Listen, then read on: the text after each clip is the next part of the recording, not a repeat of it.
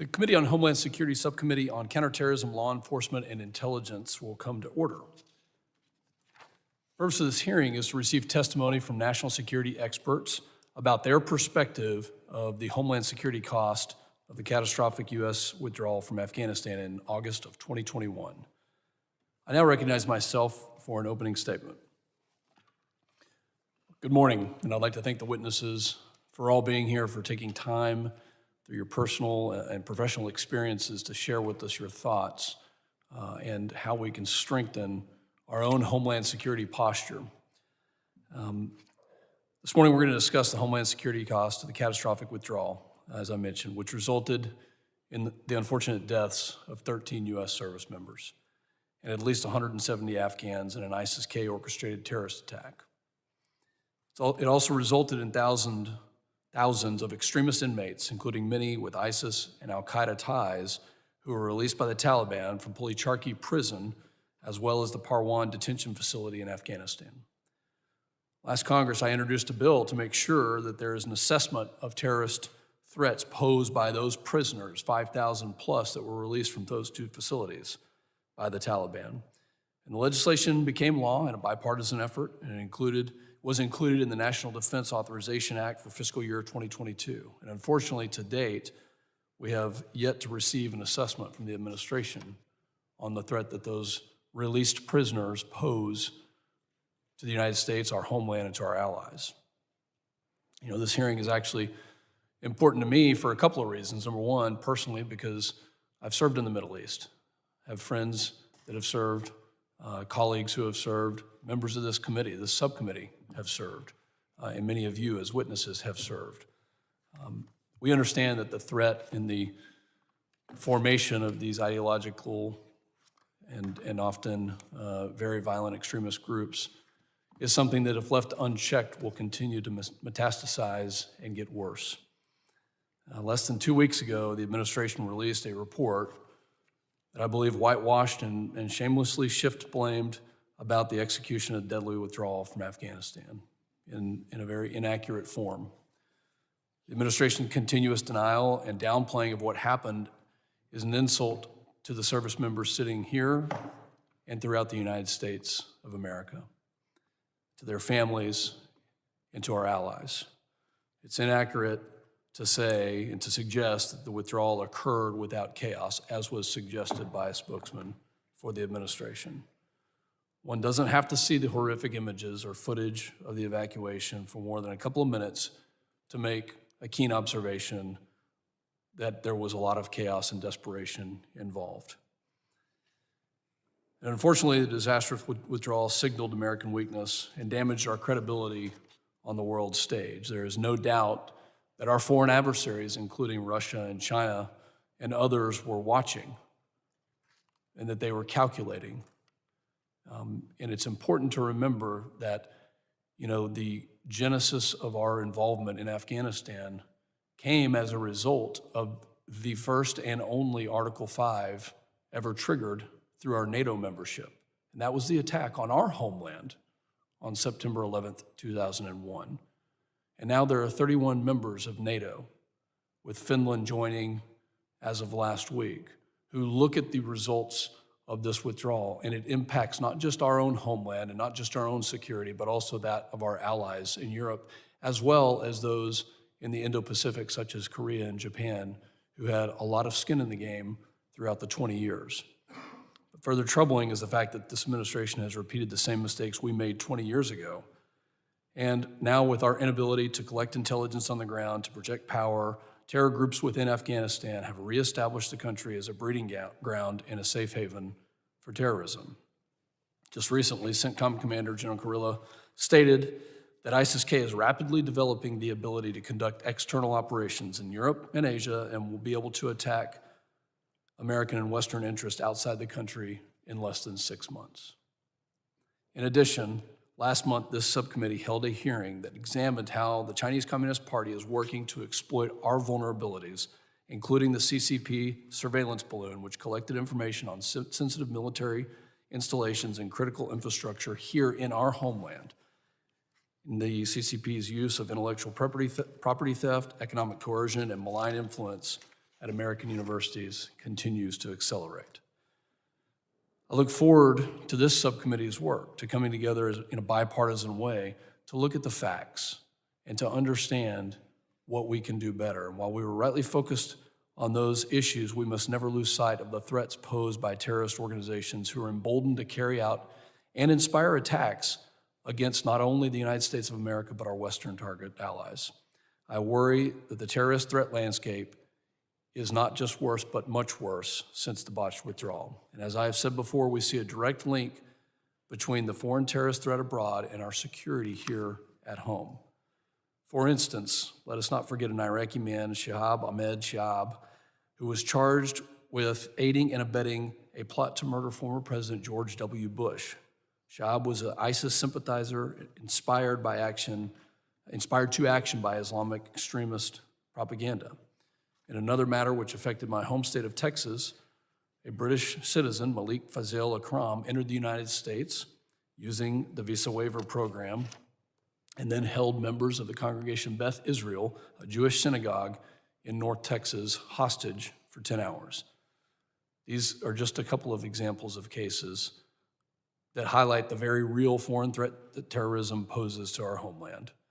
Another concern that I've continually raised is the significant increase we've seen in watch-listed individuals being encountered at the border, in particular the number which are being apprehended between ports of entry, meaning that they are not presenting themselves to be processed at the port of entry, but instead attempting to evade law enforcement.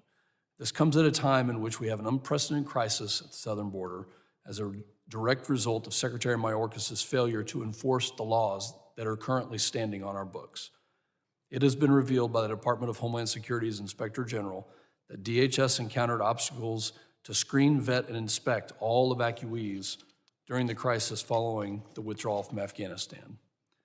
On top of that, the Pentagon's watchdog published a report which detailed its critical review of the administration's effort to screen, vet, and transport those evacuees to the United States. This subcommittee and the Greater Committee on Homeland Security intend to thoroughly examine these issues to ensure that those charged with protecting our security are acting responsibly and using their resources to properly engage the threats posed to the homeland. We must work together to protect our homeland. This committee, the Committee on Homeland Security, was formed in the wake of September 11th, 2001. It was formed directly as a result of the withdrawal that we will now be investigating and discussing today. We have to remain vigilant. We have to continue to view strength as a peace through strength and security as a peace through strength mentality. I was recently abroad and met with the Polish Prime Minister, and he said this: "I desire peace. That is why I prepare for war." Nobody wants war, but we desire peace. We have to secure our homeland, and I think that the Prime Minister is absolutely correct. Again, thank you to all our witnesses. Thank you for your time and your expertise. I look forward to a good discussion to look at a fact-based analysis of what happened and how we can protect the defense and the security of the United States. With that, I will yield to the ranking member, gentleman from Rhode Island, Mr. Magaziner. Thank you, Chairman, and thank you to our witnesses for being here today. As members of the Homeland Security Committee, we have a duty to protect the United States homeland and the people who live here from all threats, foreign and domestic. I speak for all the members of this subcommittee when I say that we honor the sacrifices and dedication of all who served our country in Afghanistan, including some of the witnesses who are here today. The American veterans of the Afghanistan war who I speak with have a broad range of opinions about the decision to withdraw. Some believe we should have stayed longer, some believe that withdrawing was the right thing to do, some believe we should have withdrawn earlier. But regardless, I want every American who served in Afghanistan to know that you made a positive difference. Thanks to you, Al-Qaeda and ISIS are operating at a fraction of their prior strength. The masterminds behind 9/11 and other heinous attacks have been brought to justice. Countless other attacks have been prevented. Lives have been saved. and our nation is safer today than it was in 2001. Now that the war is over, it is vital that we be proactive in ensuring that terrorist organizations like Al-Qaeda and ISIS-K, which have been diminished due to the sacrifice of American service members, our NATO allies, and other partners, never regain the capability to launch a large-scale attack on the U.S. homeland again. The Biden administration's successful drone strike to eliminate Ayman al-Zawahiri following the withdrawal was a positive development that showed American citizens and people around the world that we can and we must continue to take proactive steps to defend our homeland and our allies from terrorist threats. We must maintain the diplomatic, intelligence, and military capabilities to respond to threats emanating from Afghanistan whenever necessary. And we must also focus on the fact that many terror groups have begun using alternative methods, including the internet, to systematically radicalize individuals already living in the United States. This is a real threat that has already cost American lives and must be taken seriously.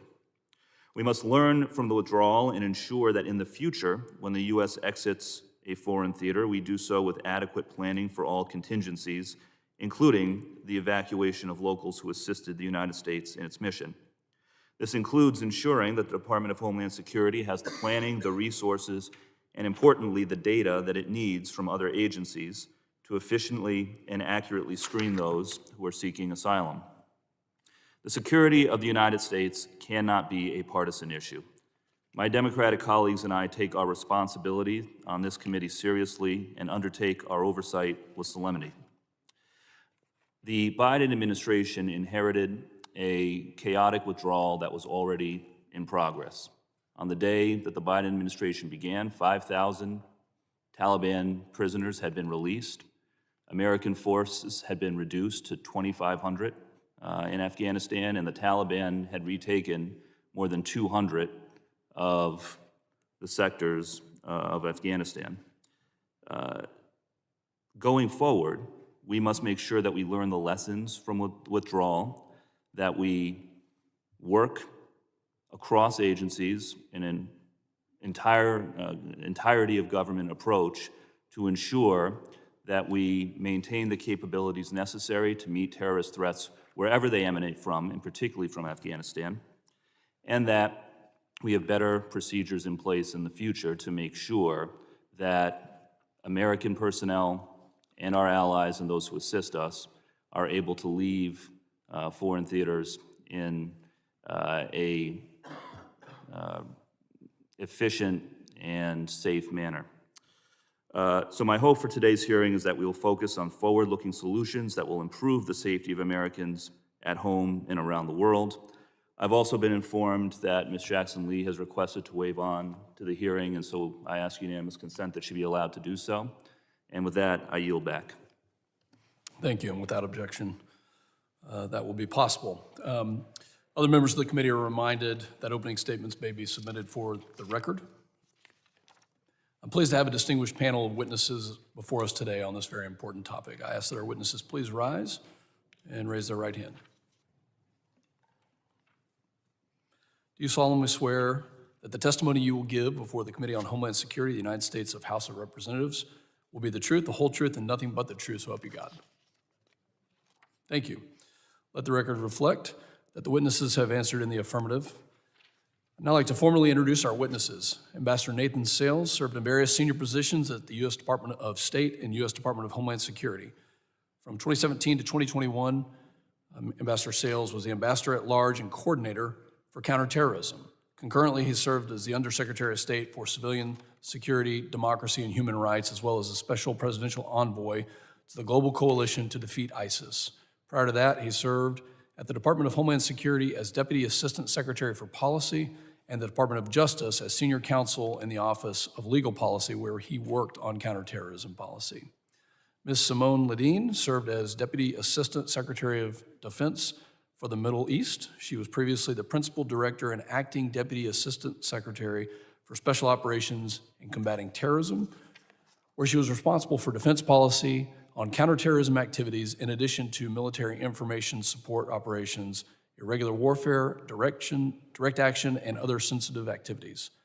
Previously, Ms. Ledeen also served as the senior U.S. Treasury representative to NATO's International Security Assistance Force in Afghanistan. Thank you for being here. Colonel Christopher Douglas is a veteran of the United States Marine Corps. Colonel Douglas served as a Marine infantry officer for over 31 years in an active and reserve capacity. He has led Marines for 5 tours in combat operations since 9/11, including leading 2 advisor teams in the Helmand province of Afghanistan. His last assignment was the Assistant Chief of Staff, G5, Strategy and Plans at Marine Corps Forces Central Command. We thank you for your many years of honorable service, Colonel Douglas. And Dr. Jonathan Schroden is the Director of the Center for Naval Analysis Countering Threats and Challenges Program, as well as the Center Special Operations Program. Dr. Schroden has supported various U.S. military commands and operations in Afghanistan, Iraq, and the Middle East, and elsewhere. We thank all of the witnesses for being here. And I now recognize Ambassador Sales for 5 minutes to summarize your written testimony and your opening statement.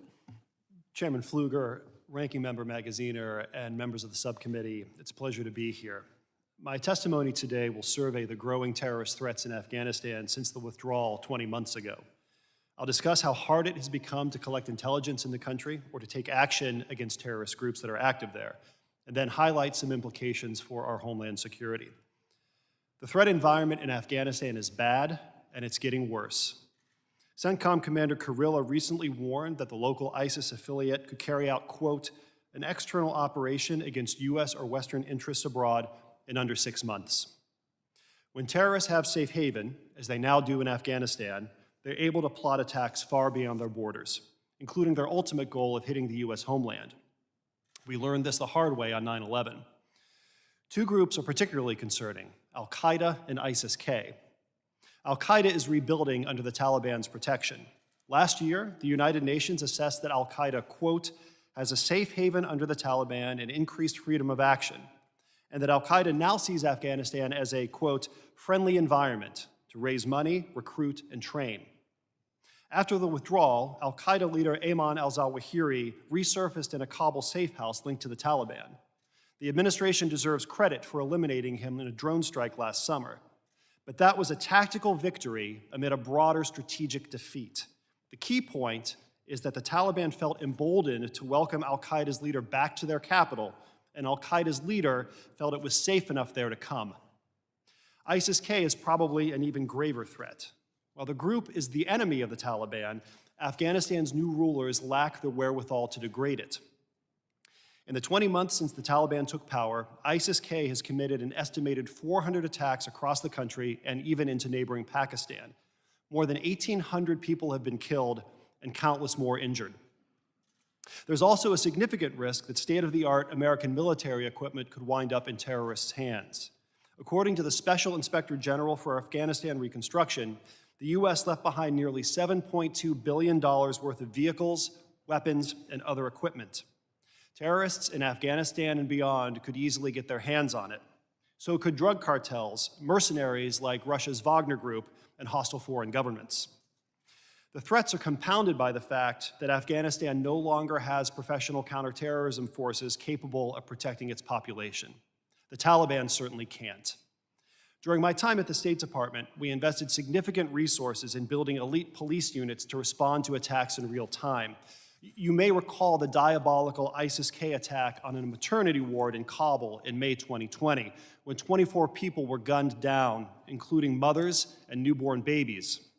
It was one of our units that responded to that attack, neutralizing the terrorists and saving countless lives. After August 2021, those units ceased to exist.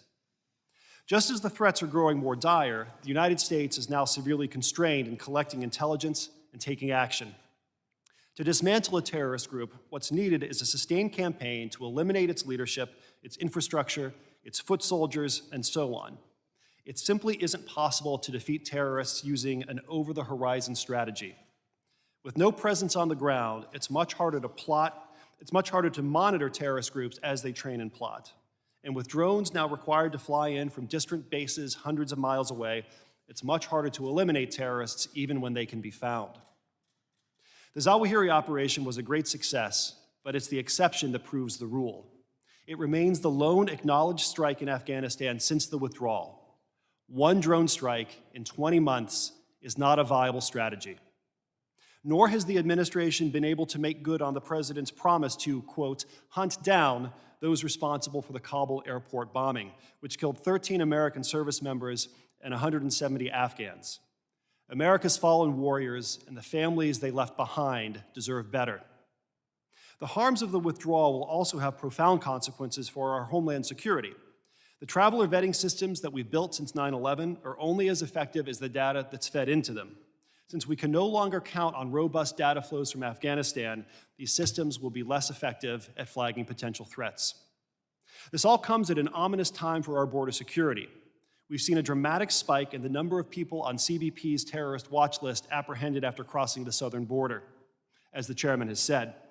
In 2022, there were 98, and so far this year, 69. We also know that terrorists have long sought to exploit our southern border to carry out attacks in the homeland. In 2011, the Iranian regime attempted to use a Mexican drug cartel to assassinate the Saudi ambassador here in Washington. A decade later, Tehran tried to use a Mexican national with ties to drug cartels to assassinate a former national security advisor. Mr. Chairman, Mr. Ranking Member, and members of the subcommittee, thank you again for the opportunity to be here. I'd be happy to answer any questions. Thank you, Ambassador Sales. I now recognize Ms. Ledeen for your opening statement of 5 minutes. Chairman Pfluger, Ranking Member Magaziner, and distinguished members of the subcommittee, thank you for the opportunity to appear before you today. My experience with the 2021 withdrawal from Afghanistan began when I started receiving requests for assistance from people trying to help contacts on the ground. The stories of chaos that I was hearing did not align with the picture that the US government was trying to paint about the withdrawal. I was invited to join a group chat that included military members and individuals with experience in the intelligence community. The chat allowed us to piece information together, forming a picture of the reality on the ground so we could help vetted people leave. It was a spontaneous volunteer effort, the scope of which we did not initially comprehend. Our strategy was to find ways for individuals who had the appropriate documentation to gain entry to the airport with the assistance of US service members who were participating in the evacuation. This was challenging with thousands of people crowding the airport perimeter. People we helped included American citizens, legal permanent residents, interpreters, intelligence assets, and some Afghan commandos. Yet as the messages rolled in, I wondered, how did we get to the point where volunteers were offering more support to evacuees than our own government? Today, I'd like to give a few examples from our group's involvement, which demonstrate that after 20 years of fighting, everything quickly collapsed. We could not identify who was running the airport. We were contacted by civilian volunteers, NGOs, universities, and corporate entities who had planes either on the ground or en route to evacuate people. However, these planes could not get in contact with anyone, nor could their passengers access the gate. Outside the airport gates, the US failed to create a safe, organized process to identify individuals who should have been permitted entry. The US government instructed American citizens to shelter in place because the Taliban controlled entry to the city and the airport, beating people, including Americans, and burning their exit documents. When the State Department said the airport was secure, we knew this was wrong. If the airport was safe, why tell American citizens to hide? For every one group that made it through, it seemed like 10 did not. Among those we helped was an Afghan woman who had worked with US intelligence on a clandestine platform. With the assistance of a Marine who ran half an hour across the airport to find her, she and her family waded through a canal of human waste to get inside the airport and are safe today. On August 25th, with virtual assistance from our team, the heroic service members on the ground rescued 25 interpreters and former contract employees of a US intelligence agency, including a double amputee who came on foot with his family. Our group also supported the evacuation of high-risk Afghans who had assisted the FBI. That evening, 11 buses filled with evacuees could not enter the airport, and an urgent security alert advised US citizens to avoid the airport gates. Despite efforts to contact authorities, American citizens were left stranded outside the gates. Some gained access only after intervention from higher-level officials. Many of the Afghans were denied entry and, to my knowledge, never made it out. A suicide bomber attacked Abbey Gate, killing 13 American service members and grievously wounding dozens more. Over 100 Afghans were murdered, including the young son of an interpreter who we had been helping moments earlier. As the airport gates were sealed shut, requests for our help continued for 300 orphans who were dispersed in the blast, music students, and religious and ethnic minorities. They did not make it inside, and I do not know what happened to any of them. Only after the Taliban had captured Kabul and Americans were taken hostage did President Biden finally address the nation. The Taliban immediately asserted its power, hunting our Afghan allies house to house. Some members of our group received torture and murder videos of their friends and former colleagues sent by the Taliban from their own victims' phones. Our Afghan allies who did not make it out now live in constant fear, many in safe houses or in third countries like Pakistan and Iran, where they are recruited by their military and intelligence services to learn what they know, learn what we had taught them. In the country where Americans have fought and died for 2 decades, ISIS Khorasan has regained immense strength, and the Taliban are the best armed terrorist group the world has ever known. Afghanistan is once again a terrorist safe haven. Many of us remember that what happens in Afghanistan, unfortunately, does not stay there. In fiscal year 2022, 98 people on our terrorist watch list crossed over our southern border that we know of, and 324 individuals evacuated from Afghanistan were allowed to enter the U.S. despite appearing on the Defense Department's biometrically enabled watch list. How many more have entered undetected? Our warfighters went into harm's way to keep us safe, but today our leaders act as if the war never happened. We must hold those responsible for the failed Afghanistan withdrawal accountable. In my written testimony, I've called for policies that would provide greater care to our veterans who are reeling from seeing their hard-fought gains abandoned. And I've also suggested ways to improve the special immigration visa process. Moreover, I think there should be an official effort to document the critical work done by volunteer groups during the evacuation so that we can model their successes in future conflict environments.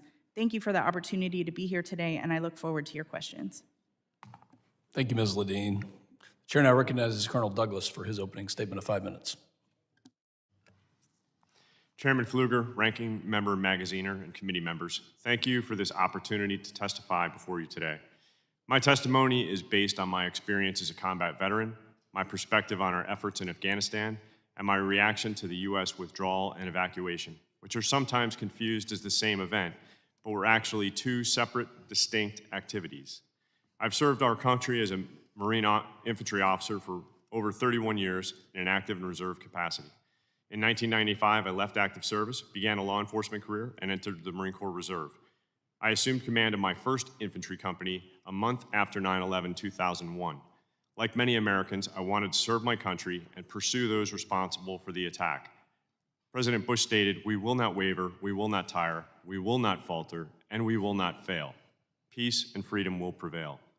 The unprovoked attacks on America, and these words remained my reason to serve. I've had the honor and privilege of leading Marines for 5 tours in combat operations since 9/11.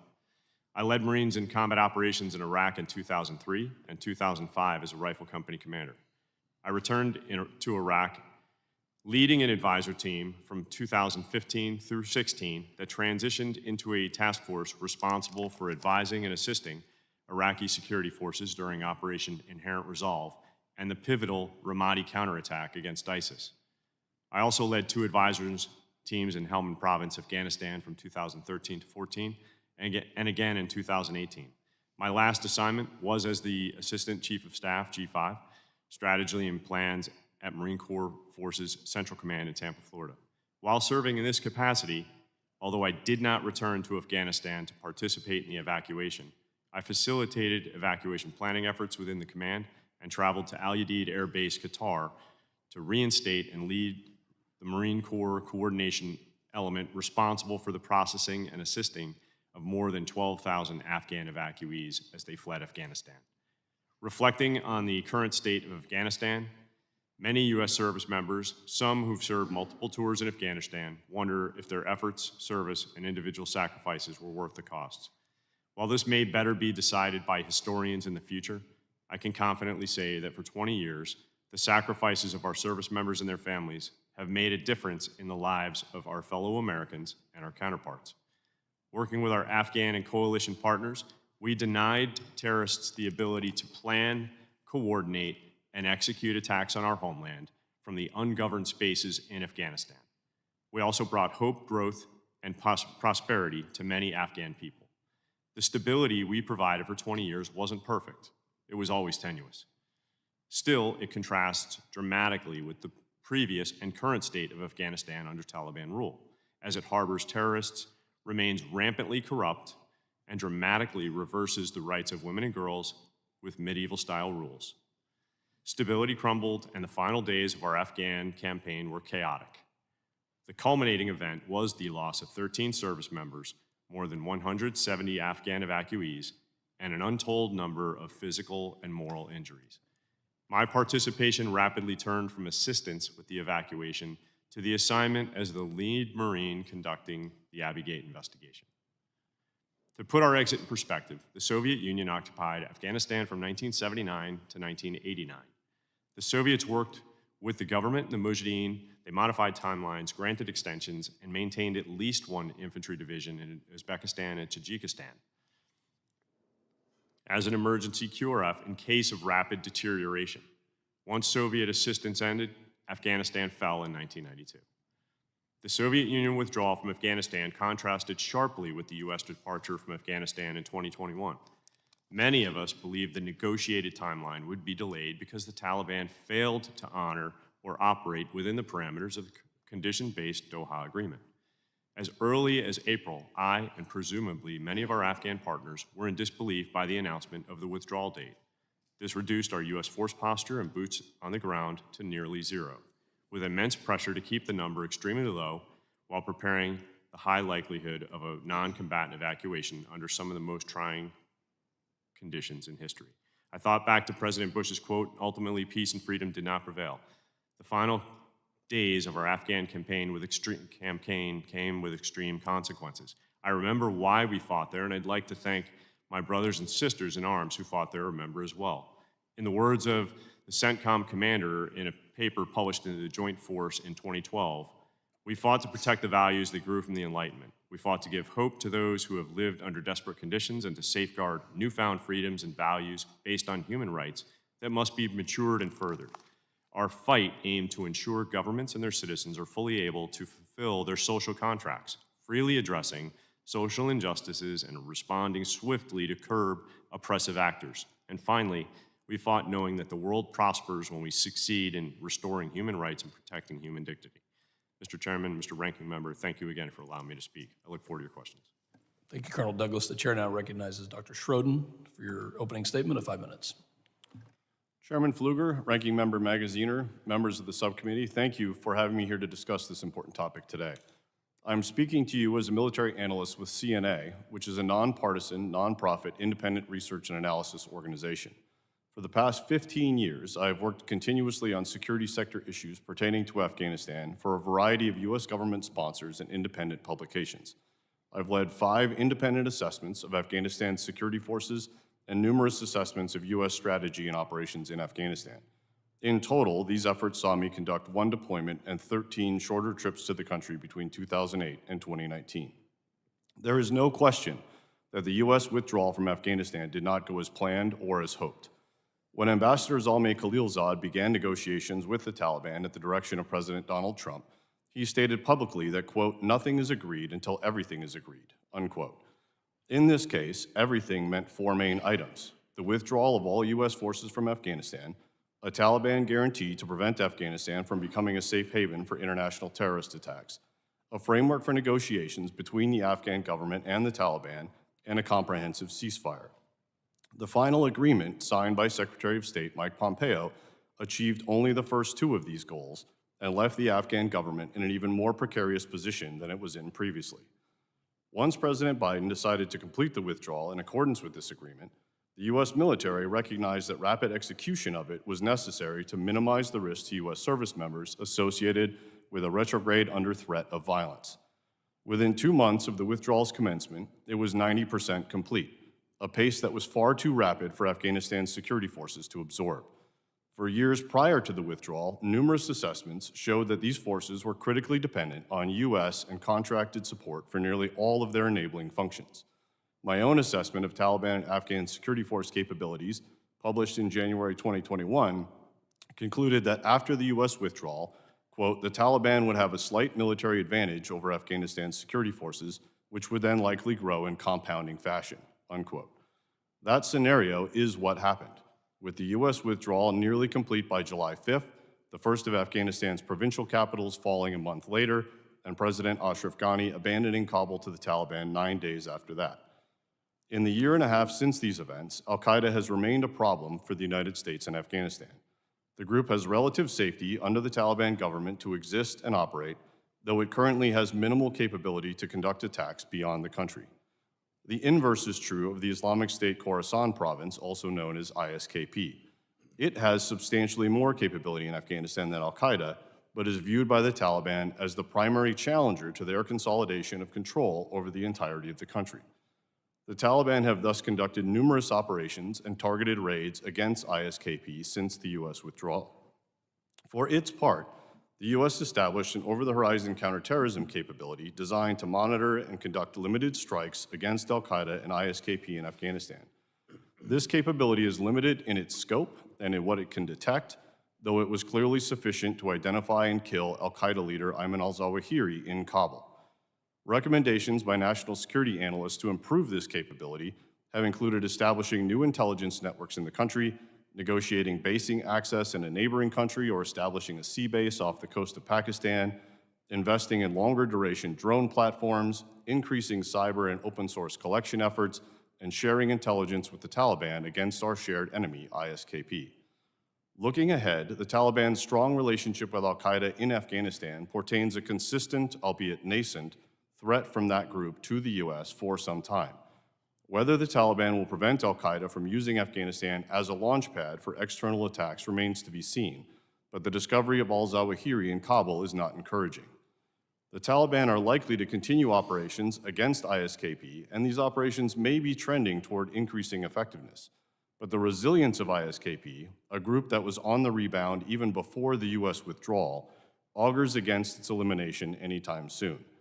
The U.S. will thus need to maintain and possibly expand its over-the-horizon approaches to counterterrorism in Afghanistan for years to come.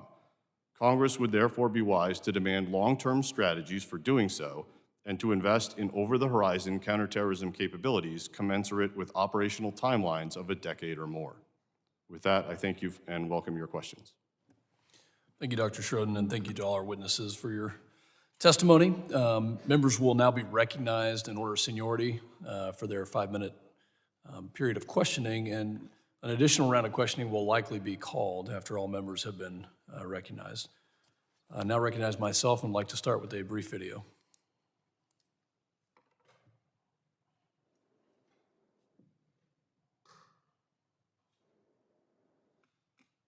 This could have been handled, this actually could have been handled better in any way? No mistakes?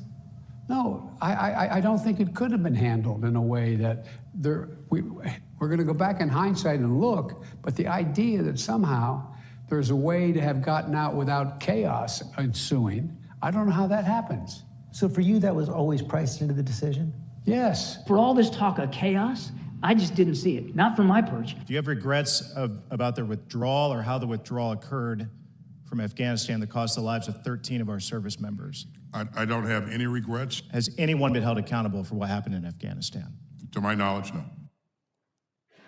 This hearing is not about the decision to withdraw. This hearing is about the effects that a chaotic withdrawal has on our security because it has not been investigated or looked into. I have a couple of yes or no questions. We'll try to go quickly. Do you believe that the withdrawal from Afghanistan was chaotic? We'll start with Ambassador Sales. Yes, it was. Ms. Ledeen, Yes, it was. Colonel Douglas, Yes, it was. Dr. Schroden. I wasn't on the ground, but certainly the videos and the accounts of what happened are in line with that. Okay. Ambassador Sales, do you believe the processes in place for screening and vetting by the Biden administration, in particular DHS, were sufficient to protect our homeland? No, Congressman, I don't. Okay. And Ms. Ledeen, do you, to the best of your knowledge, believe that anyone from the Biden administration has been held accountable or that there has been a review that the American public deserves to see about the withdrawal? Mr. Chairman, there clearly has not.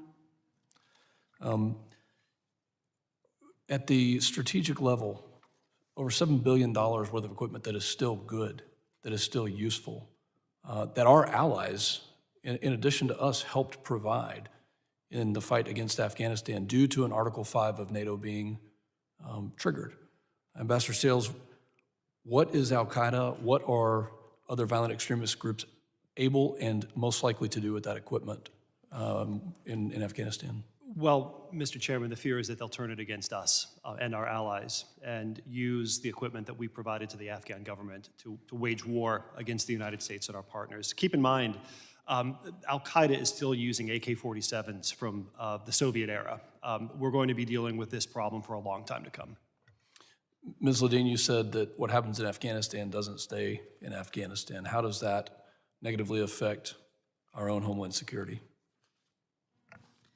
To add on to what Ambassador Sales rightly said, the Taliban reportedly are also engaged in weapon sales, selling our weapons that we left behind.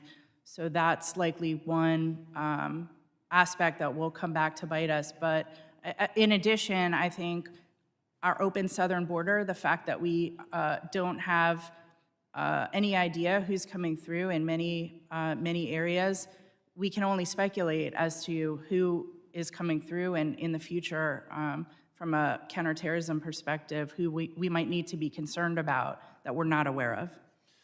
Colonel Douglas, you served for 31 plus years. In that time, when you looked at the commander-in-chief, did you ever blame the previous commander-in-chief for the policies that were being executed during your service at that time? Sir, I've had the opportunity of serving under 4 presidents since 9/11. And I can say that while there are enough successes and failures through Afghanistan that every administration can take credit or be held accountable for, at the same time, the Taliban were not being held accountable to the conditions of the agreement. And so that's this administration. Let me be specific. When the commander-in-chief makes a decision, is that their decision or is that the previous administration's decision? So when the commander-in-chief makes a decision, that's his decision. Okay. You can't base that on anybody else, but your accountability is at the top. Dr. Schroden, from your perspective, what type of analysis should be done right now? And where should we be focused? What keeps you up at night? What threat keeps you up at night right now? Well, to be honest, the most significant, statistically significant terrorist threat to U.S. citizens right now comes from religious and ethnically motivated violent extremists here in the United States. So that's what keeps me up at night, is that particular threat. The threat from jihadists abroad has increased, but it has increased since 2018 as a result of the broader decision to effectively try to end the war on terror and draw down U.S. counterterrorism assets across the globe in order to focus more wholesomely on strategic competition with the likes of China and Russia. Thank you. My time has expired. I now yield to the ranking member, Mr. Magaziner. Thank you, Chairman. My hope, again, is that today's hearing will focus on forward-looking solutions that will improve the safety of Americans at home and around the world. The American people want bipartisan solutions and not hyperpartisanship. My hope is that going forward, this hearing will retain that focus. But it's also important that the American people know the facts.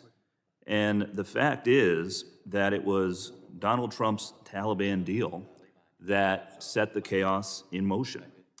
That Trump-Taliban deal did not include a comprehensive ceasefire, did not include any plan for providing protection for Afghan nationals who risked their lives to assist American service members, no protections for the Afghan government, no guarantee that the United States could continue to engage in intelligence gathering or other operations to root out terror threats in Afghanistan. The Trump-Taliban deal allowed 5,000 Taliban soldiers to be released from prison prior to the start of the Biden administration. And to celebrate the signing of the deal, President Trump planned to invite Taliban leaders to Camp David, only canceling after the American people found out and were rightly outraged at the notion. In the months following the signing of the deal, Taliban attacks in Afghanistan increased by 70% to nearly 100 attacks per day over the same period the previous year. So, look, we can point fingers all day long. I think what the American people want us to do is focus on the future and focus on how we can reduce threats to the American people and the American homeland going forward. So, Dr. Schroeder, I'll ask you to expand on the final points that you made in your testimony. What type of capabilities should we focus on developing and strengthening in order to mitigate terror attacks from abroad? Well, I think specific to Afghanistan, right, we are in a situation where the bulk of our intelligence, at least as it's openly discussed, comes from flying drones from many hundreds of miles away, air bases in the Middle East, over Pakistani air base and over Afghanistan. Roughly 50%, if not slightly more, of their available sortie time, their flight time, is dedicated to transiting to and from Afghanistan, leaving them only about 50% of their availability to gather intelligence over the country itself. So there are a couple of ways that one could try to increase the efficiency of that approach, right? One is to invest in drones that have longer duration time, and there are variants being developed now that could do that. Another would be to try and shorten the transit time by negotiating a basing agreement in a neighboring country or trying to establish perhaps a lily pad or some type of sea base off the coast of Pakistan. So those are immediate things that I think could be done, or at least attempted to do. And then trying to reestablish our intelligence collection on the ground through human networks in Afghanistan is a harder and likely longer-term prospect. But again, given the timelines I described of likely facing these threats for at least the next 10 years, if not longer, those types of efforts, even if they have longer payoffs, are worth investing in now. And can you expand on your comment about gathering open source and signals intelligence to try to mitigate terror threats from Afghanistan as well? Sure. In this day and age, and I think you've seen this with the war in Ukraine, as well as a number of other, the Chinese balloon incident, et cetera, there is a wealth of information available through open source channels, through social media, that can be harnessed in ways that was previously unavailable to us. I'm an avid Twitter user, right? I follow a lot of Twitter accounts coming out of Afghanistan. There is a lot of very interesting information that could be used and combined with actual intelligence gathered by the United States to paint a much richer picture of what's happening in Afghanistan than we might have been able to do in the past. The intelligence community has sort of usually, traditionally been reticent to rely that much on open source reporting because they don't control where it comes from. But I don't think we have the luxury anymore, especially with respect to Afghanistan, of only relying on sort of exquisite intelligence that the U.S. collects. We need to expand and include open source information as well. And do you agree that foreign terror organizations, including possibly in Afghanistan, are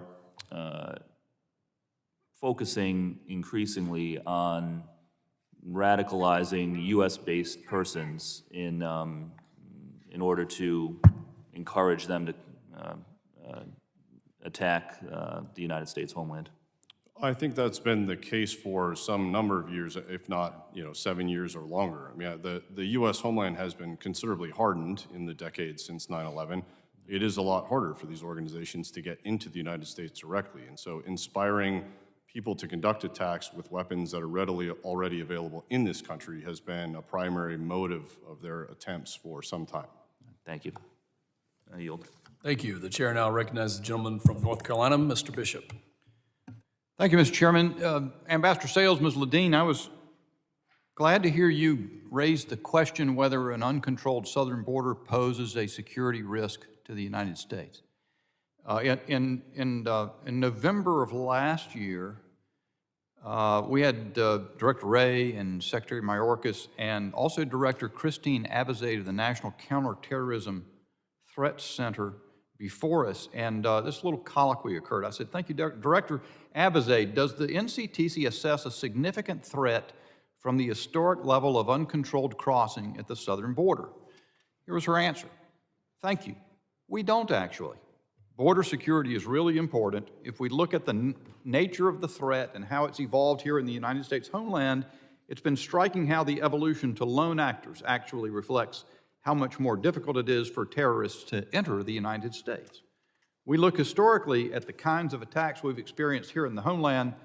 None of them have been connected to major illegal crossings or otherwise from the southwest border. And then she finished, that said, it remains a top intelligence priority. Does that provide you comfort, Ambassador Sales? Well, Congressman, I have to say that I'm considerably more worried about the state of our border security. As I indicated in my written statement, we've seen a dramatic spike over recent years in the number of known or suspected terrorists who were apprehended coming across the southern border. From zero several years ago to 95 last fiscal year to 69 so far. And those are just the ones we know about. Thank you for that. I find myself in agreement. I asked Secretary Mayorkas back in April of last year, how do you know that none of the 2.6 million, including the 600,000 gotaways, you don't even know who they are?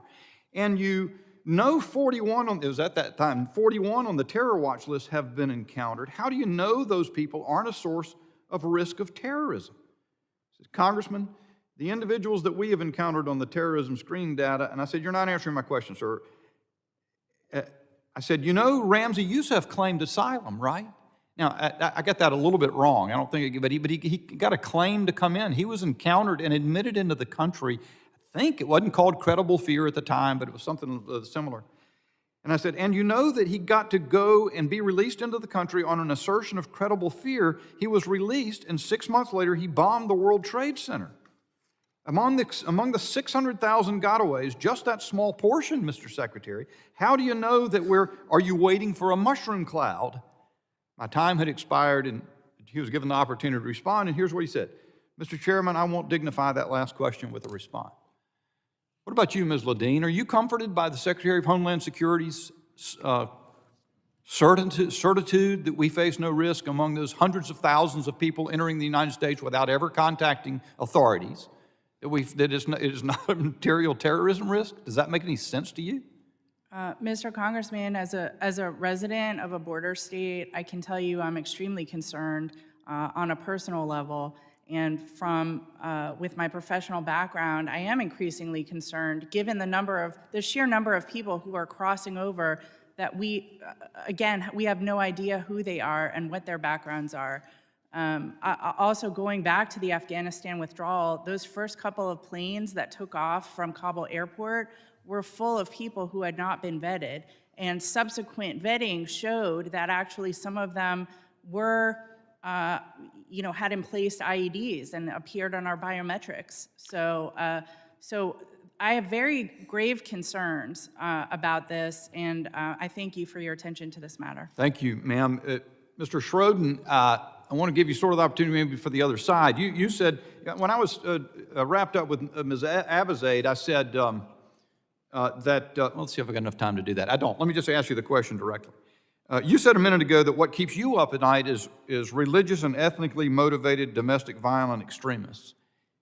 Given the 600,000 gotaways, and actually I think that number is bigger now. I have a hard time keeping the number. I know that when I talked to Secretary Mayorkas, that was what we thought in April last year. How do you know that DVEs are a bigger threat than someone who's lurked in among the 600,000 we've never contacted? Well, so I can't speak, sir, to that with any particular analysis that I've done on myself or done by myself. My comment earlier was based on the intelligence assessment of the Office of the Director of National Intelligence, who concluded that REMVs are the greatest terrorist threat to the United States citizens right now. You know, it's interesting, and I hear that all the time from officials here, and my time's about to, but Liz's final comment.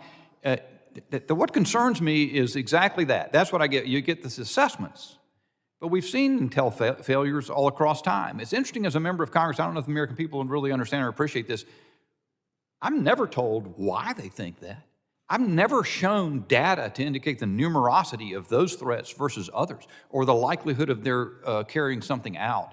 It's a very frustrating thing for me as a member of Congress, I'm fairly new, to see that phenomenon exist, but it's interesting to me because you're in the same spot I am. They say that, but it doesn't make sense.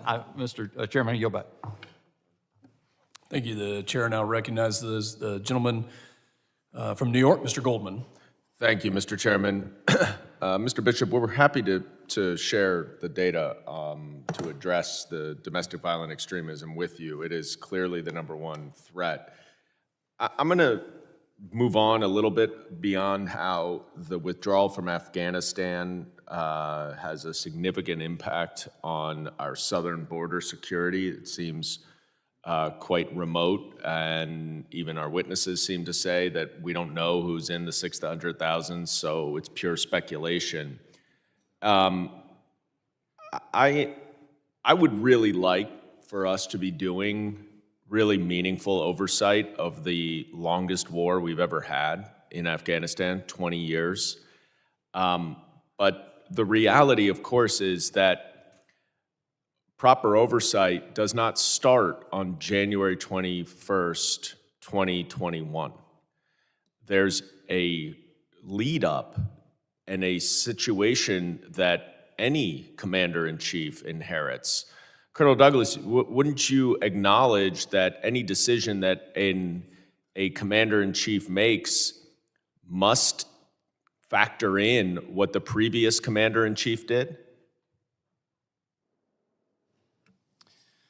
So while that might be a factor, I think what we also have to take into account is the advice that was provided through military officials, and that was the retention of 2,500 personnel to maintain stability and security in Afghanistan.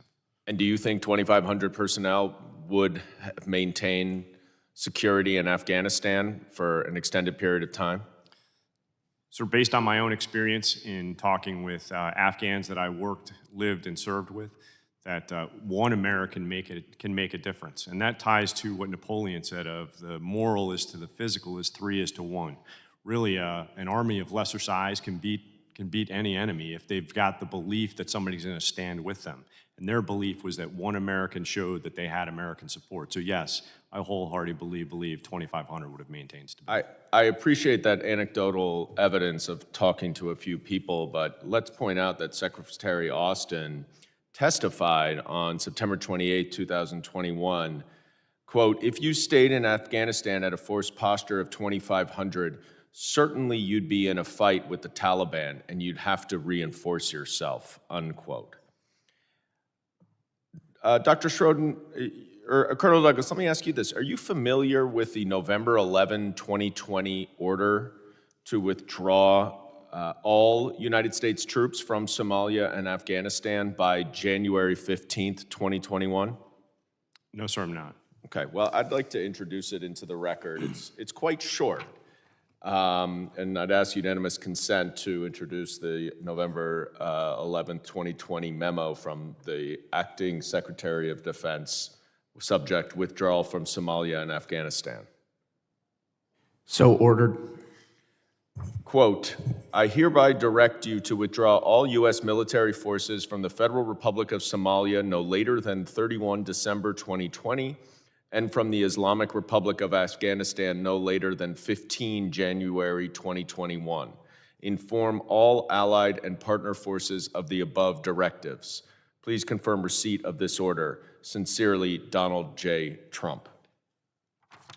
Now, Chairman Milley has previously testified before Congress that he received this order from the White House's personnel director, the PPO director, Johnny McEntee, and that it had not been vetted by anyone in the Department of Defense.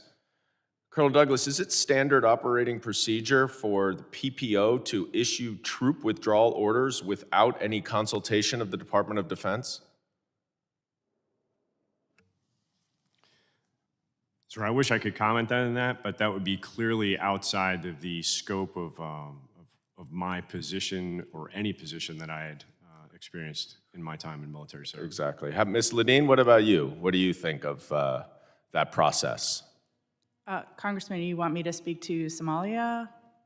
No, we're here on Afghanistan and getting an order from PPO that wasn't vetted through DOD. Is that standard operating procedure? I was operating at a level well below having any ability Ambassador to Sales? that. Congressman, that's not normal, which is why the White House retracted that order that you referred to. Right. And then they said that there'll be a drawdown of 25 to 2,500. Is that right? That's correct, which is the current number of troops we have in Iraq. All right. I guess my time is up. I would just mention to our majority that I think we all on this side recognize that meaningful oversight of the withdrawal of Afghanistan is very important, and we should be doing that. but we should be focusing not on what started January 21st, 2021 to the present, but throughout the 20-year war, and especially on what prompted the drawdown to 2,500 troops and the order to withdraw all troops from Afghanistan. That has to be part of meaningful oversight, and I hope it can be as we move forward. I yield back. Thank you. The chair now yields to himself. Hope I said that right. All right. Ambassador, this question's for you. Are you familiar with the saying, peace through strength? It's one of my favorites, Congressman. Ambassador Sales, with all your experience in homeland security and counterterrorism, what does this saying mean to you? Well, Congressman, it means that overwhelming American military capability is capable of deterring our adversaries, whether we're talking about nation-state adversaries such as the Chinese Communist Party or Russia, or on a smaller scale, terrorist groups like ISIS, like Al-Qaeda. If the United States has the meaningful ability to deploy overwhelming force against our adversaries, we are far less likely to have to do so. Colonel Douglas, in your own words, what do you think would be the opposite of peace through strength? It'd have to be weakness, sir. The opposite.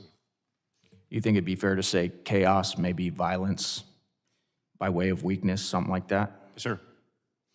Ambassador Sales, are you aware that shortly after our disastrous withdrawal from Afghanistan that Russia invaded Ukraine? I am, Congressman. Another current event, Ambassador, are you aware that China flew a spy balloon over the entire U.S.? I'm aware of that, sir. Are you, this is for the entire panel. Are you guys aware that many of our economic partners and allies around the world are ditching the U.S. dollar right now, putting the dollar in danger of no longer being the global reserve currency? Well, Congressman, I wouldn't necessarily consider Lula's Brazil a partner of the United States, but the broader trend you've identified is exactly right. Thank you, Ambassador. Ambassador Sales, I'm wondering if, like any of the constituents that I talked to, you see any connection between the weakness and incompetence that we showed in Afghanistan and some of these other world events that I just mentioned, or if you think that this is just a spurious, non-connected chain of events. Well, Congressman, if I could take this back to Osama bin Laden, I think he said something that is instructive several decades ago. When people see a strong horse and a weak horse, they prefer the strong horse. A weak America invites aggression. A weak America invites instability. And to the extent the United States appears weak on a world stage, that's not only bad for our homeland security, it's not only bad for our national security and foreign policy interests, it's bad for the stability and security of the whole world. Thank you. Colonel Douglas, you were a Marine officer for 31 years, is that correct? Yes, sir, it is. I'm just a Navy guy, and I'm familiar that in the Marine Corps, you guys often like to joke around and say you're the men's department of the Navy. Is that correct, Colonel? Sir, I've never said that. You and I share some close associates. Thank you for your tact, Colonel. I appreciate that. Colonel, in your opinion, who does bear the ultimate responsibility of the dead Marines, the billions of gear we left behind, the equipment left behind, and the global chaos we see unfolding after the Afghanistan withdrawal? Sir, I think the president said it best when he said the buck stops here, and I think that's where we need to stay, is the buck stops here. Colonel, in the Marine Corps, when they were teaching you guys leadership, what they teach you about accountability? The one thing that, one of the many things they taught us was you can delegate responsibility, you cannot delegate accountability. Colonel, do you see any accountability for this withdrawal of Afghanistan and our dead Marines? At this point, we have not seen accountability. Colonel, what would you like to see happen going forward? Acknowledgement that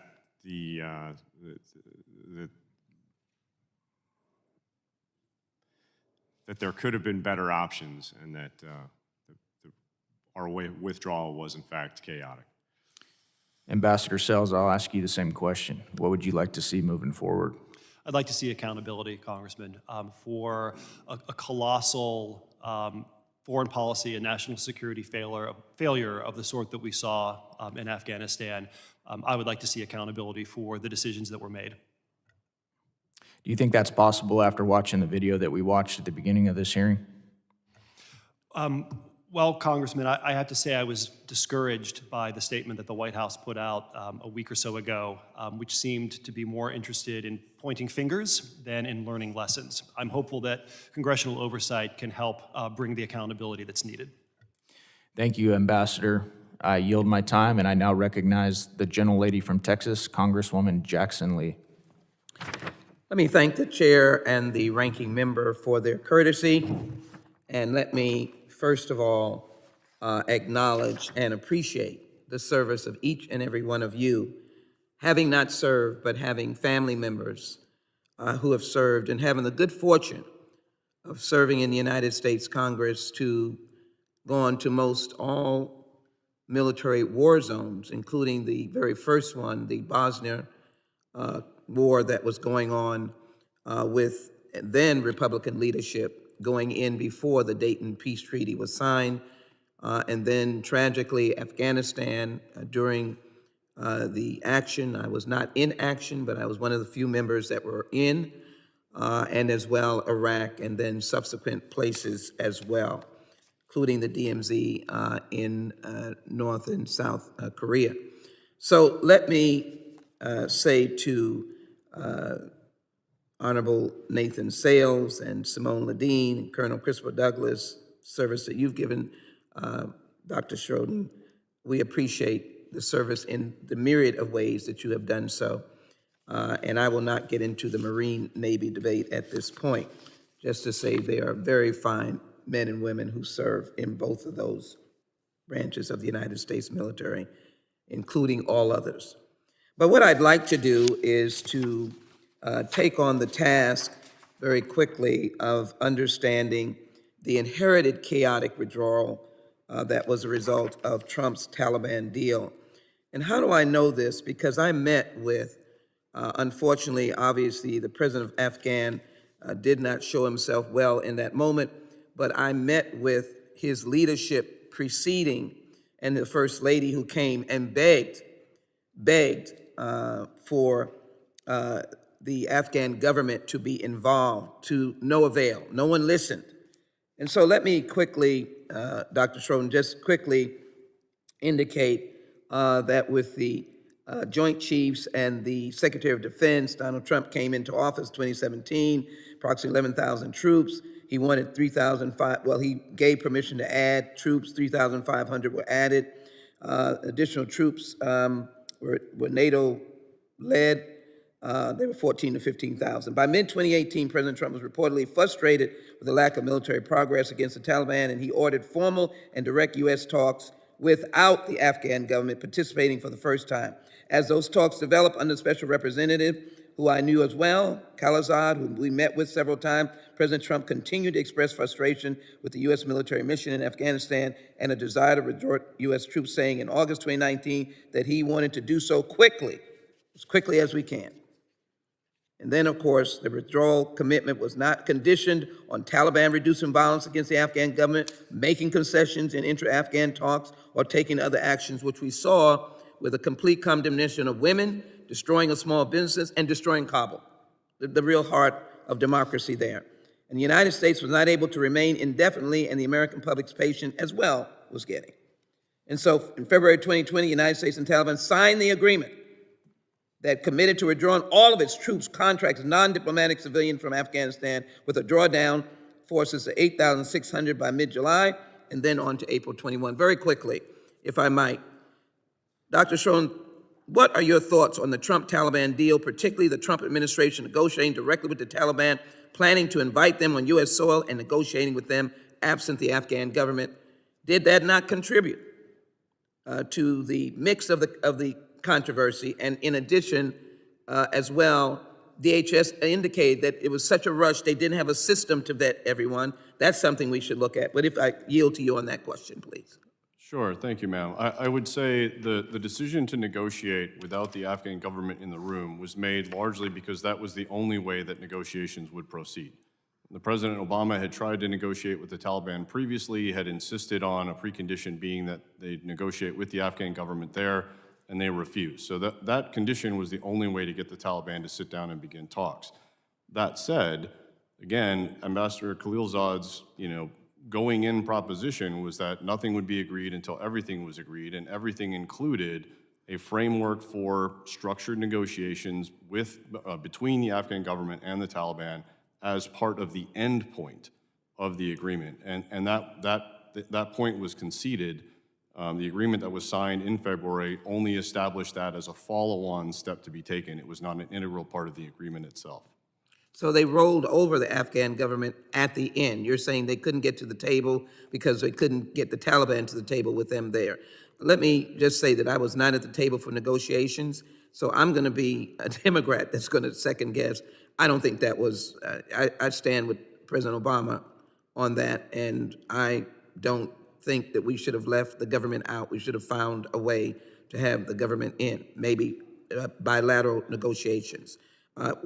Was there anything that you saw that resulted in, can you just be specific, that resulted in the calamity because the Afghan government was not in the end results, if you could? So I wasn't involved in the negotiations directly, so I can't speak to specific, points of discussion. Certainly the Afghan government was frustrated by the fact that they were not in the room. President Ghani and his national security advisor expressed that frustration quite openly, to include in hearings here in Washington, D.C. on multiple occasions. And so, yes, they were quite frustrated by the fact that they were not in the room for those talks. Do you see any homeland implications on The gentlelady's time has expired. And I thank the gentleman. Could I just let him answer, Mr. Chairman, this last point? Ma'am, you're a minute and 15 seconds over. Am If we can make it real quick, I'll let you. Homeland security implications of the agreement signed. The Homeland Security is really outside of my area of expertise, ma'am, in terms of the DHS aspect of it. All right, thank you. I yield back. I only let you go longer because you said something really nice about the Navy, but, all right. All right. I truly believe it. Thank you. I yield back. I now recognize Mr. D'Esposito from New York. Well, thank you, Mr. Chair, and good morning, everyone. To our panel, thank you for being here and thank you for your service. One of the things that we discuss regularly is the view of America's credibility on a world stage. Ambassador, I would have to ask, do you believe that America's credibility on the world stage has been damaged as a result of the Biden administration's catastrophic withdrawal from Afghanistan? It gives me no pleasure to say it, Congressman, but I do. It gives none of us pleasure, to be honest. Do you agree that our foreign adversaries like China and Russia perceive the botched U.S. withdrawal from Afghanistan as a manifestation of American weakness? And please just elaborate a little further on it if you could. I'm afraid they do. I think it's difficult to answer these questions as a private citizen who lacks access to U.S. government collection on these matters. But it stands to reason that if a foreign adversary sees the United States run out of Afghanistan in chaos, and let's be clear, it was chaos. 13 dead service members is chaos. Afghans falling to their deaths from airplanes is chaos. If foreign adversaries see the United States humiliated in such a manner, they will calculate that the United States can be pushed back at low cost to them. Well, thank you. Mr. Chair, I yield back.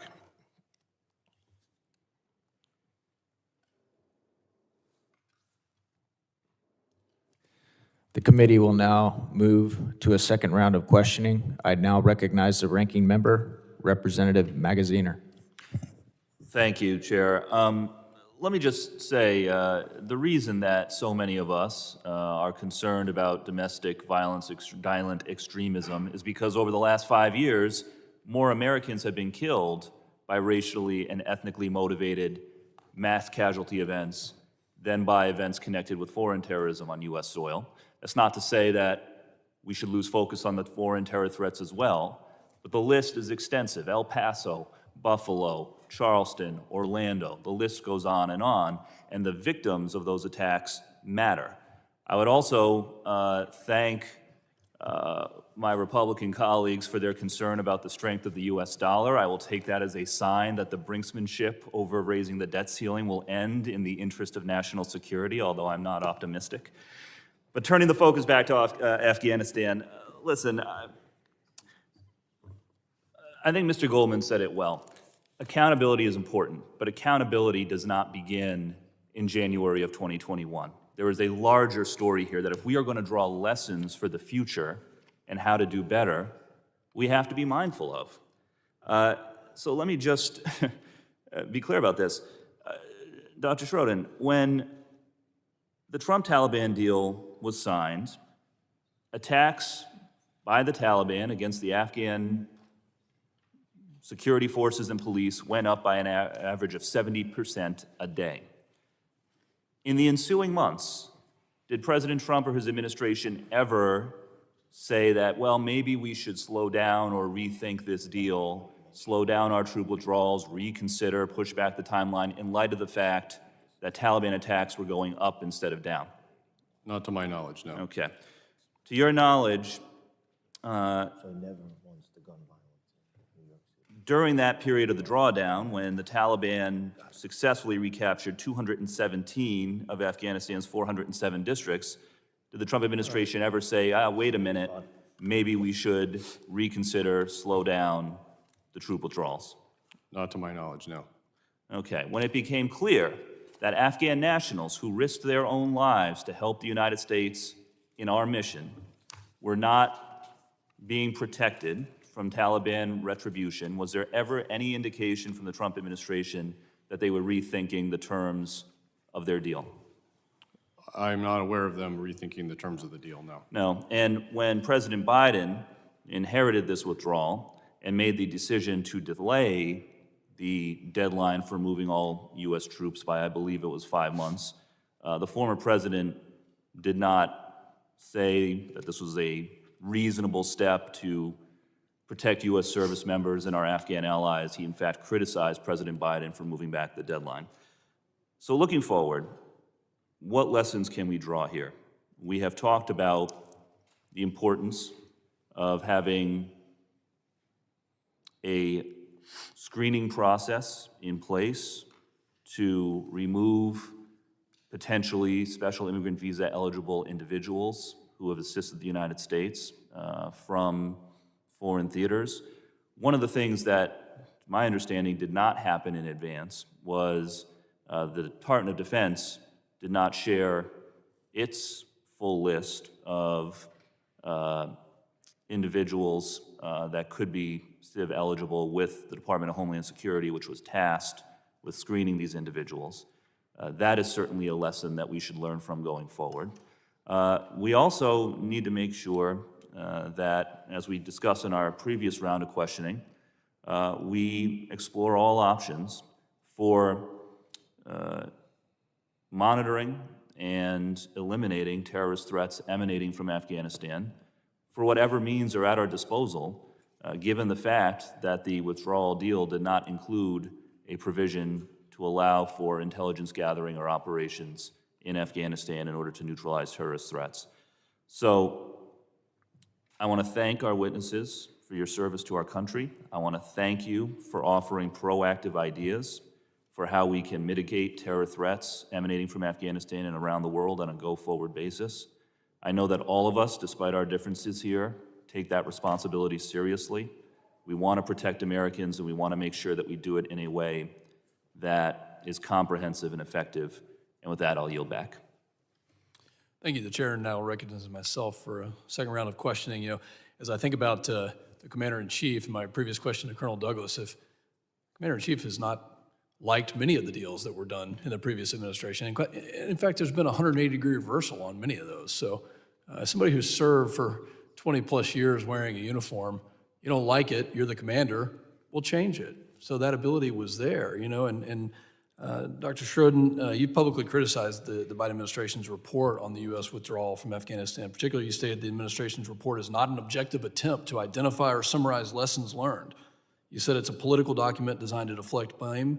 And you also said at the end of the day, Biden is president who made the call, and the disastrous withdrawal occurred on his watch. Is that true? Yes, that's true. Okay. Look, if we're going to have a discussion about the facts and what happened, when you're the commander-in-chief, you have a 4-year period, and you can make those decisions.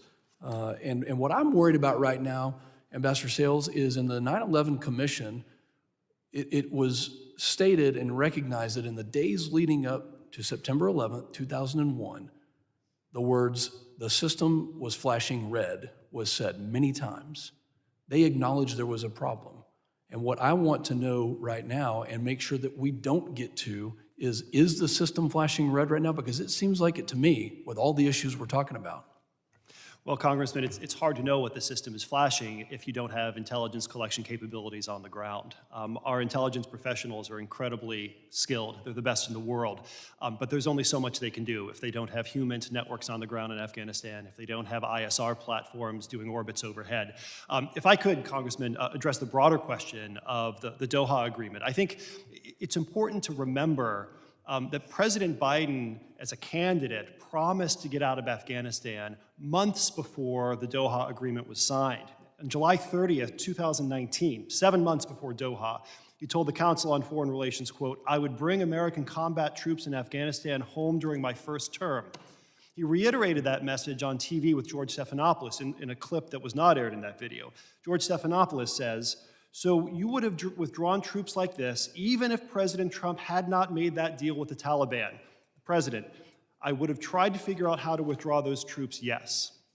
And Mr. Chairman, if I may, just one last comment about the terms of the Doha Agreement. I'm not here to criticize the deal. I'm not here to defend the deal. But one thing that is important to recall about the deal is that it was conditions-based. If the Taliban did not meet their obligations under the deal, then the United States was released from its obligations under the deal. And this is exactly what Secretary of Defense Mark Esper said in March of 2020. I quote, "Doha is a conditions-based agreement. If we assess that the Taliban is honoring the terms of the deal, the U.S. will reduce our presence toward a goal of 0 in 2021. But," and this is the key quote, "if progress stalls, then our drawdown likely will be suspended as well." President Biden did not have his hands tied by the Doha Agreement. He made a decision months before the Doha Agreement to withdraw, and the agreement gave him all the flexibility he needed to adjust his approach. Conditions-based.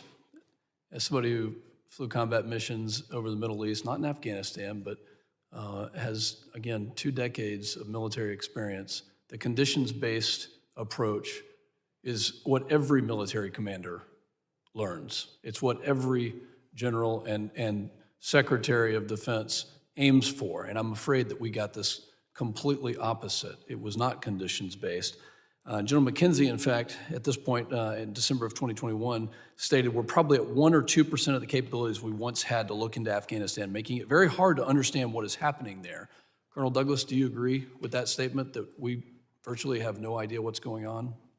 I would have to agree with General McKenzie on that. I mean, bottom line is even if we have an over-the-horizon capability, it's best to find humans with humans. Ms. Ledeen, your thoughts? You previously said that what happens in Afghanistan does not stay in Afghanistan, and that lack of intelligence, how does that negatively impact our security? Mr. Chairman, as someone who served 2 tours in Afghanistan, working with the intelligence community, I can tell you that we were successful based on our human-enabled signals intelligence. We have incredible tools, but they're also limited in the sense that they need to be focused in the correct place to get what we need.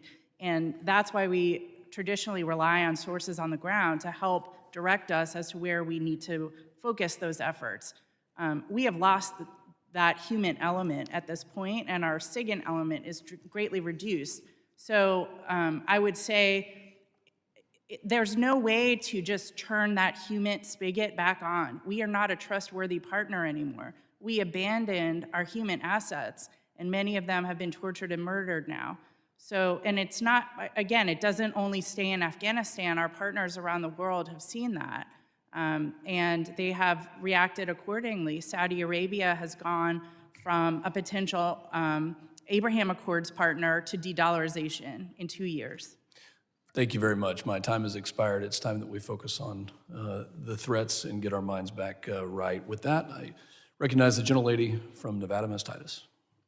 Thank you, Mr. Chairman. Since we're on this agreement, I would ask you, Dr. Schroden, what do you think of the agreement? Do you think that negotiating directly with the Taliban without the Afghan government present was a good idea? Talk about lack of intelligence. We didn't have their input when they negotiated this deal. Do you think also that future Homeland Security implications can come from our commitment to the deal?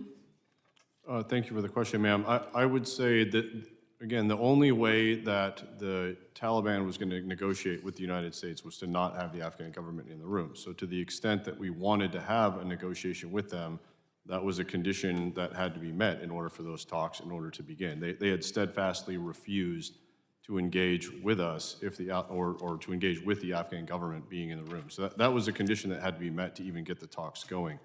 That said, one of the goals of the talks at the outset was to include a structured framework for the Afghan government and the Taliban to talk and to reach agreement on sort of a future, governance structure for the country.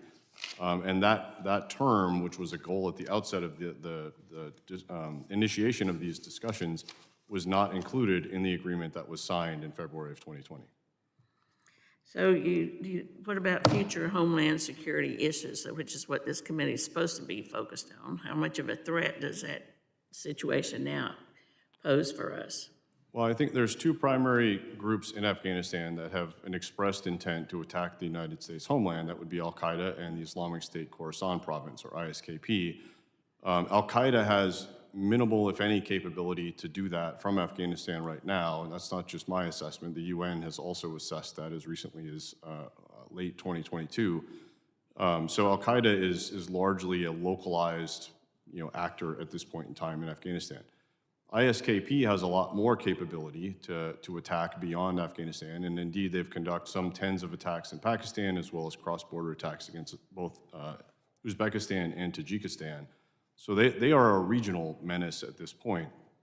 They don't currently have the ability to attack the United States homeland, nor to my knowledge have we detected any intent or any sort of planning or activities on their part to do that.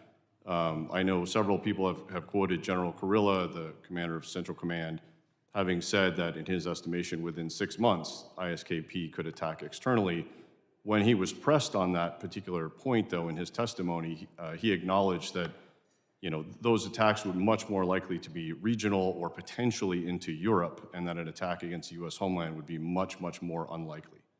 Thank you. Well, along those same lines, Mr. Sales, you quote a Washington Examiner article that warns about 98 individuals who are on the terrorist watch list were apprehended after crossing the southern border. So do you think this is a threat to the homeland, or would you acknowledge what percentage of the people that we've encountered along the border are represented by this 98? Well, thank you for the question, Congresswoman. Just to be clear, the source that I cited for those numbers was not a newspaper, but rather U.S. Customs and Border Protection. I do think that the dramatic spike we've seen from 0 KSTs encountered several years ago to 98 last year and 69 so far this year is troubling. I think terrorists are aware of gaps in our border security, and they will certainly try to exploit those gaps. I would give you the number since you didn't answer my question. It's 0.0044%, 0.0044%. And these individuals were apprehended, isn't that correct? That is correct, Congresswoman, but I think, remember, it was just 19 hijackers who were able to pull off the 9/11 attacks. But those weren't apprehended, and that's not relevant to what we're talking about now. We're talking about today across the southern border, the percentage, and those were the ones who were apprehended. So let's don't spread misinformation claiming that this big wave is waltzing across our border to attack like 9/11. Is that what you're trying to say? We're going to have another 9/11? Is that what you're saying? Well, Congresswoman, I think the American people would generally agree with me that if almost 100 known... Well, we can say one person can blow up a building. So, I think that's stretching the point of what we're doing here. I think we can say that our border agents are working pretty effectively if they have captured 98, this 98 that you're talking about, that's such a small percent, that we are doing a pretty good job of stopping these outside people coming in to threaten our national security. Would you not concede that? Well, to continue my thought, Congresswoman, I believe, and I believe that the American people would agree, that if nearly 100 known or suspected terrorists are able to come into the United But States... they weren't. They were apprehended. Mr. Chairman, may I finish that sentence? Go ahead. If 98 known or suspected terrorists are able to enter the United States, that would be of concern, and it would raise this further question: how many others are getting in that we were not able to catch and that we don't know about? Right. Gentlelady's time has expired. The chair now recognizes the gentleman from Texas, also a veteran and serving in Afghanistan, Mr. Gonzalez. Thank you, Chairman, and thank you for holding this very important hearing. You know, I spent 20 years in the military, 5 years in Iraq and Afghanistan. I grew up in Afghanistan. I remember being 21 years old, landing in Kandahar, and it was as if I landed on the backside of the moon. Poppy fields everywhere. I remember walking around with a hand pistol, and there was a warlord driving a brand new Range Rover. And I'm going, how the heck did he get a Range Rover on the moon? That's what we were dealing with. And then behind him was a Toyota pickup truck with about 20 people with AKs and RPGs. And so that's the world I grew up in. And those were our allies, right? And so the question I have for you is OEF vets, we will never forget what happened in Afghanistan. We'll never forget that there were 13 Americans killed just days before the Biden administration pulled the rug from underneath them. We'll never forget having to, as many of y'all did, having to put together organizations to go save Americans and also save our allies. We'll never forget those things, but I'm deeply concerned with some of the repercussions of what happened. And in particular, my first question is for Ambassador Sales or Ms. Leadin. As was noted during the opening remarks, the Biden administration left over $7 billion worth of vehicles, weapons, and other gear in the country for the Taliban and other terrorist organizations. Are either of you aware of any reports or evidence showing any of these articles in the possession of U.S. adversaries or being used in armed conflicts outside of Afghanistan? I'm thinking of Ukraine. I'm thinking of all these different hotbeds, Iranians in particular. Any of you aware of any of this material popping up around the world? Congressman, thank you for the question. In terms of the materials, I am limited as to my scope at this point, but I have heard secondarily from other former colleagues who are still in government that there are some materials that have crossed the border and are turning up in bordering countries that are not friendly to the United States. And I would add to that, if I may, the many Afghan commandos that we trained over the years, many of whom actually came here for training, had to escape because we didn't help them. And so they have escaped to countries like Pakistan and Iran. There have been multiple reports about them some of them joining the Wagner Group and fighting on behalf of Russia in Ukraine. So the sort of global repercussions of this continue. Thank you. My next question is for Colonel Douglas. Seeing firsthand the chaos of the withdrawal, what do you believe could have been done differently in the planning and evacuation efforts? And one thing that in particular comes to mind is Iraq. All right, so at some point we're going to have to get out of Iraq. Ideally, it's not the same situation of what happened in Afghanistan, but that's what's on my mind. What can we do to prevent the next type of withdrawal, whatever that is, from happening? Sir, to talk about Afghanistan, I mean, what could have happened is we had a conditions-based agreement that wasn't being honored, was to follow the condition-based agreement. DOD was conducting planning. There was, all plans were multi-option and multi-jurisdictional. And so I think all agencies working together to come to a workable timeline, I think, would probably be in the best interest. And as you mentioned, Iraq, I mean, we've already seen the exit of there once, and the repercussions of having had to go back as a service member to fight the ISIS campaign. I can say that, let's make sure that we do that with care, consistency, and confidence as we move forward. Thank you. My last question, because I'm almost out of time, Ms. Leedon, has any federal agency contacted you about your group's effort to coordinate evacuations, or any other group that you're aware of? And I'll preface with, many of our offices essentially turned into mini State Department offices, mini FEMA offices, where we were the ones coordinating, we were the ones helping Americans. One American in particular was an Afghan interpreter that I helped get to San Antonio, and his family, or they would have been killed. I mean, it wasn't a slap on the wrist. Has anyone reached out to you for lessons learned? Any federal agencies? No, they have not. See, that's part of a problem. And I think part of it too is we can't let our knowledge, our information end in this hearing. We have to continue to push the issue. That's why I think it's so important, and grateful for Chairman Pfluger for bringing this up. We got to continue to get ahead of it, because it doesn't end in Afghanistan. Afghanistan doesn't end at those borders. And with that, I yield back, Chairman. Gentleman's time has expired. The chair now recognizes the gentlelady from Texas, Ms. Jackson Lee. Again, let me thank the chairman and ranking member for your courtesies. And let me indicate that we should be finding solutions, but forgive me for trying to ensure that the record is set correct. And also my opinion, no matter what administration it certainly was not done with the Trump administration. There should have been, as they say, let me put on the record this whole thing of the weakness and weak need of the United States. We are the most powerful nation in the world, militarily based, bar none. And so whatever chattering is going on around the world, I'm a defender and not an offender. I'm not an aggressor. I am a defender. But I know and have confidence that we are prepared. So let that be on the record, and others can investigate it. All of this hyperbole and seemingly hysteria, I think, does not fit well with what we need to do. Mr. Chairman, I respect you very much, and I think we should get to solutions.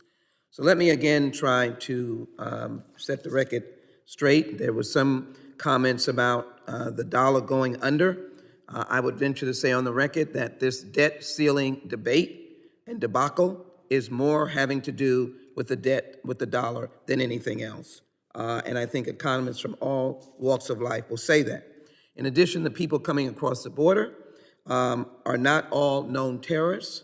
They may be family members of such, and we've already seen the minute number. And I would venture to say, having had the privilege, in spite of the horrific, catastrophic incident that generated the creation of Homeland Security Committee, I was on from the beginning. And I went to ground zero during the recovery. I will never say rescue. I walked on the grounds when firefighters were still obtaining the remains of our beloved persons, Americans and others who perished. I take this very seriously, and I think we do better if we find a way to work together. So, Dr.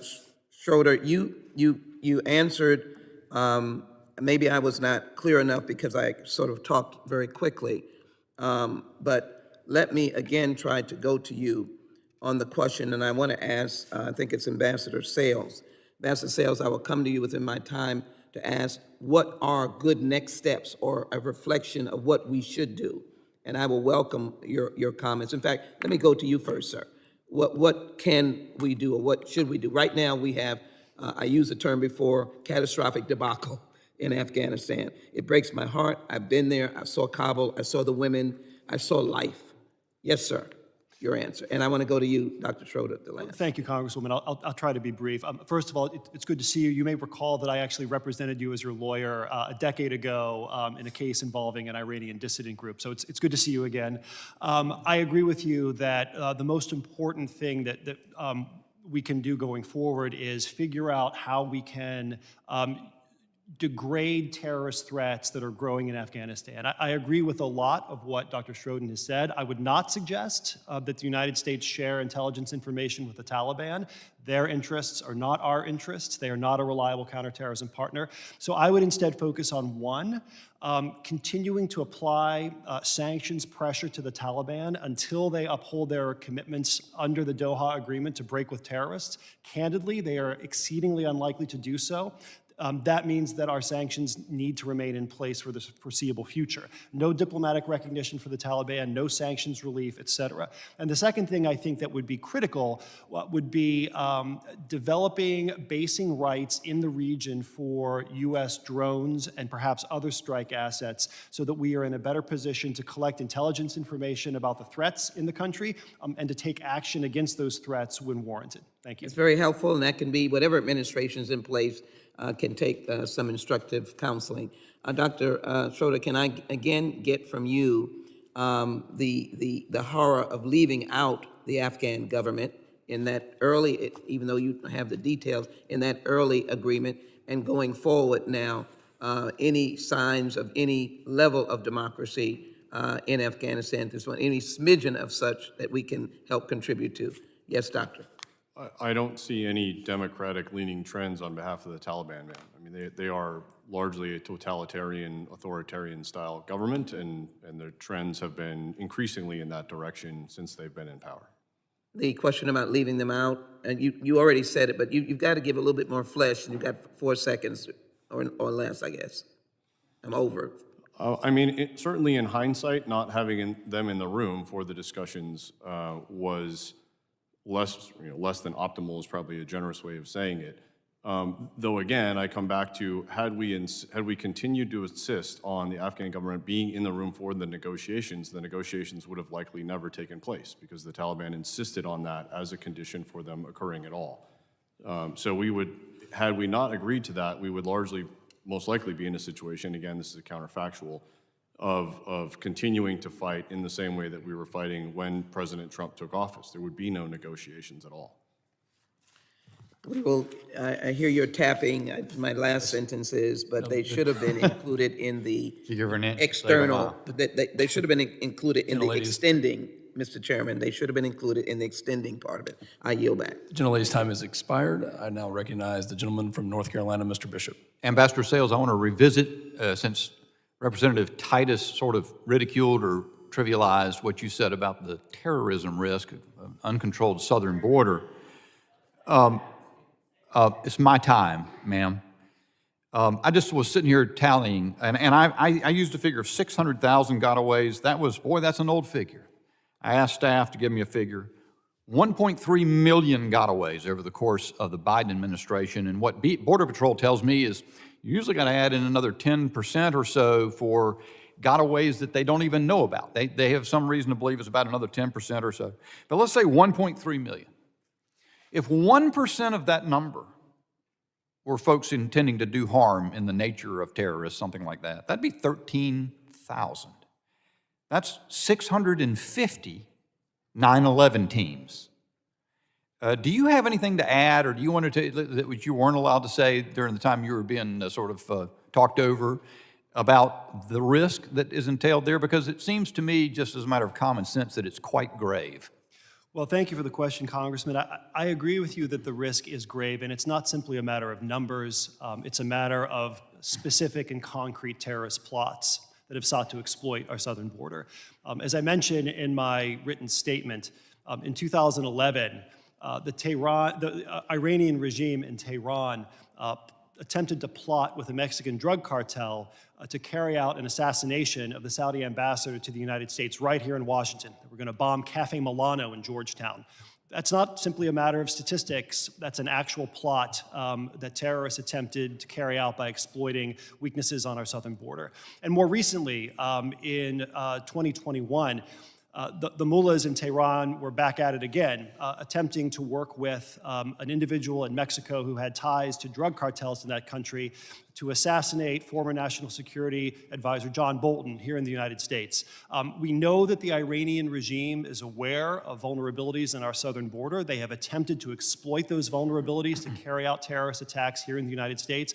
I think we have to assume that other terrorist groups, including terrorists in Afghanistan, likewise are aware of the vulnerabilities in our border. It is amazing to me, if you think back to that language, and it's been referred to here today, that was in the 9/11 Commission report, that the system was blinking red. That is to say that the risks were palpable. It was obvious to anyone who would analyze with common sense the risks of being hit and where the risk might come from. and they were ignored and trivialized by folks who decided that could never happen, hadn't happened that way before. But it's obvious that it could, and I thank you for giving voice to it. Let me switch to something else. Colonel Douglas, I think the phrase came from you. You mentioned the phrase, "the buck stops here." And as you look over, I was reviewing again the memo released by the White House on April 6th about sort of assessing Afghanistan debacle and what a disgrace it is. But that, of course, came from whom? Who said that? Remember? Yes, sir, that came from the president. The President of the United States. Do you remember which president? That was President Biden. Actually, the first person who popularized that phrase and put it on his desk was Harry Truman. Oh. The buck stops here. You know, I was looking on the internet just quickly, just thinking about that phrase, and it turns out President Biden said that about Afghanistan. That may have been true. He said, "The buck stops with me." And yet, all the weakness that is betrayed or that is portrayed in the way the Afghanistan withdrawal was handled, doesn't it seem true that to pass the buck, that to have person after person, including the White House, stand up and say, well, the reason this disaster happened is because Donald Trump was president before me and made some decisions, and I just couldn't figure out a way to get around those decisions of Donald Trump. Doesn't that actually exacerbate the weakness? Sir, the initial statement that the buck stops with me taking accountability for the evacuation and the subsequent statement saying it was the previous administration is counterintuitive to his initial statement. They're utterly contradictory of one another, which actually is a separate element of it that projects weakness even more. You can't even get a single line of thought going that you can stand behind. It is really a great tragedy, and it poses grave danger to the United States. My time's about expired. I yield. Gentleman's time has expired. The chair now recognizes the gentlelady from Nevada, Ms. Titus. Thank you, Mr. Chairman. Mr. Sales, you said we need to keep sanctions up and we shouldn't have diplomatic recognition. I take it you also wouldn't agree to inviting Taliban to Camp David. Let me go on, though. I don't need a response to that. I would also point out that nearly all of the terror-related, or their names were on the terror watch, individuals who were arrested at the border came from Latin America, not from Afghanistan. And most of the groups that they represented at the time are no longer active. I would also point out that the people who are so concerned about our activity at the border, who are so critical of our people who are trying to do the best they can at the border, are in favor of cutting funding to the border.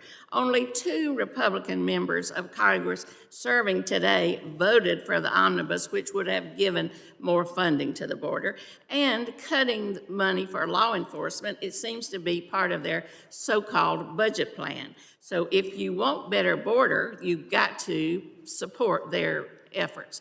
And let's just be clear about that. Now, my question goes to Dr. Schroden. What, if anything, would have changed if the United States had stayed in Afghanistan for an eternity, which is apparently what these folks want to have happened, as opposed to doing some kind of withdrawal? Would that have been an improvement? Did you support that? What would be the situation had we stayed? Ma'am, so the analysis that I did between 2015 and 2020 routinely showed the security situation in Afghanistan deteriorating over that time frame. So, you know, the Taliban were increasingly encroaching on Afghan districts. Right between 2017 and 2019, the number of districts that the government controlled decreased by about 40%. My own analysis in 2020, towards the end of 2020, showed that the Taliban had effectively surrounded 15 of Afghanistan's 34 provincial capitals. So this situation was not, as some described it at the time, a stable stalemate that could be maintained through the application of 2,500 U.S. troops indefinitely. It was a deteriorating security situation that would have, to arrest that situation, would likely have required the re-influx, you know, another surge, if you will, of U.S. forces to try and turn that around.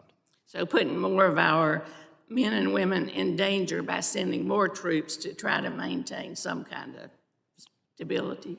In the same way that the Trump administration and the Obama administration inherited a declining security situation in Afghanistan, the Biden administration also inherited a declining security situation in Afghanistan. Thank you. I yield back. Thank you.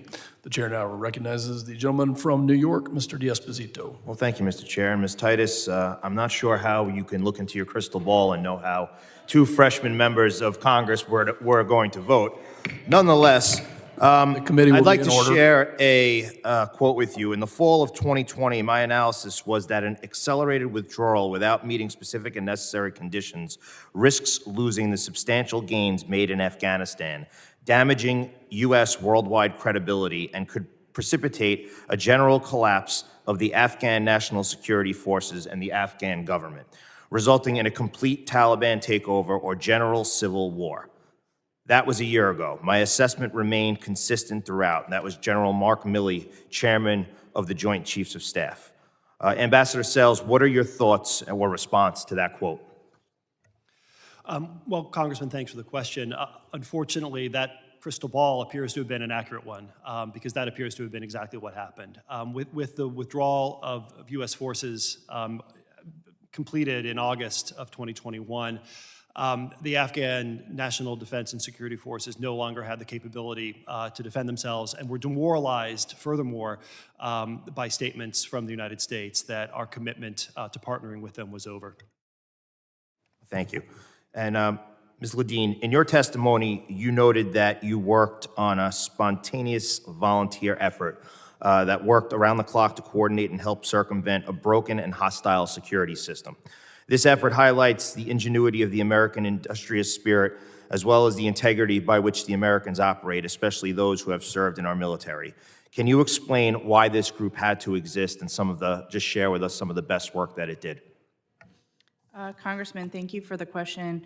I would say the group had to exist because we realized quickly that there were thousands of Americans and Afghan allies that were trapped and not able to get to the one airport that was still open. They were not able to travel to the airport. They were not able to make it inside the airport. They were getting beaten by the Taliban, and there was nobody in general helping them. There were some specific efforts with whom we linked up. And unfortunately, we were able to help. Our group was able to help, but many, many people were left behind. Congressman, would you repeat the second part of your question? I'm sorry. Oh, stories. Yes, yes. Some of the best work that was done. So I would say one of the most heartwarming stories was about a double amputee. He had had his legs blown off. It was an Afghan ally who had served with the Marines. He had had his legs blown off, had actually traveled to Texas several years prior to get prosthetics, and went back to Afghanistan to continue to live there. And so he ended up having to walk on his prosthetic legs for several days with his family to get to the airport. And our group was able to find service members to come and get them and bring them inside. Each one of these was incredibly dangerous, incredibly heroic efforts by our military to actually go out into crowds and pull people and bring them inside, crossing a canal of human waste. So it was, there are many, many stories like this. But I would also, if I may, like to add the situation and the degradation of the Afghan National Security Forces. I served in Afghanistan multiple times. I think I would encourage this body to look into why that was the case, where we had our military and political leaders for many years saying everything was going well, there are improvements. Meanwhile, people who were serving on the ground knew that was not the case. How is that allowed to happen for 2 decades? I would really encourage this body to look into that, and I know a lot of veterans agree with this. Thank you. Thank you. Thank you for your service. Chairman, I yield back. The gentleman yields back. The chair now recognizes the gentleman from Arizona, Mr. Crane. Thank you, Mr. Chairman. Colonel Douglas, we both did several combat tours in the Middle East, fighting against more or less the same enemies. What concerns you more, sir? The increased terrorist encounters at our southern border or domestic terrorism? And increased terrorist encounters in general, sir. I mean, you know, yeah, terrorism in general concerns me. Yeah. I guess what I'm driving at, sir, is when we hear our colleagues on the other side of the aisle talk about domestic terrorism, it's kind of a different type of terrorism than you and I are probably used to dealing with. Would you concur with that? From my experience, I'd concur with that, sir. Okay, thank you. Mr. Sales, same question to you. What concerns you more, sir? The fallout that we're seeing from our disastrous withdrawal from Afghanistan and the fact that we have no southern border whatsoever, and the increased encounters that you've been talking about over and over again, and the American people are worried sick about because they know we have no southern border, or this idea of domestic terrorism. Well, Congressman, I'm going to do what lawyers call fighting the hypothetical, because I think my answer to your question is all of the above. When I was at the State Department, my team and I didn't have the luxury of saying, all right, we're going to focus on this threat and this threat alone. Right. We had to address all of them, whether you're talking about ISIS, whether you're talking about Al-Qaeda or other Sunni jihadis, whether you're talking about Shia terrorist organizations backed by Iran, Colombian terrorist groups like the FARC and dissidents from the FARC. When it comes to domestic terrorism, this is a threat as well. Focusing on domestic terrorism, however, we cannot allow that focus, which is important, to distract us from other terrorist threats. Thank you, sir. One of my colleagues was basically taking up the same line of attack as several of the other ones, blaming Trump for the disastrous withdrawal. Again, Mr. Sales, would you concur and do you agree with that assessment that this was Trump's fault because of the deal that he made? No, Congressman, I wouldn't. And again, I'm not here to defend the deal. I'm not here to criticize the deal. I'm only saying, my testimony is simply that the deal gave the president sufficient flexibility to make his own choices, and the president's choice was to withdraw. Yeah. My colleague, Mr. Magaziner, said that Biden inherited the withdrawal. Do you agree with that assessment? No, Congressman. My assessment is that the President Biden inherited a conditions-based agreement and was briefed by his senior military advisors that the United States should keep a residual force in country of 2,500 soldiers that would be capable of maintaining stability and applying counterterrorism pressure to Al-Qaeda and ISIS. Colonel Douglas, do you agree that President Biden inherited the withdrawal? He inherited a conditions-based agreement that the Taliban were not honoring and subsequently. Thank you. Dr. Schroden, what are your thoughts on that, inheriting the withdrawal comment? So I would agree that the U.S.-Taliban agreement was a conditions-based agreement and that the Taliban were not meeting the conditions of that deal. However, I would say they were not meeting the conditions of the deal even while President Trump was in office. And so the drawdown from 8,600 to 2,500 was also made in sort of absence of the Taliban maintaining the conditions that they had agreed to. So in this case, I would say both parties agreed to drawdowns in absence of the Taliban meeting their conditions under the terms of the agreement. My colleague over here, Ms. Titus, said she wants to focus on future homeland security, not reliving Afghanistan, and not misinformation. Is there a connection between future homeland security, Mr. Sales, and what happened in Afghanistan? Are the two connected at all? I think they are, Congressman, in a number of different ways. The withdrawal from Afghanistan was an enormous morale boost for our adversaries. They feel emboldened by our withdrawal. They feel that they have been vindicated for 20 years of fighting American soldiers and our allies. I also worry, secondarily, about the loss of intelligence information that we are no longer able to collect as robustly as was previously the case in Afghanistan. That is data that is fed into our border screening systems biometric systems at the airports, custom systems to scan inbound arriving international airline passengers. Those systems have been incredibly effective at preventing another 9/11 scale attack on the homeland. They are more effective with more intel. Thank you. Gentleman's time has expired. Once again, I'd like to thank the witnesses for your valuable testimony, for your experience, for your service to this country.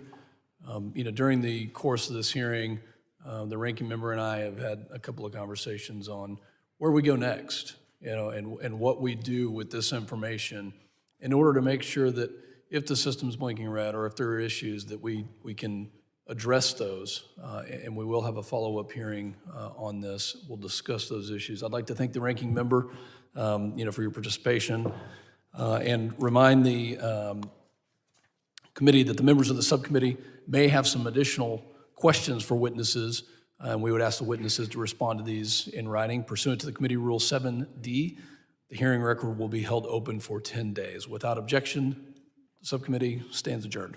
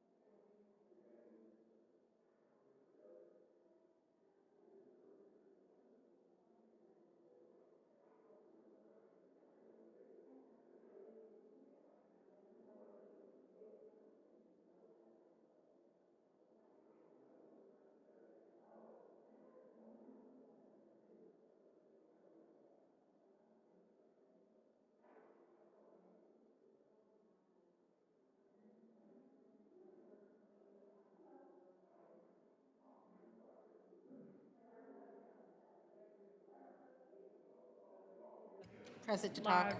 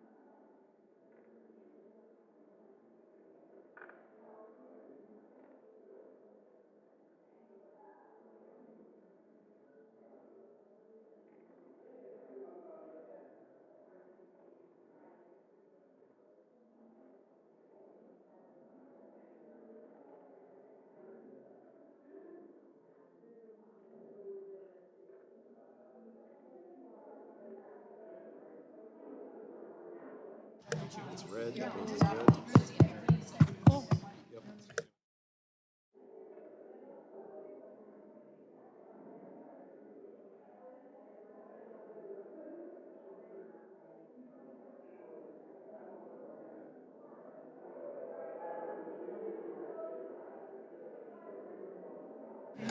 Red, good.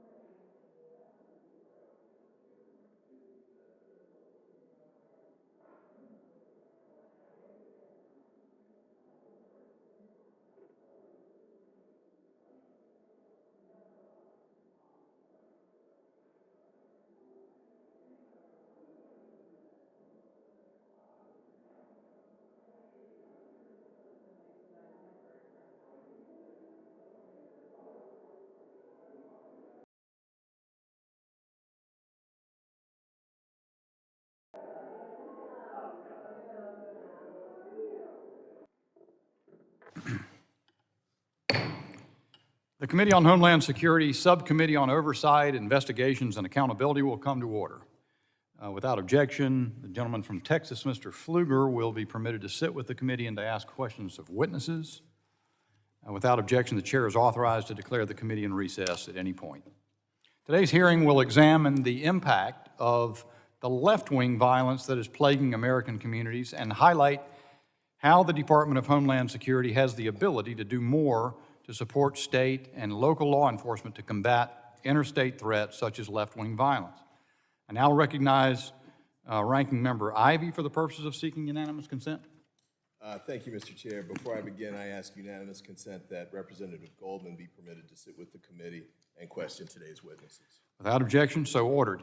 I now recognize myself for an opening statement. Good afternoon and welcome to this subcommittee hearing titled Mostly Peaceful, Countering Left-Wing Organized Violence. Today's hearing will examine the threat of organized left-wing violence and how the federal government and the Department of Homeland Security in particular can best help state and local law enforcement understand, anticipate, prepare for, and respond to these threats. Peaceful protests, robust debate, and civil dialogue are all essential to our democratic society. The subcommittee just reaffirmed that principle in a hearing inquiring into the Department of Homeland Security's troubling and dangerous venture into censorship of Americans' online expression, which some astute observers have termed the censorship laundering enterprise. However, another threat to free expression is the contemporaneous phenomenon of more and more left-wing violence, organized violence, that appears designed to co-opt and suppress open debate as well.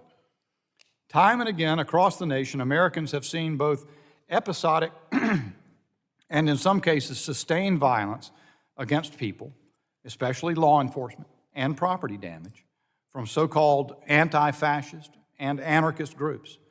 But it often seems that of this, the federal government takes little notice. I anticipate that my Democrat colleagues will reply with the official line from all the security agencies that right-wing extremism represents the most lethal terroristic threat to the homeland. Certainly, that issue has received no lack of official attention. But this is not about grading extremism. Violence in public discourse is always unacceptable, no matter the ideology behind it. But mention left-wing violence and the prevarications begin. Some will claim that it's not that big a deal, or that Antifa is a myth. And we all remember state-aligned media's fervent effort to label fiery, violent rioting as, quote, mostly peaceful. Well, it's time that Congress take a closer look at what mostly peaceful looks like.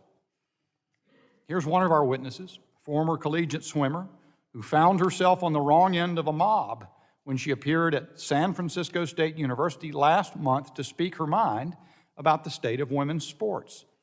She was barricaded in a room for her own personal protection for several hours before finally being able to leave. Take a look at the mob Riley Gaines encountered.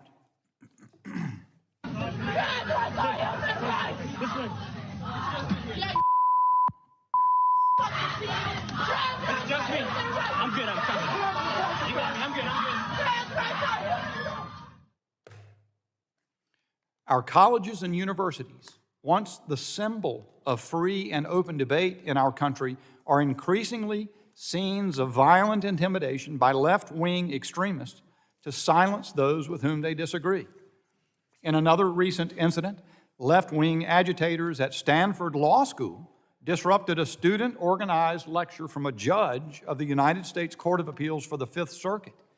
Protesters shouted him down and refused to let him deliver his speech. And then the university DEI administrator who appeared didn't act to establish order and contain the heckling. Instead, she took the podium to deliver prepared remarks praising the disruptive intimidation and suggesting that Stanford rethink its commitment to free speech. The judge eventually had to be escorted out by federal marshals. But it's not just colleges and universities. In 2020, the American people watched as riots raged, causing an estimated $2 billion in damage and chaos across our country. Minneapolis, Kenosha, other such places. We saw courthouses and police facilities in Portland and Seattle, and even the very notion of government control targeted with months of sustained violence.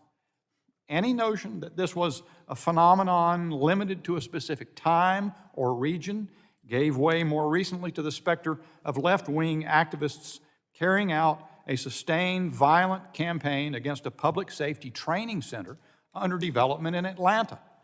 The agitators, several of whom were arrested on terrorism charges, attacked law enforcement with rocks, bricks, Molotov cocktails, and commercial-grade fireworks.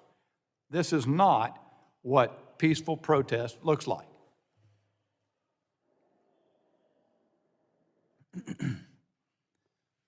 It's past time to recognize that these are not random or spontaneous outbursts of violence. Far from it. Self-styled anti-fascist and anarchist groups often exploit bona fide causes deliberately to organize and deploy street violence for political ends. They use sophisticated tactics to assault law enforcement officers, destroy property, and spread fear and disorder. They travel across the country to targeted locations to unleash their destructive rage. For example, 21 of the 23 people arrested in the Atlanta attack came from outside the state of Georgia. Just 2 were locals, including a lawyer employed by the Southern Poverty Law Center. These groups are sophisticated. They are well-trained and financed. They have extensive logistical support, and they are extremely clever in masking their activities. According to the FBI, groups like Antifa avoid traditional hierarchies and leadership structures. They prefer small cell activities tailored to specific events. Some use the opaque nature of groups like Antifa to excuse or to claim that Antifa is, quote, a false issue, unquote, or a myth. But the law enforcement personnel and journalists on the ground, including our witnesses, know that the threat is real. And the opaque and diffuse nature of groups like Antifa mean that local law enforcement often lack the insights they need to prepare for and counter destructive activities. Unfortunately, it is not clear that the Department of Homeland Security is always engaging in the level of information sharing and coordination sufficient to address this threat. Part of the department's mission, after all, is to share timely and actionable information to enable state and local partners to keep their communities safe. The question is, does the department sufficiently share analyses and collect lessons learned from prior incidents of organized left-wing violence with state and local partners? After all, you cannot address a threat you decline to define or acknowledge.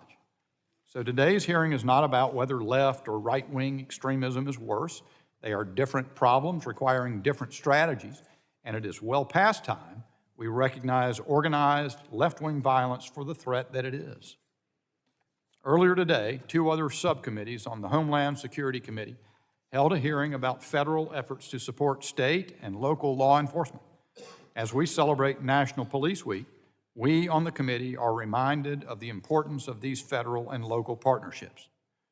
This afternoon, we're fortunate to have Scott Erickson, a former police officer, former high-ranking Homeland Security official, share with us his testimony on the tools and information local law enforcement needs from the federal government to help secure our communities. Americans like our witness today, Riley Gaines, who has the right to speak her mind, and Julio Rosas, who has the right to report the news, deserve no less than to exercise their constitutional rights without constant fear of being violently attacked for doing so. I now recognize the ranking member, the gentleman from Maryland, Mr. Ivey, for his opening statement. Thank you, Mr. Chairman.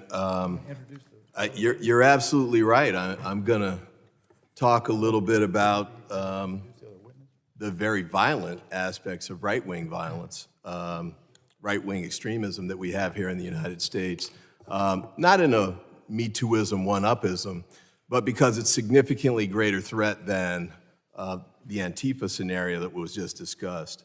Could we get my... I want to present 2 things to the committee. This chart, and we'll come back to it. I want to give the witnesses a chance to discuss it. but I believe it's the blue, shows left-wing extremism, and this is obviously 100%. These are killings and incidents, and this is from 2013 to 2022. As you can see, with respect to the incidents, the red part of the donut is right-wing extremism, and we'll talk about what that means later. But it's almost, from an incident standpoint, the entire circle.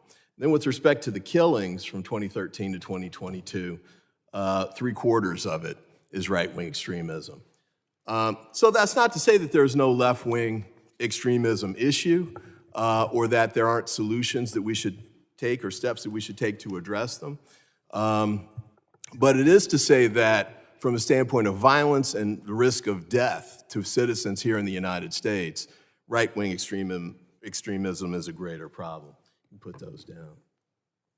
I wanted to back up and talk about sort of the roots of this, and I'll come to these issues with the left in a moment. But of course, the largest act of homegrown terrorism is the Oklahoma City bombing.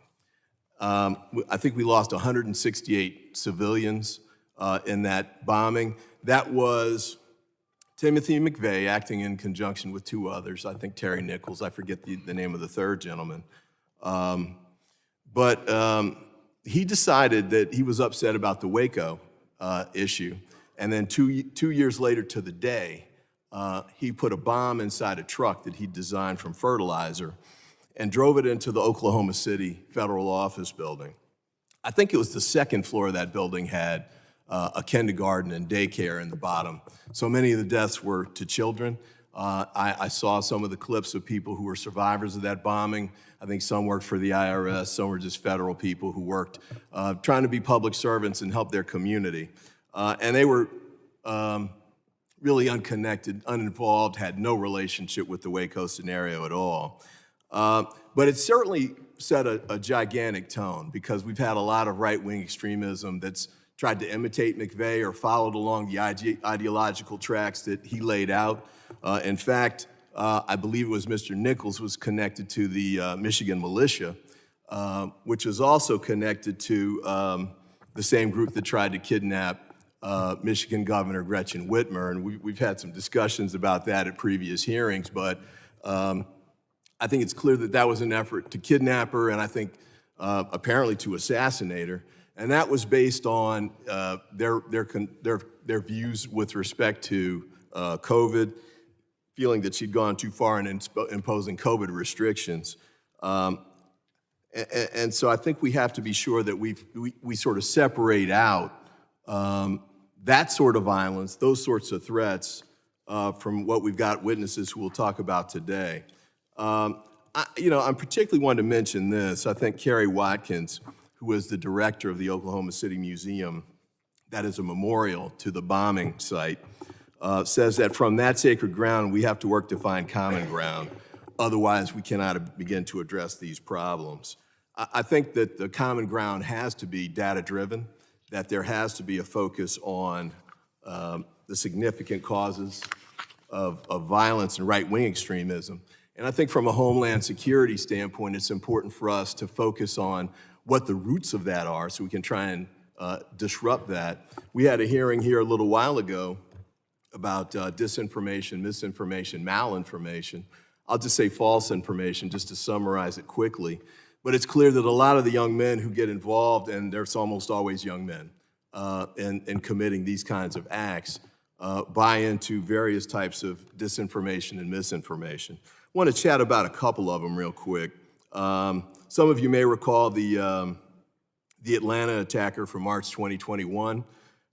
He fatally shot 8 people at different spa locations. I think 6 of them were Asian women. And he had to drive to find the 6 to kill. He had to drive, I think it was 8 miles to get to the 3 different massage parlors. And he said, "I'm going to kill all Asians," was the quote from that statement, from that event. With respect to, I'll just do a couple of these instead of going through all of them because we don't have time, but El Paso, August 2019, the alleged attacker killed 23 people, injured numerous others using a recently purchased semi-automatic rifle. Another issue we need to talk about, the ability for these guys to buy usually AR-15s and go out and commit these mass attacks, even if they shouldn't be able to get them, even if they're under the age of 21, is another issue that I think we need to address, in addition to recognizing mental health issues. This guy expressed support for the attack on the mosque in Christchurch, New Zealand. Some of you may recall that that was another ideologically driven attack that spawned several others here in the United States.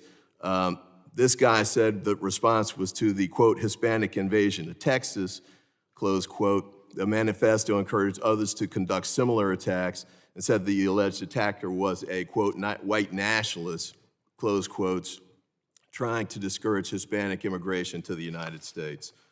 Let me skip ahead to a couple more. Charlottesville. I think we have a tape on Charlottesville. Can we play that?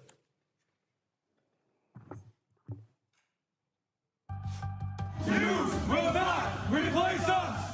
White lives matter! White lives matter! White lives matter!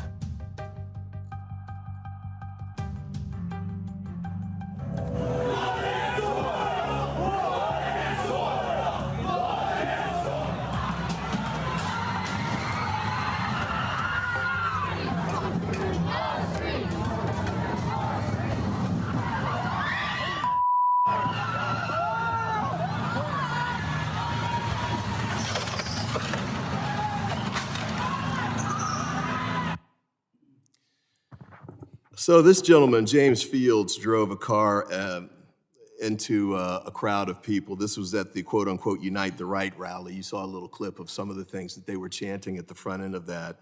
I gotta say, this was a wake-up call for me. When I first heard the chant, "The Jews will not replace us," I had no idea what they were talking about. In fact, I thought I was mishearing because I'd never heard the concept. But this is the replacement theory stuff.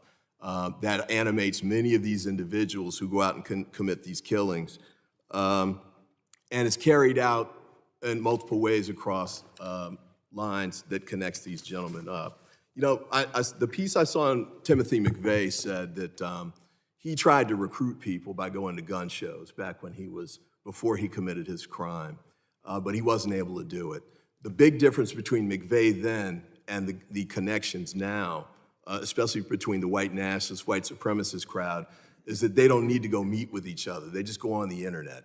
And the internet is an instantaneous connection that links them up and shares the same ideology that motivates a lot of this activity. I want to hit one last one of these before I stop, and then I'll make a quick comment going forward. But in doing research for this, I came across something I'd never heard of, but apparently is a very serious problem that I really think this committee should look at. It's called incel, and what that's short for involuntary celibacy. And this is a group of men who are imitating a guy named Elliot Rodger, who has the philosophy that men should be able to have sex with women of their choice at any time that they want. And many times they go out and they've been killing people. This guy, Elliot Rodger, who spawned this, killed 6 people and attacked 14, stabbed 3 to death, and he also used an assault weapon as well. He tried to go to a sorority house near the University of California at Santa Barbara to try and target these women. The bottom line for me on this is that, and I think there's a good hearing that we need to have on this issue of ideological violence in the United States. I don't mean any offense to the witnesses at the table, but this isn't the group to do that with. Ms. Gaines, I respect your position. You've snapped back at me on a couple of things on the internet, and that's fine. And I think college violence is important, but it's not really the same type of issue that we should be talking about here, I think. I mean, my university president, Chris Eisgruber, addressed the Stanford issue directly and gave solutions to how to fix it. I think that's an important issue that we have to have, but I don't think this is really the topic to cover it. And Mr. Erickson, I appreciate your testimony and your experience.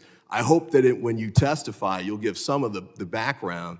I think, for example, in your testimony, you said something about there been Antifa is responsible for dozens of deaths.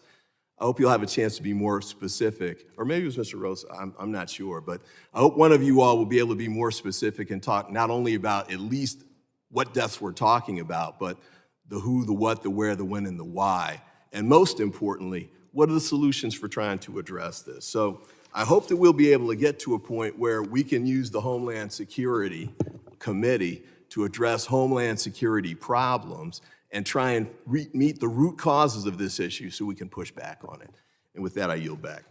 Thank you, Ranking Member Ivey. I now recognize the Ranking Member of the full committee, Mr. Thompson of Mississippi, for his opening statement.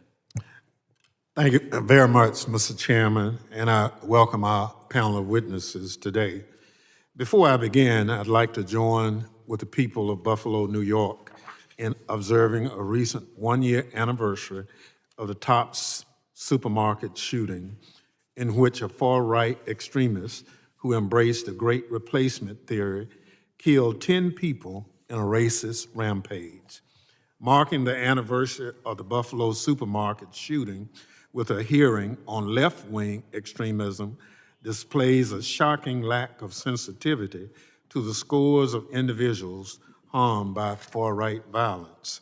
At best, today's hearing is a missed opportunity to conduct meaningful oversight over how the government is combating the disturbing trend in right-wing violence that is wreaking havoc on communities across the country. At worst, it's a shameful attempt to whitewash and deflect attention from inaction on gun violence and the threat posed by far-right extremist groups by vastly overstating the consequences of left-wing extremism. Allow me to provide some additional context to recent violent extremist events. In 2020, the Office of the Director of National Intelligence assessed that domestic extremists motivated by white extremists and anti-government ideologies pose the most persistent and lethal threats to the nation. Data supports that conclusion. According to the University of Maryland's National Consortium on the Study of Terrorism and Responses to Terrorism, there have been 170 foiled mass casualty plots by right-wing extremists and 52 plots resulting in injuries or death between 1990 and 2021. During that same period, there have been 29 foiled mass casualty plots by left-wing extremists and 11 plots resulting in injuries or death. Moreover, according to the Anti-Defamation League, far-right extremists committed every single one of the 25 extremist-related murders that occurred in 2022. White supremacists committed 21 of those 25 murders. To be clear, Democrats condemn violence in every form, ideology motivated or otherwise.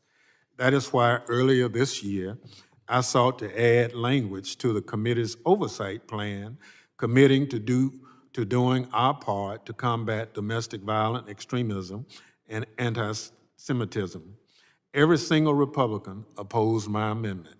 It is also worth noting that despite Republican efforts to link left-wing extremists to congressional Democrats, Democrats do not court the vote or support of far-left extremist groups.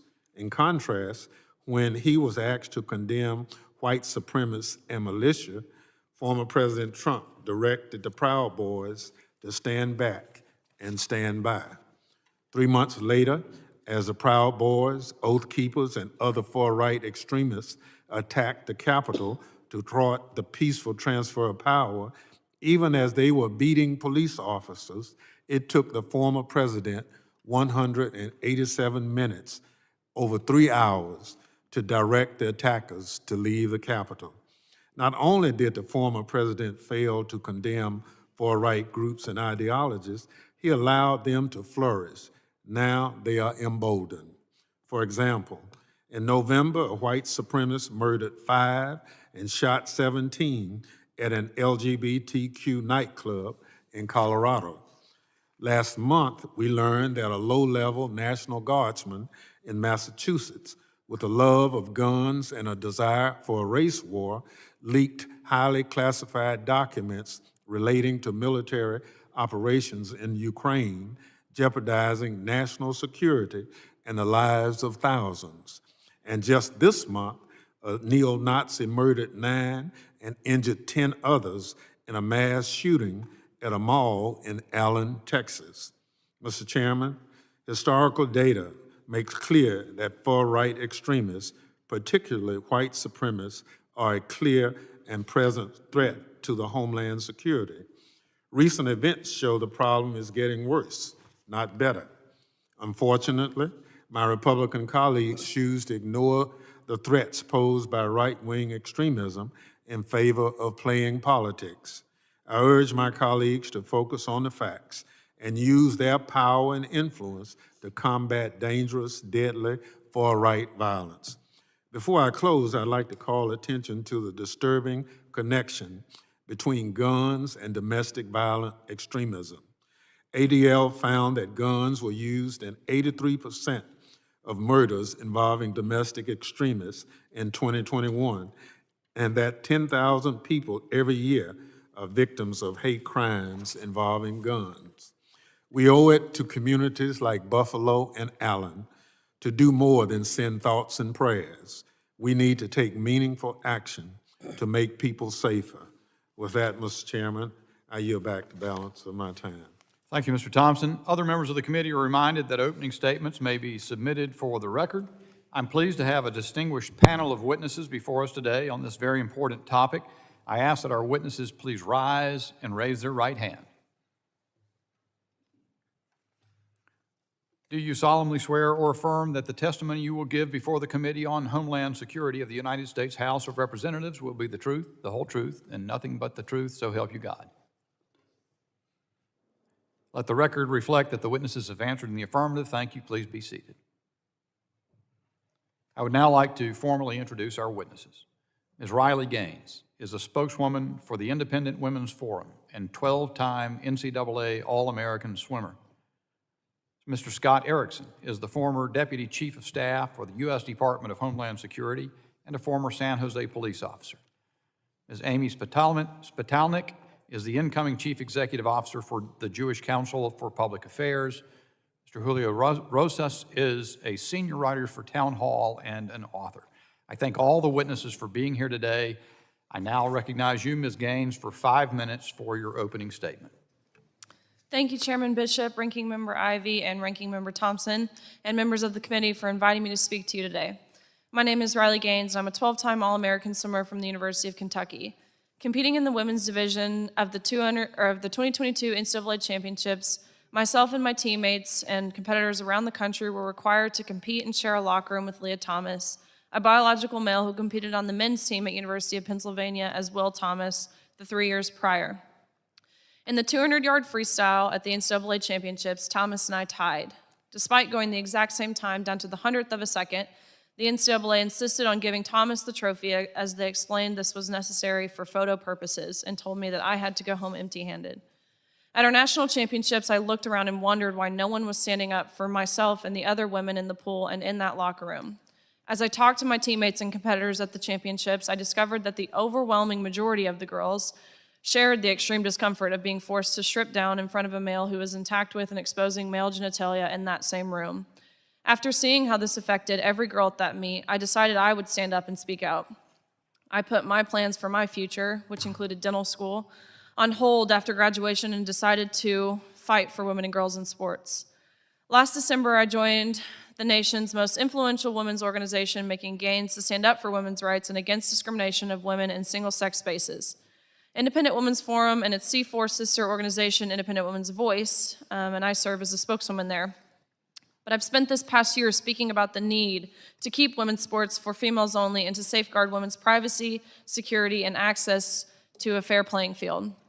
The right to privacy and equal opportunities for women are not being protected by Title IX. Even worse than the efforts to dismantle Title IX are the efforts to silence and intimidate us through the use of every means available, whether that be fear, shame, threats, emotional blackmail, gaslighting, to try to keep us from speaking out against the efforts to deprive women of their rights. I believe the coerced silencing of women and men by college administrators who will not let us speak freely about injustices now being faced by women in sports is one of the most important free speech issues of our time. Seeing how universities were not allowing students to truthfully consider all perspectives, I found it necessary to travel to colleges all over the country to share my experience surrounding the injustices being faced by women in sports and the systemic attempt to erase women as a whole. On April 6th of 2023, I traveled to San Francisco State University to speak to a campus group on the right of women to compete on a level playing field in sport. The school administration was aware of my visit, and the program had been publicized on campus. I was told I would be met by the campus police and briefed on a security plan an hour and a half before the event, but the police failed to show up to our scheduled meeting.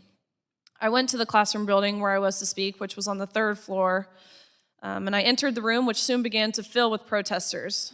Still, the campus officers did not show like I was told they would, and I began my speech, and the protesters in the room, they were not generally disruptive.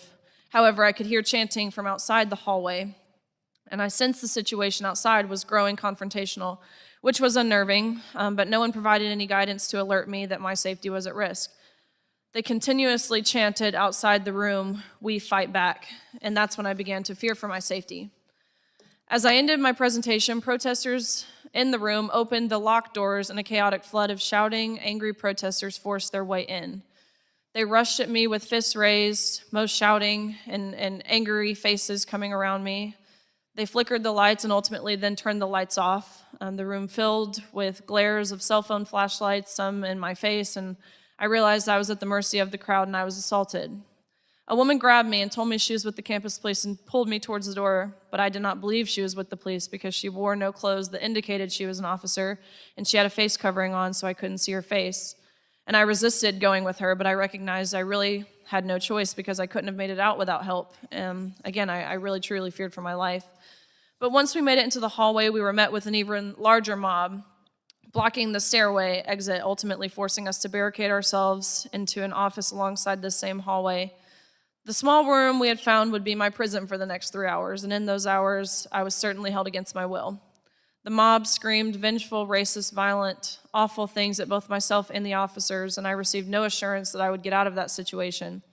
When I needed consoling from the officers because I was so flustered and confused, they told me they could not provide me with that because it seemed too controversial for them. When I had expressed that I had been hit, no one asked me if I was okay, or no one asked me if I needed medical attention. When I realized I missed my flight back home due to being held hostage, I became visibly upset and told the lieutenant in the room that I just wanted to make it home, and he responded back with, "Don't you think we all want to go home?" After a while, some of these protesters began to demand a ransom for my release. They had asked for payment and threatened not to safely release me without it, and I heard an adult administrator who I learned to be the dean of students from outside the door trying to negotiate my release with the students. They said my appearance on campus was so traumatic that they were owed something. They were under the false notion that the university paid me to be there, therefore they only thought it was fair that I should pay them if I wanted to leave. After hours of being held against my will, the officers from the City of San Francisco Police Department finally arrived, and they were much more methodical and assertive in developing a strategy, and it was around midnight that I was finally able to leave. I had to run to the car. Ask you to sum up as soon as you can. Thank you. Yes. I'll just read this last paragraph here. Free speech suffers when university administrators do not condemn violence and kidnapping on their campus. It's chilled when administrators do not adequately prepare for and protect the safety of their speakers, whether liberal or conservative. And free speech is undermined when administrators misrepresent and malign the views of those with whom they disagree. Thank you. Thank you, ma'am, for your statement. And now I recognize Mr. Scott Erickson for 5 minutes for his opening statement. Well, good afternoon. Thank you, Chairman Bishop, Ranking Member Ivey, and Ranking Member Thompson, and members of the committee for giving me the opportunity to speak today on the important issue of political violence and, in particular, its impact on the law enforcement community. I'd also like to take a moment to acknowledge the conclusion of Police Week here in Washington, D.C., an important time of the year where we honor the police officers who have made the ultimate sacrifice in service to their communities.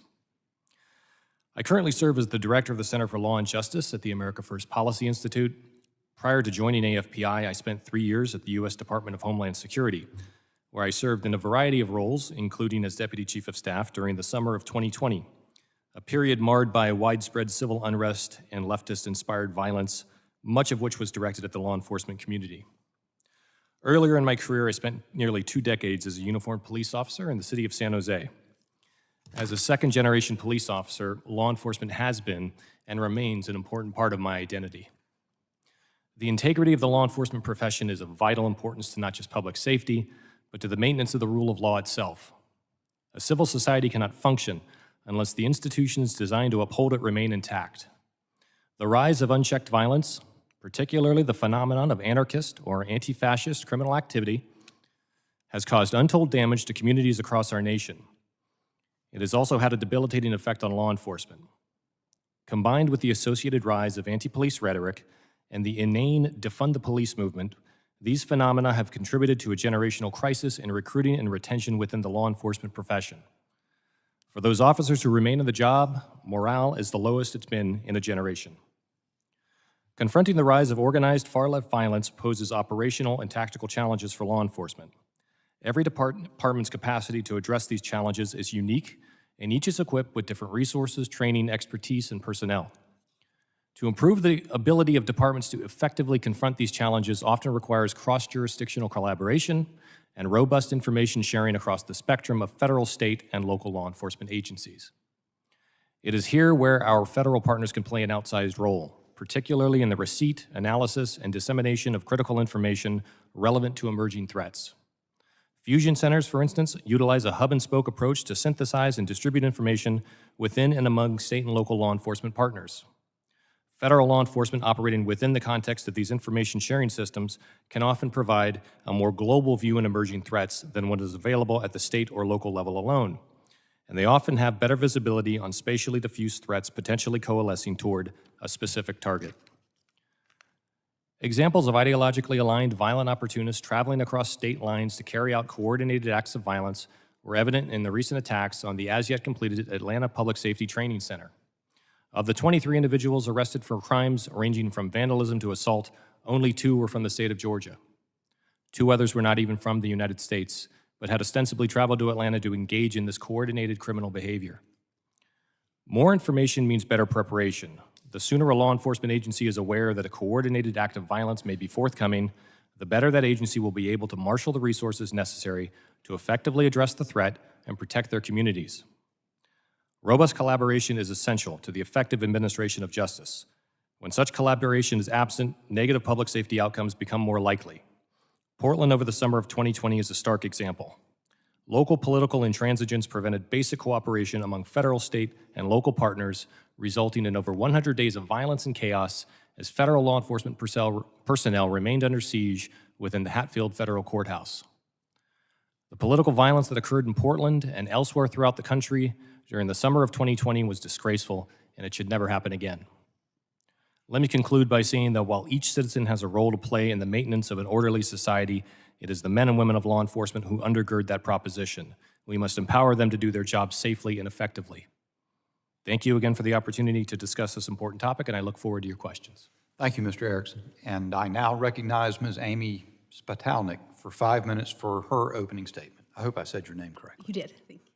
Thank you, Chairman Bishop, Ranking Members Ivey and Thompson, members of the committee. I'm grateful to be here today. In addition to serving as a senior advisor on extremism at Human Rights First, I'm also the incoming CEO of the Jewish Council for Public Affairs. I previously led Integrity First for America, the nonpartisan nonprofit that held accountable those responsible for the 2017 Charlottesville violence. Many of us remember the horror of neo-Nazis with torches chanting, "Jews will not replace us," or the violence the next day culminating in the car attack that claimed Heather Heyer's life and injured so many others. That violence was no accident. Rather, it was planned meticulously on social media and other channels, down to discussions of hitting protesters with cars and claiming self-defense. As the evidence in our lawsuit made clear, and as the jury agreed, finding every single defendant liable, these extremists planned violence, came to Charlottesville to engage in that violence, and then celebrated that violence.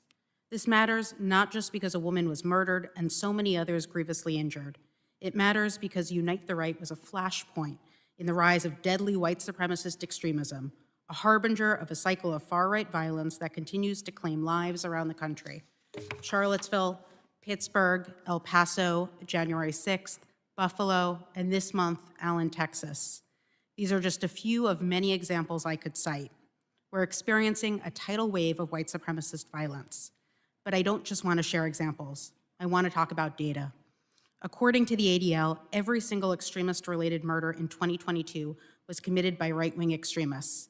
The vast majority were white supremacists. Over the past decade, 96% of the events in which extremists killed someone were committed by people with right-wing ideologies. In the same period, 3/4 of extremism-linked murders were committed by right-wing actors, while only 4% were linked to left-wing actors.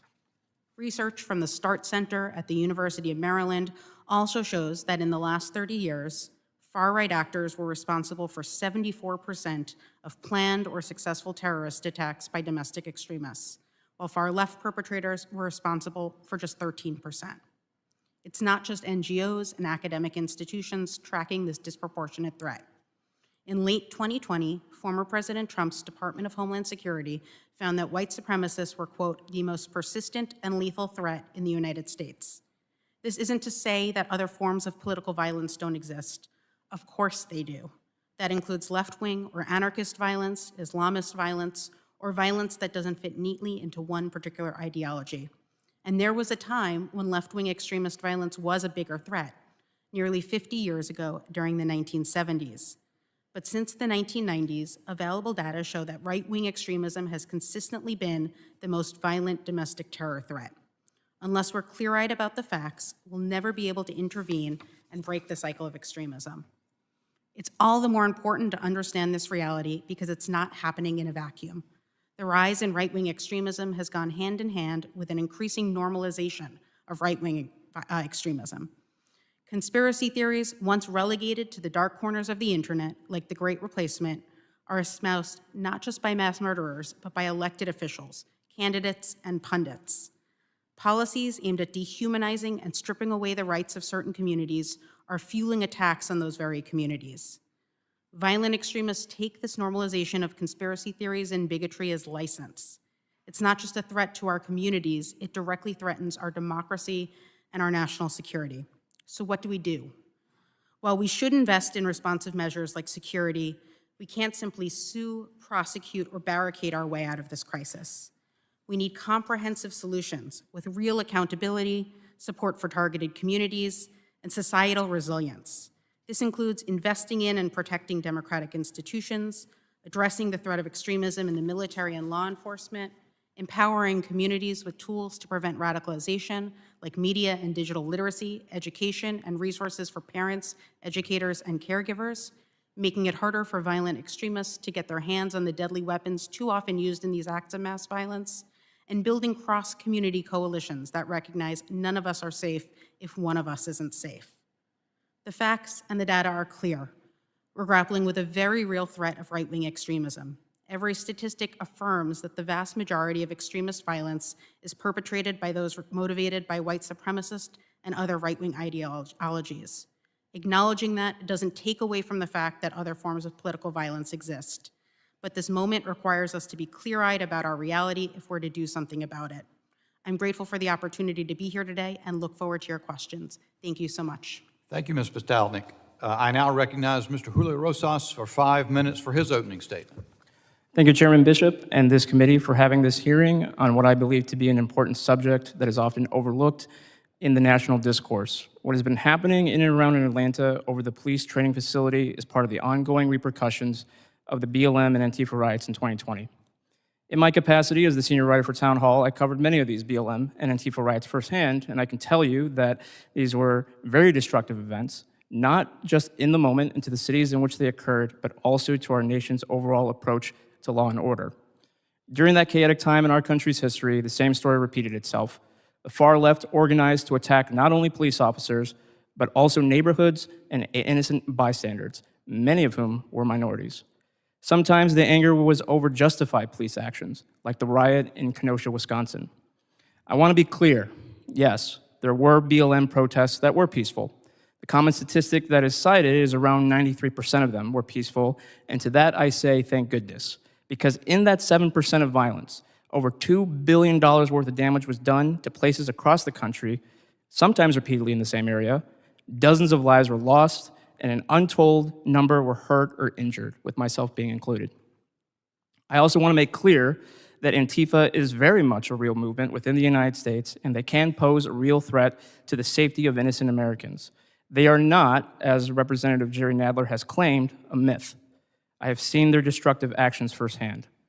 In the aftermath of so many riots, I have seen the ongoing decay that lawlessness brings in so many of our cities. The criminal elements saw how a fragile police force can be when they are underfunded and undersupported. These days, it does not even take a controversial police action to spark riots. We saw this recently in Chicago and Los Angeles just a few weeks ago. Today, the issue is not necessarily police funding. Because of the increase in crime, localities who did take away money in the name of social justice have put the money back, but the damage was done. Today's criminals have no fear because why would they? Law enforcement is understaffed, and even when arrests are made, pro-criminal DAs give them sweetheart deals so they can go back out and commit crimes again. What is being done under the guise of anti-racist measures has led to minority communities being terrorized by this encouraged criminal element. Because of what happened 3 years ago, the far left is emboldened to occupy a forest to attack police, the construction company, and the downtown area. It is a forced version of the autonomous zone created in Seattle that was allowed to exist despite its dangers for almost a month in 2020. I do not know where this country is headed, but I anticipate that if tensions are not lowered and action is not taken, events like the outcome of the 2024 presidential election may spark another wave of violence that the country might not come back from. The anger and breakdown of order is real. It is visceral. I have seen it for myself in both our inner cities and at our southern border, where I just recently returned from in El Paso.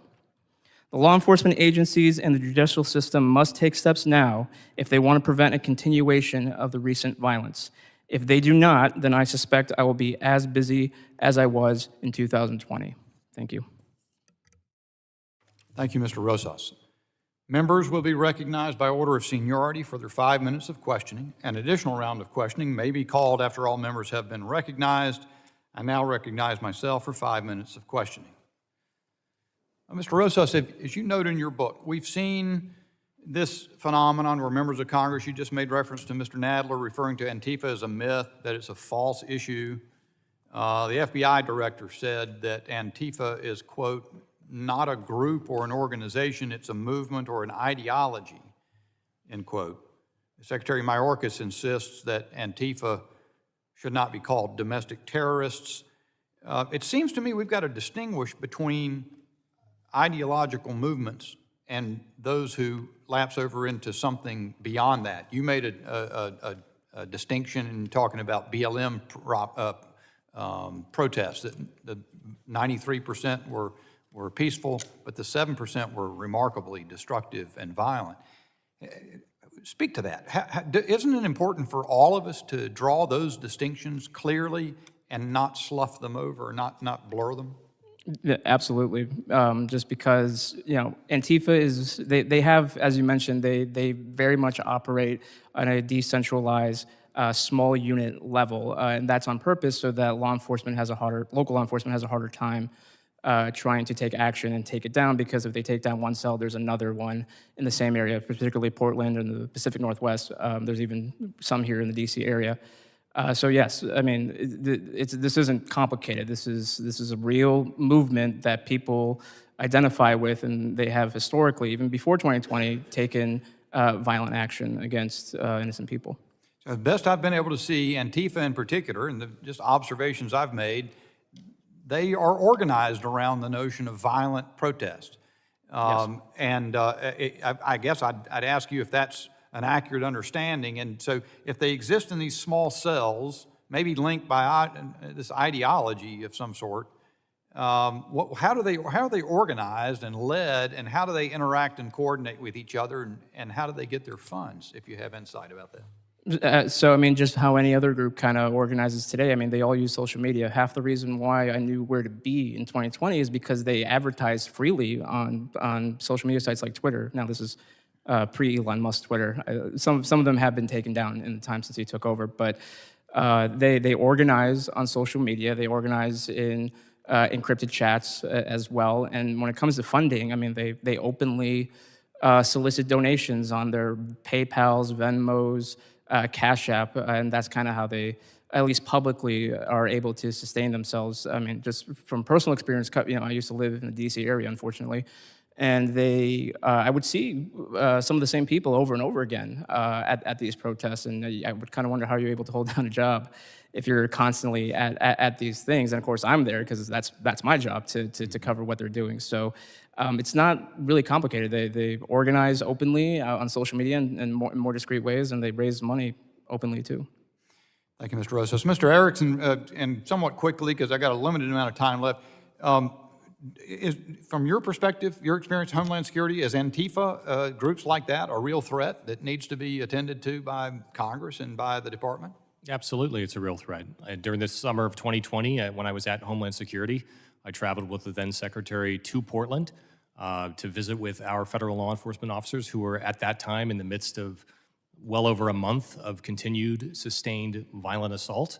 It's a very real phenomenon. It's a very real danger, and we should deal with it. Ms. Gaines, toward the end of your statement, I sort of had to hurry you along at the end, but I want to get to that in particular. I was troubled, and it was just spoken of outside the hearing before, that the Vice President for Student Affairs at San Francisco sort of lauded what happened to you, or at least said that it was people who attacked you demonstrated, quote, the value of free speech and the right to protest peacefully. What's your reaction to statements like that about the mob that you confronted? You got about 45 seconds, you can take it all. What I saw was not peaceful by any means. The Vice President released an email to their student body applauding, word for word, I applaud the tremendously brave students who behaved the way they did. Which when I read this, knowing what I know, what I went through, seeing what I saw, that was not peaceful. And to applaud that behavior from an institution of higher education is chilling. It's terrifying that is something we're encouraging, we're celebrating. By no means did they say we uphold the freedom of speech or condemn violence. I think that's a critically important point, and I appreciate your making it. My time has expired. I now recognize Ranking Member Ivey for 5 minutes for questions he may have. Thank you, Mr. Chairman. Ms. Gaines, this is a topic that's a little off topic for the hearing, I think, but wasn't the Stanford official who made those comments removed from her position? This was at the San Francisco State University, so I'm not entirely sure about Stanford, but she was not removed. Her name is Dr. Jamila Moore, and she's the Vice President of Student Affairs. Right, but the praising of these kinds of activities on college campuses, do you know about some of the steps other universities have taken to try and address this? I'm just here to talk about what happened at San Francisco State University. Fair enough, fair enough. Let me ask this. Let me read this piece here. Just over 27 years ago, the prominent white supremacist Louis Beam Jr. published a now infamous essay titled Leaderless Resistance. Extremist organizations, Beam argued, were too vulnerable to government disruption. The future of white supremacy was individual. Lone actors and small self-organized groups that could take action at their own initiative was the way to go. Mr. Rosas, let me ask you, if you're familiar with this lone actor approach that's been taken by some of the right-wing extremists, especially the ones who are committing massive attacks that are killing multiple people. Have you seen any of those activities? Well, on the news, yes. Okay, have you researched or studied any of those activities? Well, which one specifically? Like, are we talking about El Paso, Buffalo, or? Pick one. I mean, unfortunately, there's dozens of these, and Yeah. yes, take Charlottesville. I mean, what? Yeah, I was there covering it. I was there. Okay. Yeah. I'm acutely aware of what happened there. Okay. Yeah. Did you find that troubling and disturbing?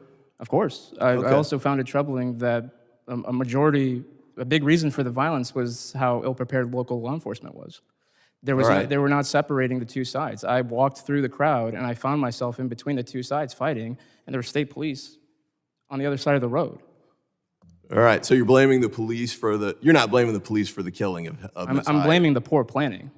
Because when there's big events like that, you want to make sure that no vehicles are able to drive in those areas to prevent exactly what happened later on in that afternoon. So there was multiple failures, just like January 6th, there was multiple failures to adequately prepare. I'll come back to January 6th, but the Very well. killing of Ms. Hyde, you agree with the neo-Nazi Mr. Fields who drove the car and hit her with that, right? I'm sorry, can you repeat the question? the neo-Nazi who drove the car that killed Ms. Heyer, you'll agree, was responsible for her death. Well, directly, absolutely, yeah. Right, and he was convicted, I think he pled guilty to two different sets of charges, has a double life sentence he's serving. You agree with that? Yeah. All right, and then there was a civil suit.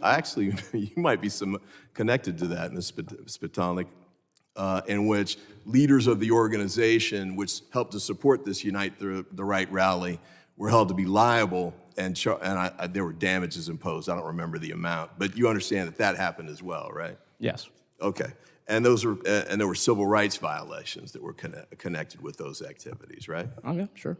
Okay, and with respect to January 6th, I guess I'll come to you, Mr. Erickson. You mentioned that Portland was disgraceful and should never happen again. And I certainly agree with that position. Would you agree that January 6th was disgraceful and should never happen again? Yes, I would. Okay. And one of the things I wanted to ask you with respect to the solutions, you talked a little bit about some of the activities, but this committee's had a hearing with respect to, one of the issues we could have considered at that hearing was countering false information, disinformation, that pushes these kinds of ideologies forward. When you were at Homeland Security, did you pursue any of those activities, or do you think that would be useful in some of these scenarios to try and address, whether you think it's right or left-wing violence, that we should try and address it in those ways? I don't think it's the government's place to necessarily be in the business of deciding what is or is not appropriate speech. I think that, obviously there's plenty of misinformation and disinformation floating around on the internet.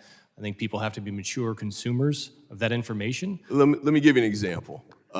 It's a little off topic for this, but false allegations about active shooters at elementary schools and communities. We now have a scenario where people, rather than pulling the fire alarm for whatever reason, now are making calls saying there's an active shooter at elementary school X, even though there isn't one. Would you agree that that's something that the government should take steps to respond to and denounce so that parents don't go crazy, police don't go down with weapons drawn and accidentally shoot somebody, teachers don't freak out? Do you think that would be appropriate to address that kind of misinformation?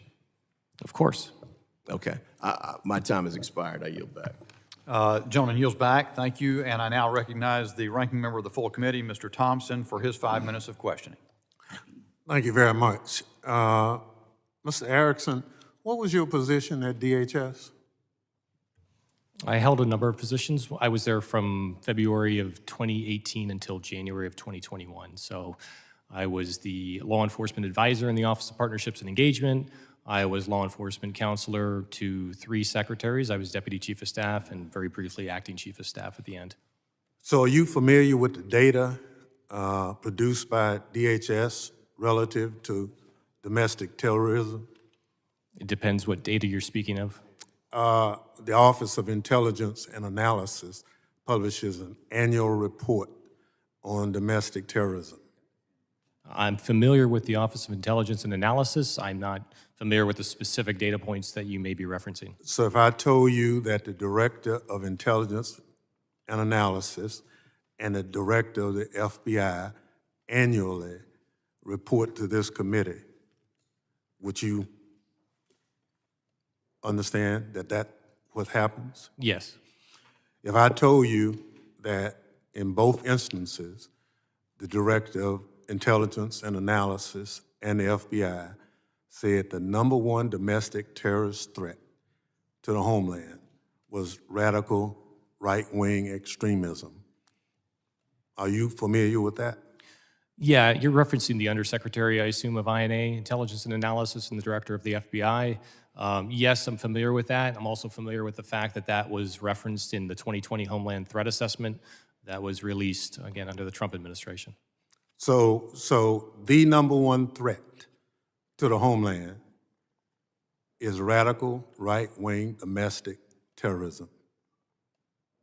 Well, I mean, if you're saying what's the #1 threat to the homeland, I would say that the 100,000 lives lost to opioids, largely fueled by the fentanyl. Well, that's affecting the homeland. Now, based on the testimony and in that report, will you, since you are familiar with it, just repeat for the committee what those 2 individuals said? If you're speaking about domestic terror threat, then that, Yes. yes, what you said is accurate. It is correct, right? So. Correct. And the data says that radical right-wing domestic terrorism is the #1 threat to the homeland. In your report to the department, why would you see going after a smaller percent of the threat rather than the larger percent of the threat?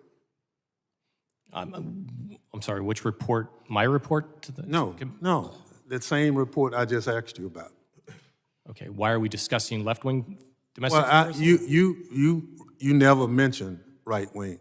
Everything you talked about was about left wing. Correct. And I'm saying, why would you talk about a smaller component of it when there's data shows just the opposite? Well, I was asked to testify at a hearing, I believe, titled left-wing extremism. Okay. So if I ask you, in your professional opinion, what's the most serious threat to the homeland? Radical right-wing extremism or left-wing extremism, based on the data? I just want to be clear, if you're talking about the greatest threat to the homeland, I would take a much larger aperture in terms of what I'm looking at, other than domestic terrorism. I'd be looking at the threat from China, Russia, southern. No, well, that's. I understand. Okay. But From domestic you terror? gave testimony to this committee about left wing. Correct. So what's your testimony if I ask you a question about right wing, which is the most documented threat based on testimony from the Director of National Intelligence and the FBI? Yeah, I would say that I condemn right-wing terrorism, white supremacist extremism, left-wing terrorism. I condemn all politically motivated violence in this country. Based on the data, are you familiar with which one is the most? Yes. Which one is it? According to the data that you cited, right-wing extremism is responsible for more deaths than left-wing extremism. But to act like only one exists and to ignore the other does a disservice to the American people. And I think that's the point of this hearing. I yield back. The gentleman yields back. I now recognize the gentlewoman from Georgia, Mrs. Green, for her 5 minutes of questioning. Thank you, Mr. Chairman. First of all, Riley, I want to thank you for being here today, and I want to recognize that you are a hero and a champion to women and little girls all over the country.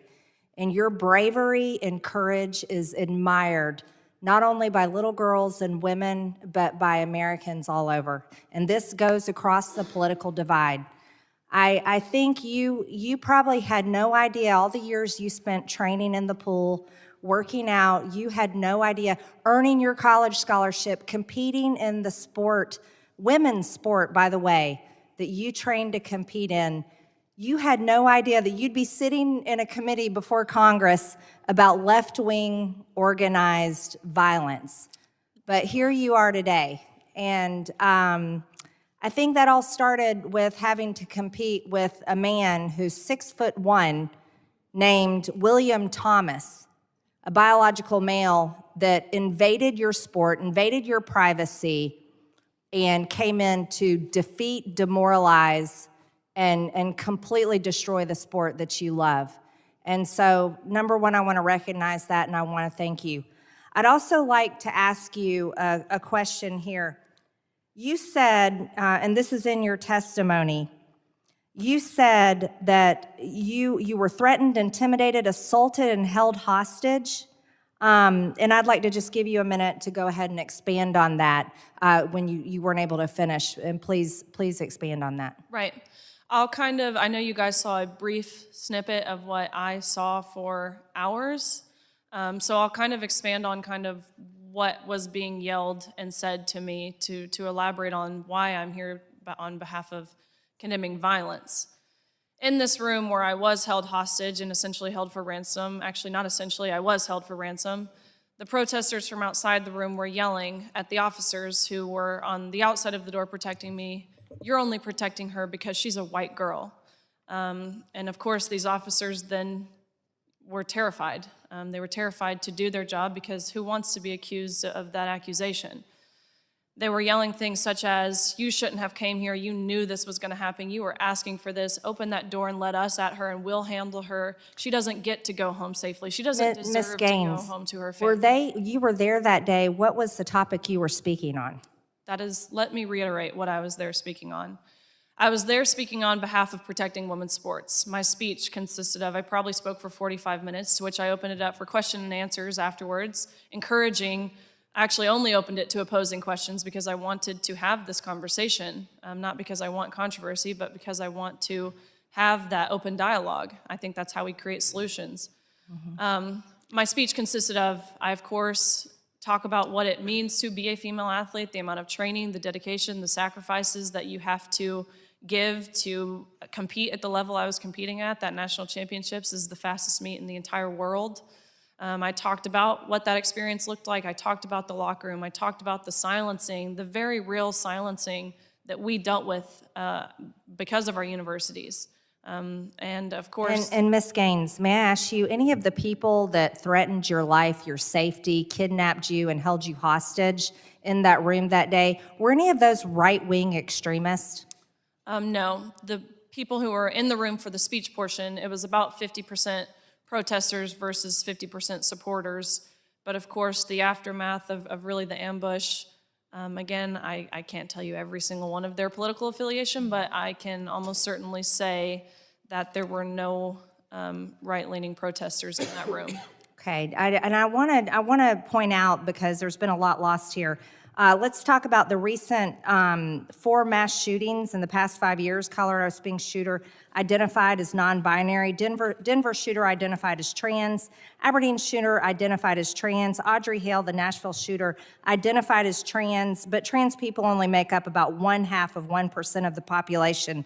Just recently, there was a Trans Day of Vengeance, which is definitely not right-wing extremism or violence. This looks terrifying, and it's definitely from the left, because on the right, I can assure you we believe in 2 genders. It's male and female, and we support Title IX women's sports. You, Riley Gaines, and any other female athlete that wants biological men to stay out of their sports dressing rooms and women's privacy areas. This is what left-wing extremism and violence stems from, is the movement that wants to use trans terrorism against Americans, violating the whole idea of biological science, that there's 2 genders, and that children should not be coerced and brainwashed into this sick ideology. Thank you, Mr. Chairman. I yield back. The gentlelady yields back, and I now recognize Dr. Tanadar of Michigan for his 5 minutes of questioning.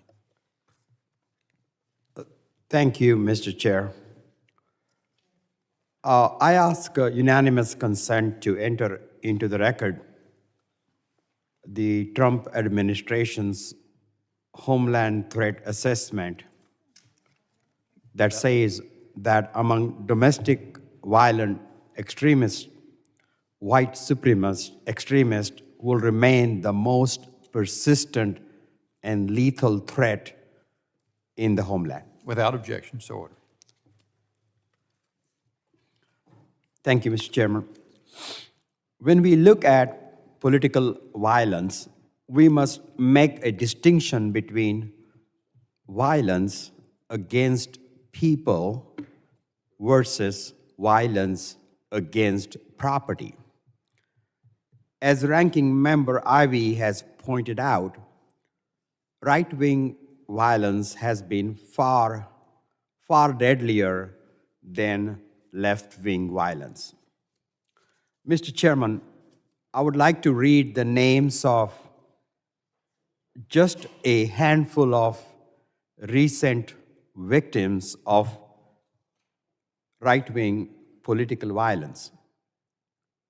Again, these are names of men, women, and children, neighbors, nieces, and nephews grandmas, and grandpas who were killed by right-wing violence.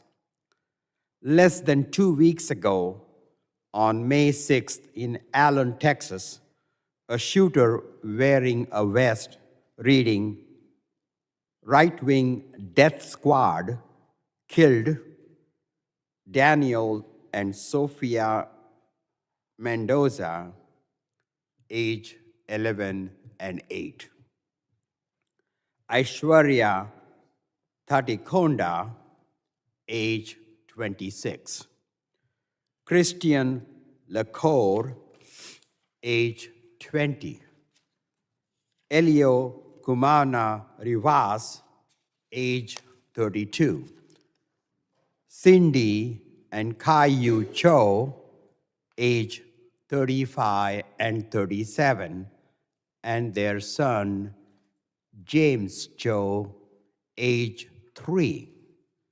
On November 19th, 2022, in Colorado Springs, Colorado, an anti-LGBTQ motivated shooter killed Daniel Davis Aston, age 28, Kelly Loving, age 40, Ashley Parr, age 35, Derek Rump, age 38, Raymond Green Vance, age 22.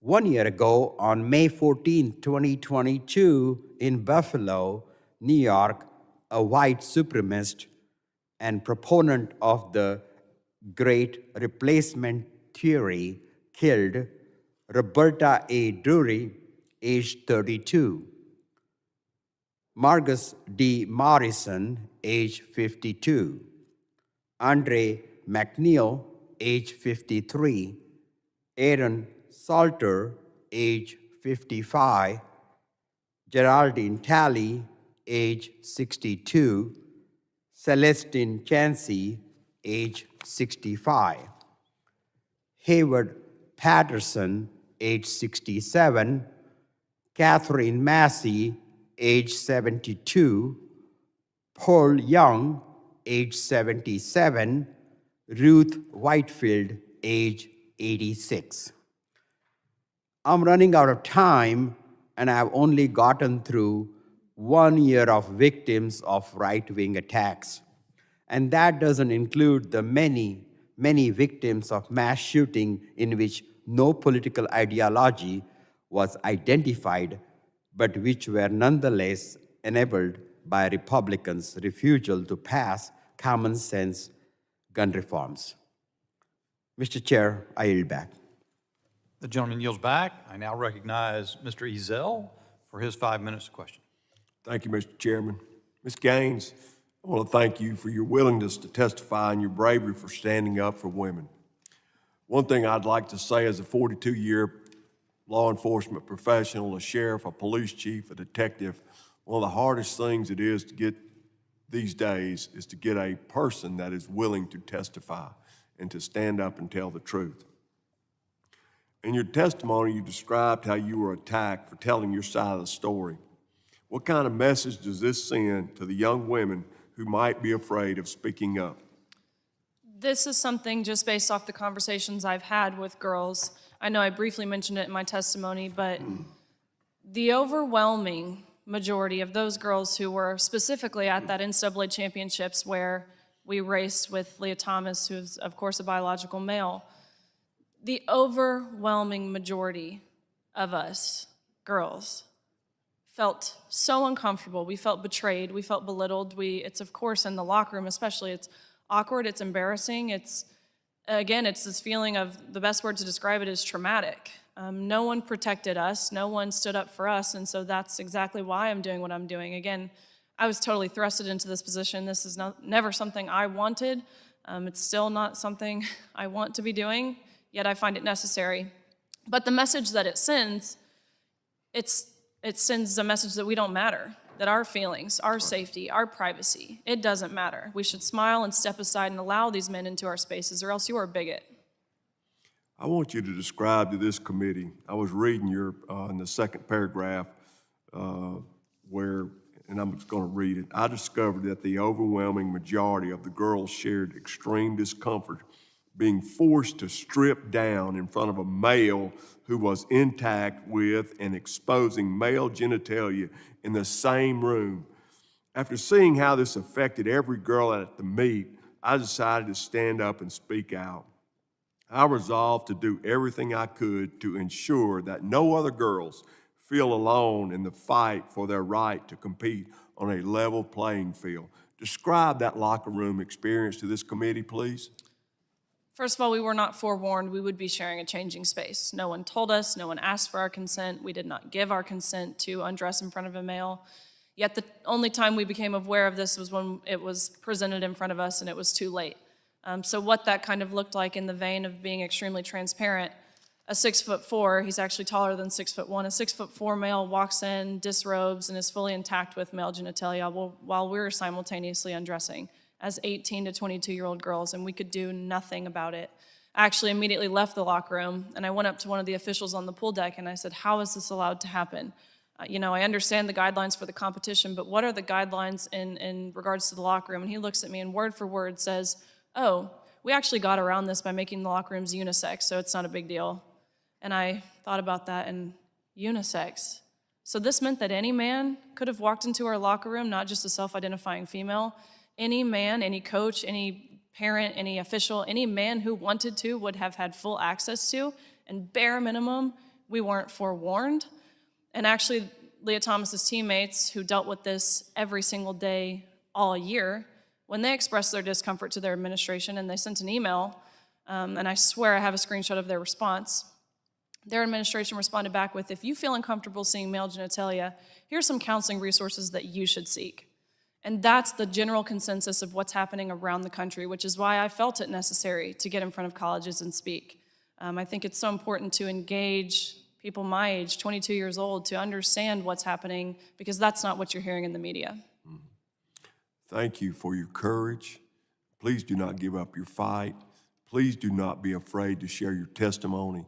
And thank you so much. And Mr. Chairman, I yield back. Thank you.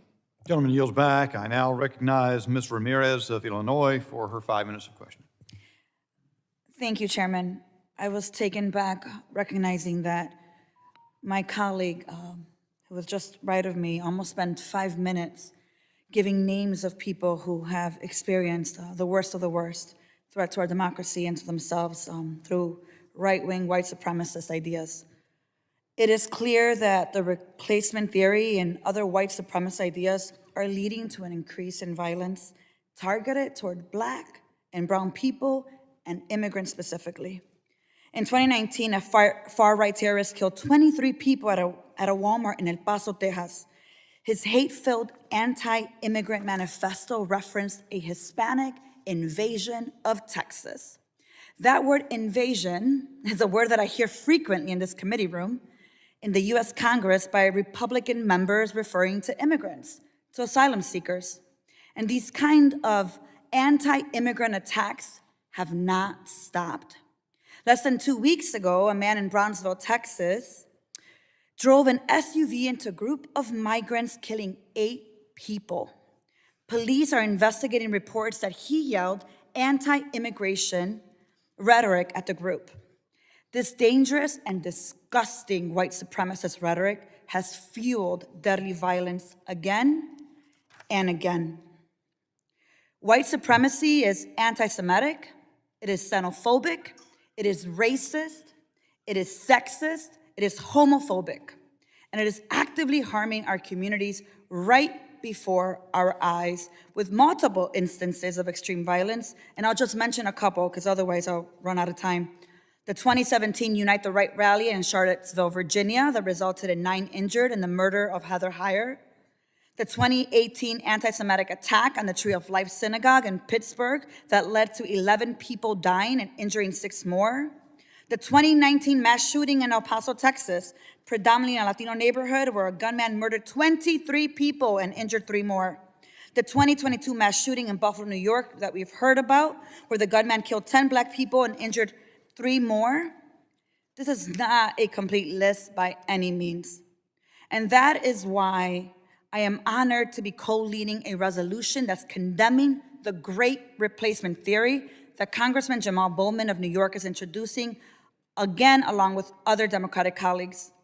And I strongly urge any of my Republican colleagues here to join us in opposing white supremacy. It shouldn't be hard to do so. And as a woman, I take allegations of violence against women very seriously. And as I'm sure you do as well, Ms. Gaines, you said that you are a spokeswoman for the Independent Women's Forum, correct? Yes, correct. That's the same Independent Women's Forum that opposed the 1994 Violence Against Women Act because, quote, wives instigate violence, including severe violence against husbands, more often than husbands do against wives. Is that correct? What year was this? This was in 1994. I was not born yet, so I'm unsure. We've got to do research before we start joining organizations because, you know, if we're going to be fighting violence against women and we're joining organizations that incite violence, that is inconsistent with who we say we are. Mr. Chair, I would like to submit for the record Independent Women's Forum statement articulating the reasons why they oppose VAWA. Without objection, so ordered. Today's hearing is about organized violence, but I'm not sure how the Independent Women's Forum is relevant to today's topic other than it has opposed legislation aiming at preventing violence. This is your first time presenting in a hearing in Congress, correct? At the congressional level, yes. Yeah. So I just want to make sure that I document here that as we're talking about violence, as we're talking about left-wing violence, violence against women should be #1 issue for all of us. But, you know, this is your first time here, but it's not your first time in the political spotlight. And I noticed that you spoke not one, but on 2 CPAC panels in March. And you just got off the campaign trail for a MAGA candidate for Kentucky governor, Kelly Craft, who said that if she were elected governor, we would not have transgenders in our school system.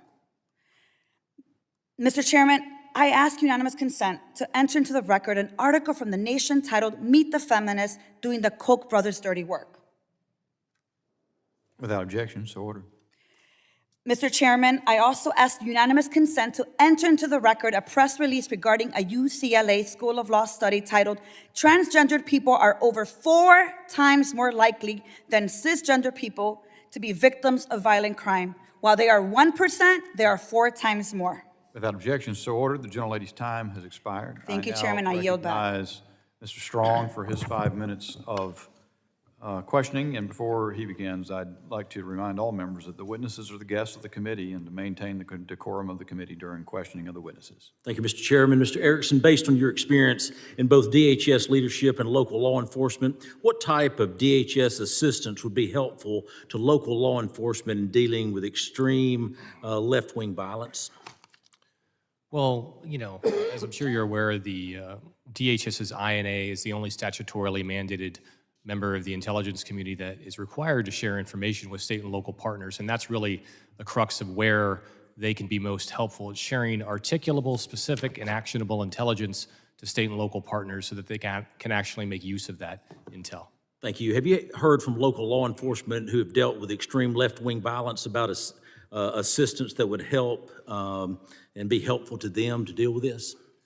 Well, again, it really boils down to the nature of the intelligence that's being shared downstream. It has to be tailored to the consumer, in this case, the state or local law enforcement agency. So the more specific, the more detailed in nature that the information or intelligence can be, the more that the receiving agency can make use of it.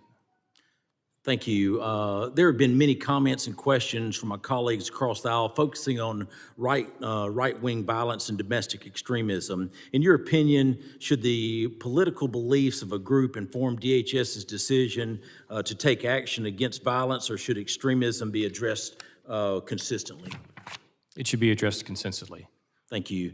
Mr. Roaz, in your time on the ground reporting on violent incidents, have you heard from police or other first responders regarding the challenges they face dealing with extreme left-wing violence?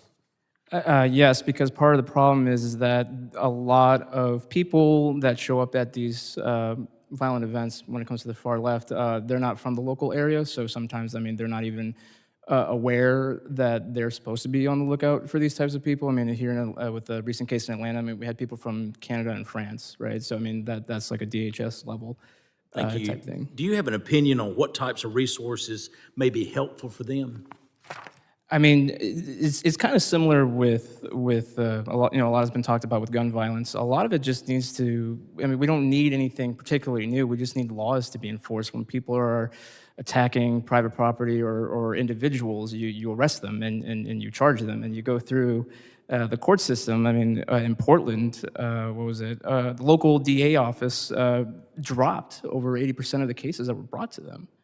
So, you know, so they were able to go out and continue that again and again. So it's not that we need anything new. It's just similar with gun control laws. We just need to enforce the ones on the books as opposed to trying to, we do that first before we look at other solutions. Thank you. As someone who is deeply familiar with the groups like Antifa and the threats they present, what can we in Congress be doing to help confront those threats?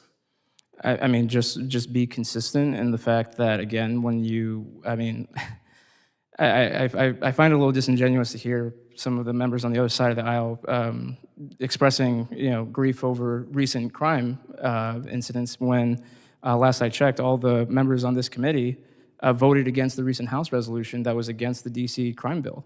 Thank you, Mr. Rosa. Mr. Chairman, I yield back 1 minute and 45 seconds. So if you're yielding that to me, is that correct? Not back to the chair? Yes, sir. I'm yielding back to you. Mr. Podalnik, let me ask you this. As we get at, I know you don't have a whole lot of, you're not impressed by the topic, the notion of left-wing violence. You sort of suggested it's a distraction. Someone was furnishing me some of your tweets. In March, Governor DeSantis had this quote that was quote tweeted by you. I don't know what's going to happen. The Manhattan District Attorney is a Soros-funded prosecutor. That's an example of pursuing a political agenda and weaponizing the office. And your comment on that was, of course, DeSantis is using the exact same anti-Semitic, white supremacist rhetoric about the Soros-funded black DA. And then you had another tweet in which you said, white supremacy and the anti-abortion movement have always been inextricably linked. There's just no quiet part anymore among GOP officials. So when you're talking about white supremacist violence, are you referring just sort of to the conservative half of the political spectrum, or are you talking about something different? In other words, you say anti-abortion views or white supremacist views about Soros DAs or white supremacists. Can you explain what that means to you? Absolutely. Thank you, Chairman, and I'm very glad you asked that question. When I refer to white supremacist violence, I'm talking specifically about the murders and other violence that we've seen at exponential levels over the last few years, including, again, in 2022, every single extremist murder in this country was committed by a right-wing. How about 2023? In 2023, well, I don't have the statistics for 2023 yet, but if you know about Nashville. But I also know about Allen, Texas, and a variety of other. And I don't disagree that you may have. It looks like I've expired the time. We'll come back. If we get another opportunity to speak, maybe we'll do some more. But my time's up, or the gentleman's time up. At the gentleman's time having expired, I now recognize Ms. Clark of New York for 5 minutes of question.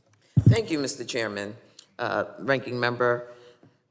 And thank you to our panelists today. Mr. Chairman, I've heard oftentimes, particularly when dealing with this subject matter of left-wing organized violence, a lot of time spent on talking about violence that has caused damage to property. But colleagues seem to be omitting certain examples. So I want to make sure that we correct the record. Here we have an example, and this is the aftermath of the Oklahoma City bombing. That is some serious property damage. As a matter of fact, it's $652 million worth, in fact. The Oklahoma City bombing was famously a right-wing attack against the federal government, which may be why my colleagues don't talk about it. Though, to be honest, I care much less about property than I do about human lives. Tragically, the Oklahoma City bombing was also incredibly lethal, killing approximately 168 people and injuring an additional 680, making it the deadliest act of domestic terrorism in United States history. I highlight this to show that right-wing movements in this country have a long history of violence, a long history of being more violent than left-wing movements. But this is nothing new. What is new, though, is the extent to which the Republican Party has enhanced and embraced and encouraged violence, especially under the extreme MAGA cult of Donald Trump. Let's talk about what has happened to the GOP over the past several years. In 2015 and 2016, throughout his campaign for president, Donald Trump encouraged violence against protesters at his rallies, saying protesters should be roughed up and that his supporters should, quote, knock the hell out of them. He said attacks on protesters were, quote, very, very appropriate and something that, quote, we need to do a little bit more of. Republicans had plenty of opportunity and time to recognize what kind of politician Donald Trump was, and they fell in line to support him. After Trump was elected, right-wing violence went from bad to worse. Here, we all know this photo. This is the photo from the Unite the Right rally held in 2017, during which a self-identified white supremacist rammed his car into a group of counter-protesters, killing one person and injuring dozens of others. Some might call that a domestic terrorist attack. In fact, the driver pled guilty to 29 federal hate crimes. And Ms. Batalnik helped hold the rally's planners liable for planning a violent attack. And I want to thank you for your hard work and dedication to our nation. At this time, President Trump said in the aftermath of the rally that there were very fine people on both sides of the rally, which encouraged white nationals. Here's a photo of Portland, Oregon in 2020. My Republican colleagues have highlighted property damage resulting from these protests, but to me, the most troubling aspect of these protests was that Trump's Department of Homeland Security confirmed that police without identification were using unmarked vehicles to arrest protesters. Unidentified federal police were kidnapping protesters in unmarked vehicles. And the Trump administration's actions in responding to these protests encouraged vigilante justice, chaos, and violence, not law and order. While in office, Trump also did the following to encourage violence. Labeled the news media, quote, the enemy of the people. Encouraged police officers to be tough with people they arrest. Encouraged the shooting of looters.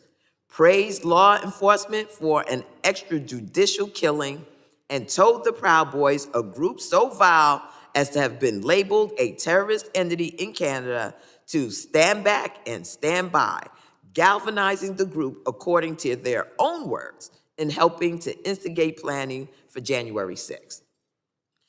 That brings us to one of the darkest days in American history, the failed insurrection of January 6th. Gentlelady's time has expired. All right, but we have many I examples, recognize Mr. Chairman. Mr. I yield Crane back. of Arizona for his 5 minutes of questioning. Thank you guys for coming today. I appreciate you guys being here on Police Week. Mr. Erickson, the lady sitting to your left, Miss Spitalnik, stated on Twitter that white supremacism is the most dangerous terror threat. Do you agree or disagree with that statement? I think, again, it depends on what context you're looking at. Globally, I would probably disagree with that. Well, just look at what she tweeted. Is the most dangerous terrorist threat. What do you think about that? I would probably disagree with that. Why is that, Mr. Erickson?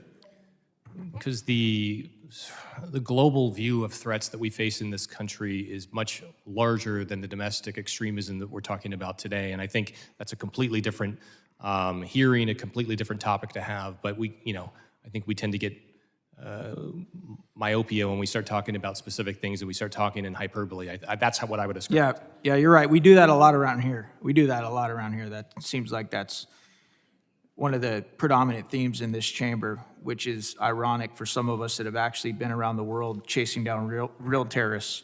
Mr. Rojas, what do you think about that? What do you think about that tweet from Ms. Spitolnik? White supremacism is the most dangerous terror threat. What do you think about that? Well, I would agree with Mr. Erickson if we're talking about, globally, there's a lot of bad people out there that want to hurt us. And I would also just say that, like, here in the district, I would, just walking down on the street, with homicides being up 7% and along with other crimes being up, I wouldn't be stabbed or carjacked or shot statistically, by a white guy in a red hat screaming, "This is MAGA country." Yeah, no, exactly. And we all know that's the case. I mean, it's not the reason you can't walk down the street in Chicago, New York, Baltimore, et cetera, because of white supremacy. And it's just sad because here's the deal. White supremacy is disgusting. It's disgusting. I look across the aisle at some of my brothers and sisters that don't have the same skin color as me. And you know what I see? I see men and women that were created in the image of God, just like I was. You may have a little more melanin in your skin than I do. I could care less. Even though I don't agree with you politically or your political worldview, you guys are my brothers and sisters, and I think it is disgusting. That being said, you guys are playing a very dangerous game by continually overstating the threat of white supremacy when there are massive threats. It's not white supremacists that are killing tens of thousands of our children in pill form called fentanyl. It's not white supremacy that is storming over our southern border right now. It's not white supremacy that is trafficking, sex slaves into this country at record numbers, and on and on and on. But if you guys want to keep beating that drum, you're more than that. That's your right. That's your right. But it's a reason that a lot of Americans don't take you guys seriously. My brothers and sisters, it's a reason why America doesn't take you guys seriously, because you keep beating that drum. It wasn't white supremacists that flew airliners into the World Trade Centers. And guess what? They're still out there. And a lot of those folks, because I've actually chased a lot of them overseas, they would love to come into a room like this with an S-vest on and clack it off and kill every single one of us. Black, brown, white, they could care less, because you don't share the same religious ideology as them. So we can keep playing these games. But you guys have seen the CBP individuals in here telling you how many individuals on the terror watch list has come over that southern border. And I'm telling you, my brothers and sisters of different colors than me, of the same color as me, if we're going to get serious about homeland security, we need to stop. We need to be realistic. And yeah, I don't know a member on this side or that side that doesn't think legitimate, real white supremacy is disgusting, because it is. Any type of supremacy is disgusting. Anytime we devalue anybody or hurt them or harm them with violence because of their skin color is disgusting. Ms. Gaines, thank you so much for what you're doing. As a dad to 2 little girls, it's pretty cool to see young women like yourself that have the courage to stand up to what you face on a daily basis. I've said it many times. You know what the number one ingredient missing in this town is, ma'am? It's not intelligence. You know what it is? What is it? It's courage. I agree. And you have it. Thank you. Thank you guys for showing up today. Thank you. The gentleman's very consequential time has expired, and I now recognize Mr. Goldman of New York for his 5 minutes of question. Well, I really appreciate the lecture from my colleague from Arizona. The problem is that he's speaking, of course, anecdotally. So let's look at what our actual executive branch agencies in charge of overseeing white supremacy, overseeing the homeland. Let's look at the Homeland Threat Assessment, which says, among DVEs, domestic violent extremists, racially and ethnically motivated violent extremists, specifically white supremacist extremists, will remain the most persistent and lethal threat in the homeland. Confirmed by the director of the FBI. Now, I know all of a sudden you all on that side want to defund the FBI, you want to defund the ATF, but the director of the FBI, a Trump appointee, has said that the biggest threat to our homeland is not global terrorism, it is domestic terrorism. And we have these witnesses up here who are trying to tell us, and Mr. Erickson, in his opening statement, let me just point this out. This is the big example that we need to be so worried about, because in Atlanta, apparently, there were 23 individuals arrested for crimes ranging from vandalism to assault. We have 650 people who are murdered in mass shootings every single year. Almost 2 per day mass shootings. Sorry, 600 mass shootings, far more people. And we're supposed to be talking here about vandalism. Give me a break. You can't even say, you can't sit here, Mr. Erickson. You were an employee of the Department of Homeland Security, and I want to get to that in a minute. You can't even acknowledge what your own agency said, that the biggest domestic terror threat is white nationalism, white supremacy. You're trying to get us, gaslight us up here as if Antifa, which Mr. Rosas, apparently the expert now in organized terrorist activity, has overruled the FBI director who says, there's a headline, says Antifa is an ideology, not an organization. No, no, no. Let's not listen to the FBI director. Let's listen to, sorry, what's your title? Senior writer at Town Hall, who is going to tell us that the FBI director is wrong. And I'd like to introduce, there's no question. I'd like to introduce, by unanimous consent, an AP article saying the FBI director says Antifa is an ideology, not an organization. Without objection, so ordered. Can I respond to that? No, you cannot. I didn't ask a question. It's the gentleman's time. He can spend it any way he chooses. Mr. Erickson, you went to a meeting at the White House on December 18th, 2020, did you not? I'm not sure which meeting you're speaking of. Well, there was the same day that a group of Trump advisors, Sidney Powell and Patrick Byrne, met with the president in the Oval Office, and they discussed the prospect of seizing voting machines. Did you participate in that meeting? No. Did you hear anything about that plan to seize voting machines? No. Okay. So were you working at the Department of Homeland Security on January 6th? Yes, I was.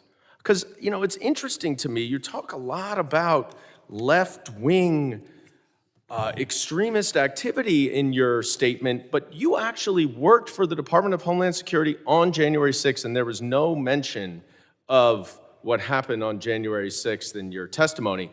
And it's fair, that's not the topic of this title, of this hearing. I think that's the problem with the hearing, but that's not your fault. So I just want to be clear, you have no idea, you were not involved in any discussions about seizing voting machines while you were working at the Department of Homeland Security? That is correct. Okay. When did you leave the department? January the 20th, 2021 at noon. Why did you leave then? There was an inauguration that occurred at that time. So a lot of people are held over, right? No, that's incorrect. Not political appointees.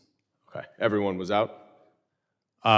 Basically everybody, yeah, to the best of my knowledge. So let me ask you something. Would you consider the Proud Boys and Oath Keepers to be an organized group? Yes. Their leaders have been convicted of seditious conspiracy at this point, right?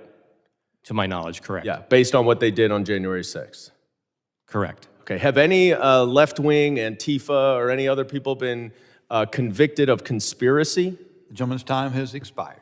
The committee will proceed. Can you answer the question? Well, actually, your question was outside of your time as well. So But you So might. the answer is no, he cannot? We'll proceed to another round so you can get another opportunity to follow that up as you would wish. I figured as much. We'll proceed to a second round of questioning. I recognize myself for 5 minutes, or what portion of that I might consume. Ms. Patownik, let me go back and give you, because I really didn't give you a full opportunity to answer, and let me just by way of reintroducing the topic, and it sort of builds off of what Mr. Crane said to some degree, but here's another tweet that you did on April 24.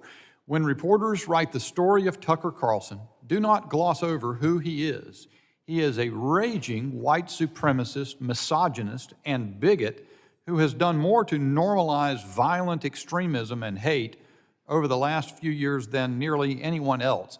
I think what I'm trying to get at from you, ma'am, and you may not wish to draw such a distinction, but isn't there a distinction between the white supremacy that Mr. Crane was talking about, that the Oklahoma City bomber may have been, or I'm not even sure, I guess he was an anti-government, whether it was white supremacy, I don't recall, I don't know enough about him, but there certainly are malignant theories and groups out there, the New Zealand attacker, so forth. I'm not an encyclopedia of that, obviously, but there's a lot of that.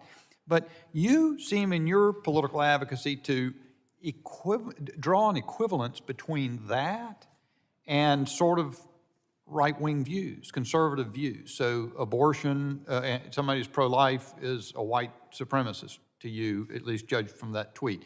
If you object to Soros-funded prosecutors who have sort of overturned the way prosecutorial activity goes on, you're a white supremacist. If you are Tucker Carlson, you're a white supremacist, misogynist, bigot, et cetera. Is there a distinction, or are we talking, again, is that just the whole, are you referring to the whole right, the whole center-right range of the spectrum, ideological spectrum in the country? Well, there's a distinction between white supremacist views and white supremacist violence. And so when we talk about views, those are precisely the views that you just cited, the tweets that you referenced. People like Tucker Carlson, elected officials, pundits, candidates, others who have normalized and mainstreamed the white supremacist views, like the Great Replacement Theory, talking about things like invasion, talking about things like a globalist effort to change our demographics, change our electorate, talking about using terms like Soros or the Rothschilds as subs for the Jewish community as part of this Great Replacement Theory,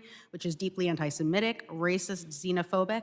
And so when something like that gets a home on primetime news, gets espoused by elected officials and candidates, what that does is then give license to the violent extremists, like those who marched on Charlottesville or shot up the synagogue in Pittsburgh or Chabad in Poway or the Walmart in El Paso or the supermarket in Buffalo, who in their manifestos use that very same Great Replacement Theory to justify the murder of Jewish people, Black people, immigrants, and so many others. Okay, so just to clarify, let's take anti-abortion, pro-life, someone of pro-life views.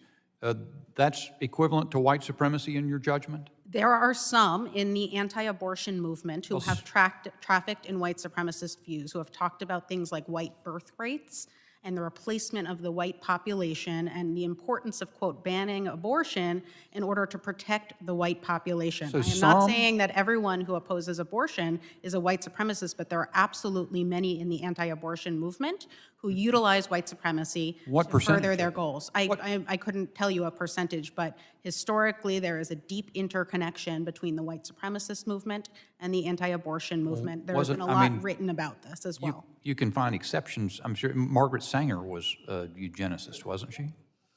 She could have been. She was, I believe. Okay, so she of course, there are exceptions to every rule, but let me ask you, that doesn't change the fact that there are those who use white supremacy as a means to further an anti-abortion agenda. Mr. Rosas, let me ask you to comment on the sort of the subject matter. I don't even know if I can frame a question. It seems to me troubling. I mean, I'm accustomed. I've been in politics a few years, and so it became to pass that every person who is a conservative is referred to as a racist repeatedly. Now the term sort of evolved to white supremacy. Seems to me that is destructive for the dialogue. Do you not think so?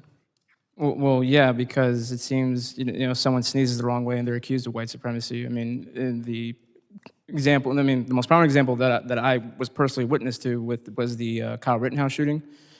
He was immediately labeled as a white supremacist. I believe one of the members of the squad, name not coming to mind, but she said that he was a white supremacist terrorist, completely neglecting the fact that the people that he shot in self-defense were all white. My time has nearly expired, so I'll yield back, and I will recognize the ranking member, Mr. Ivey, for his second round, 5 minutes question. Thank you, Mr. Chairman. I wanted to do a little housekeeping here. I've got a couple of pieces to offer for the record. I ask unanimous consent to offer these statements from the Brookings Institution, the Southern Poverty Law Center, and the Global Project Against Hate and Extremism. Without objection, so ordered. I'd ask to offer this joint intelligence bulletin. This is some domestic violence extremists adopt boogaloo and accelerationism concepts to justify or promote violence. Without exception, so ordered. And Ms. Spitalnik, I don't know if you're familiar with the boogaloo and accelerationism concepts. They were new to me, but I was wondering if you could expound on those a little bit and talk about how they're connected to these issues.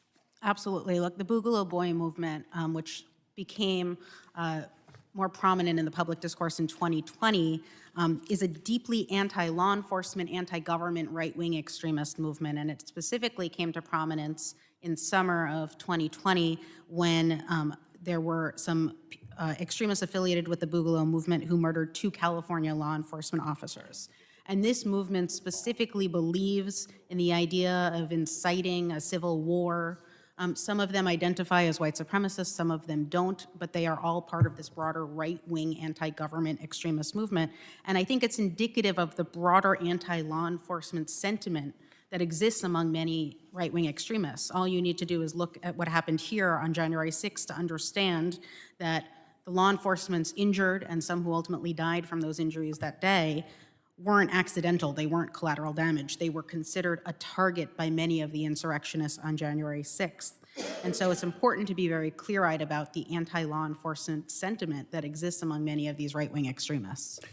All right, and then I wanted to, I've got another article here that it's called Alleged Leaker Fixated on Guns and Envisioned Race Wars. This is an article from the Washington Post dated May 14th. I'd like to offer this for the record as well.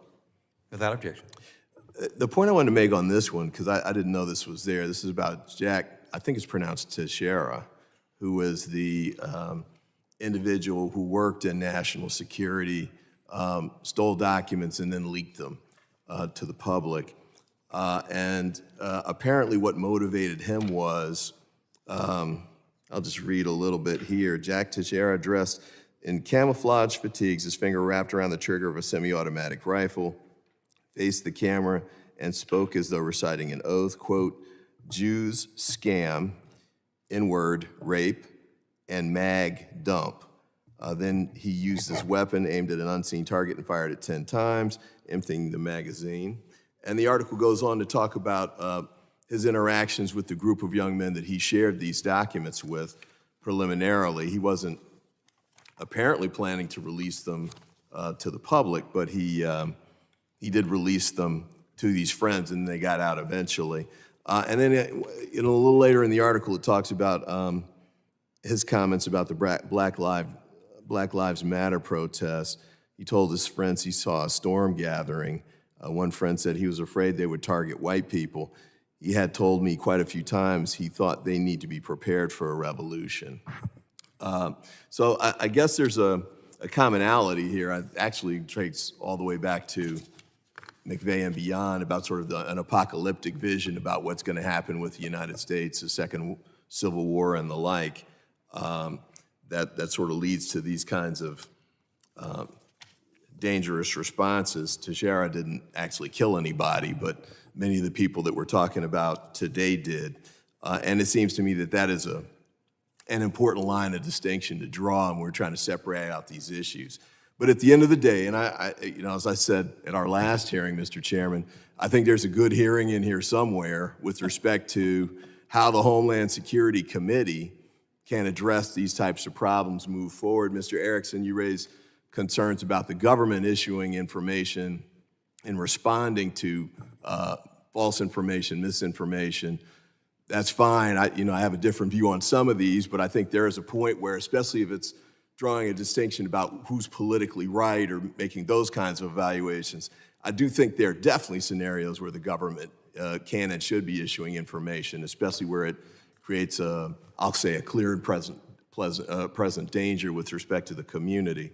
And I do share your view that it should be addressed consistently, and by that I mean violence, especially murder, I think should be, prosecuted as such. I think, vandalism and other types of crimes should be prosecuted as such.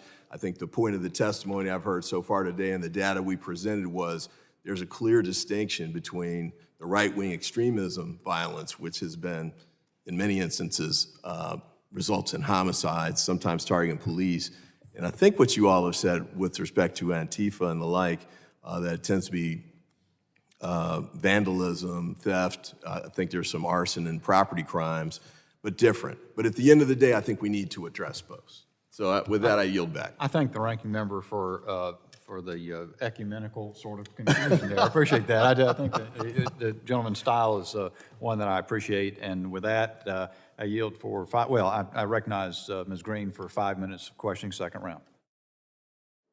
Thank you, Mr. Chairman. Just while we've been sitting in this committee room having this hearing today about left-wing extremism and violence, literally, as we were being gavelled in, we experienced some left-wing extremism of our own on the second floor of this building while we've been in here. The Center for Popular Democracy invaded our office building this afternoon to push their extreme agenda on everything from climate to the debt ceiling. Approximately a dozen were arrested while we were sitting in this hearing room. Thankfully, my staff brought over pictures to share with you all. This happened right here in the rotunda of the Cannon building while we were sitting here in this hearing, having this hearing on left-wing extremism. I mean, you kind of can't even make this up. But George Soros funded it. It's the Open Society that funds this group. Here they are being arrested by Capitol Police. We really appreciate their work. Here they are being loaded into the vans, thankfully. And here's some of their signs that they left here in the Cannon building. I don't know if we call that an insurrection, left-wing extremism, violence. I'm not sure what we call it. But I would like to remind, I'd like to remind everyone that while we're talking about white supremacy, Ms. Spitalneck, you were talking about white supremacy. It's Spitalneck. Oh, I apologize, Spitalneck. Ms. Spitalneck, while you were talking about white supremacists and abortion, I totally agree with you. There's a lot of white supremacists in the abortion movement and abortionists because they have murdered over 20 million black babies in America since Roe versus Wade in 1973. That's on average 900 black babies are aborted. They're ripped apart inside their mother's wombs. So I would agree with you. That could be labeled white supremacy, or we could just label it murder. And it should never be happening. So if you want to talk about white supremacy and the abortion movement, you should really analyze that in your human rights groups that you run as you collect donations from people with your nonprofit. Because I think that is something extremely important to talk about, is the right for those black babies to have lives as American citizens, the right for them to be born, the right for them to be given a chance to live as free Americans instead of murder. You think this is funny, Ms. Spitalneck? Is this funny to you? Is babies being murdered in the womb funny to you? Because you're smirking and laughing at me right now. What's not funny are the black people and Hispanic people and Jewish people and Muslim people who have been murdered in synagogue, in church, in supermarkets, in mosques by white supremacists. Are you aware that all colored people are murdered? That is a fact, that every single color person has been murdered. That's not unusual. It's not just that people of color are murdered. White people are murdered too. Murder is not just for minorities. That may be a shock to you because you seem to dive deeply into all kinds of misinformation and seem to be uninformed yourself. But if you're going to talk about white supremacy and abortion, You need to study very hard about who the targets are, and it's not just black women, and it's not just black babies, it's Hispanics as well. And I think that's important for you to understand. And if you apparently care about human rights and you care about studying extremism, let's have a little talk about extremism, shall we? I think that's important because that's what this hearing is all about. I'd like to inform you, or maybe you don't know, maybe you do know, I doubt it. You mostly care about white supremacists and white-wing extremism. But there's quite a pattern of left-wing violent protests on college campuses today. Ms. Gaines here was a victim of it. Do you support what they did to Ms. Gaines? These trans terrorists chasing her into a room, do you support their movement? I am absolutely sorry that Ms. Gaines felt threatened and unsafe while she was on a college campus, and that's not acceptable.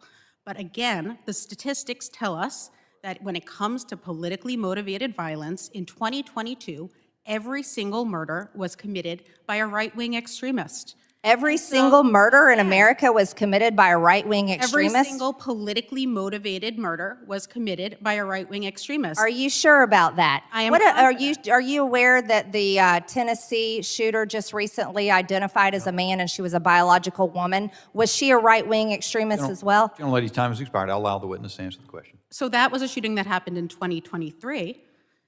There is no evidence as to what ideology motivated that shooting. And what we do know is that cisgender males are responsible for the vast majority of mass shootings in this country. I'm sorry, I don't know what a cisgender male is. There's only two genders. It's male and female. That would be that. So no one knows what a cisgender male is. It's a made up. Unfortunately, idea. the anti-trans invasion Georgia language that you've been using yields back. I says recognize nothing but Mr. Strong normalize for the his extremism 5 we're minutes of talking about questioning. here today. Beg your pardon, Mr. Ezell, I missed you over there. Thank you. Thank you, Mr. Chairman. Mr. Erickson, as a sheriff and a police chief and a law enforcement professional, I believe this day in history that the police are better trained, and better equipped, and better prepared than any time in our history. The attack on law enforcement is nothing new. We've been attacked many times over the years that we've policed this great country. What is new is a lack of support that has come to us from the federal government, namely this Biden administration. Law enforcement officers work many long hours and to protect their communities, and it's been very disheartening to see what has come out of Washington over the last several years and the major cities in this country. This should be concerning to all Americans. Could you speak to some of these effects, how they've affected the ability to recruit and retain police officers? Yeah, absolutely, and everything you've said is correct. I've said it before, I think we're facing a generational crisis in recruiting and retention, and not just major cities in this country, but communities of all sizes are having a more and more difficult time getting qualified young folks to enter into the profession. And there's a lot of reasons why, and in no small measure, it has to do with the negative atmosphere that's been born out of this more modern incarnation of the anti-police movement. There have been anti-police movements over decades and decades, but the modern movement began probably 7-8 years ago, and it's had a debilitating effect on recruiting and retention, and you can understand why.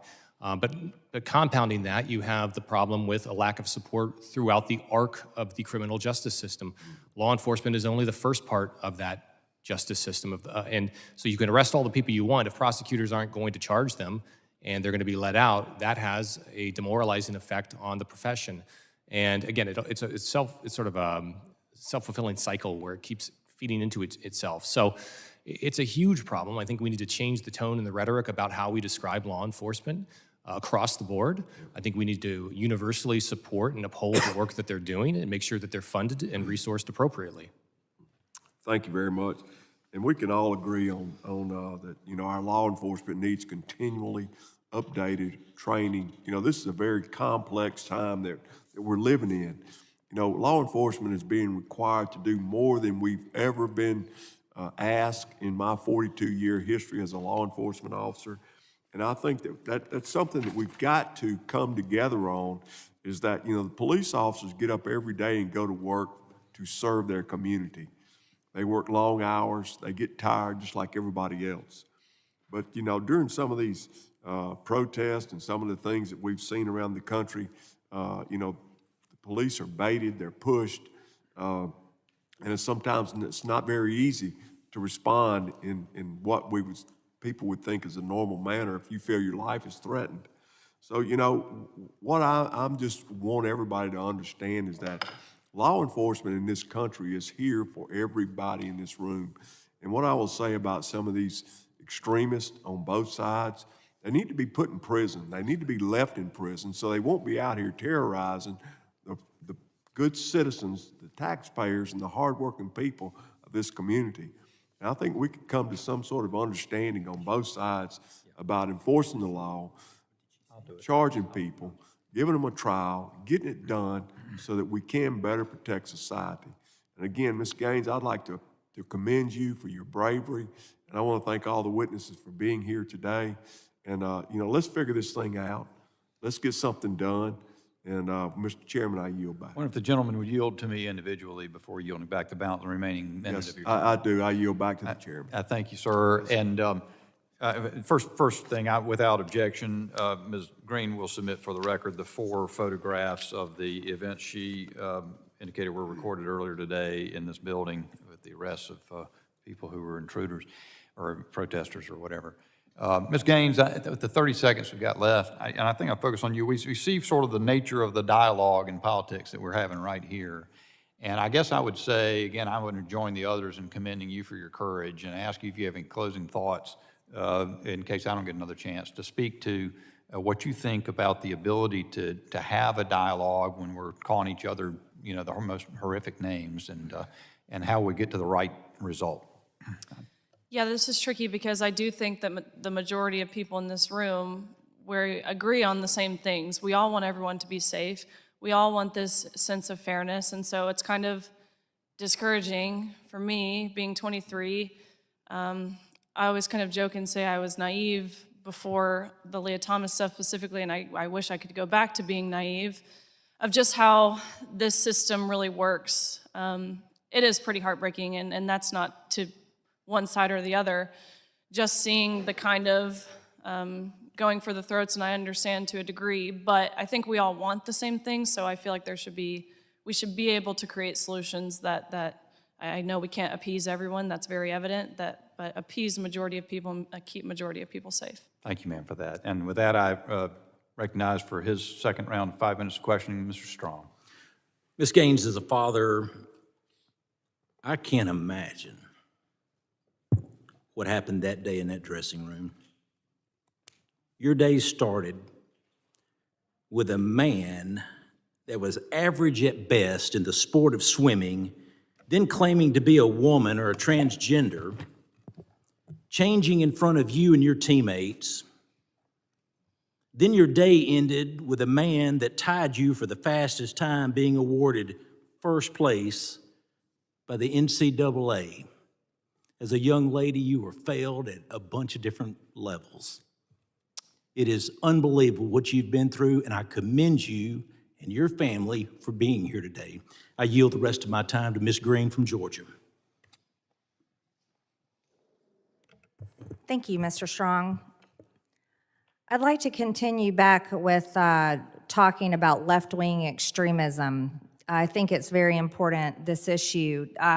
Would like to remind everyone here, in the summer of 2020, the protests and violence in major cities all over the country were so intense, it caused over $2 billion in damage in America. This was nationwide in cities all over our country. The far-left groups that occupied Portland were there for over 100 days, causing over $2 million in damage to the federal buildings and local businesses.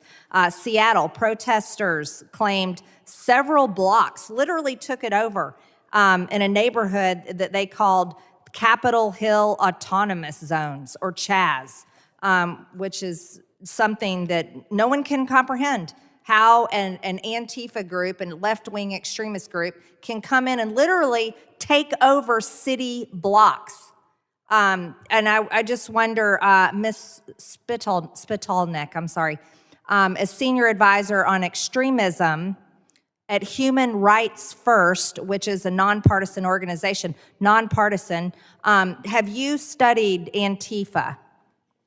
No, I have not studied Antifa, but I am aware of the research that those who do study extremism across the spectrum has done that tells us that while, yes, on the left, there is oftentimes, to the extent left-wing violence exists, it tends to be focused on property damage and other acts along those lines, whereas on the right, for the most part, the violence tends to be manifesting in the sort of deadly mass acts of violence that we've been talking about here today. And so first and foremost, we I reclaim my time. I reclaim my time. Thank you.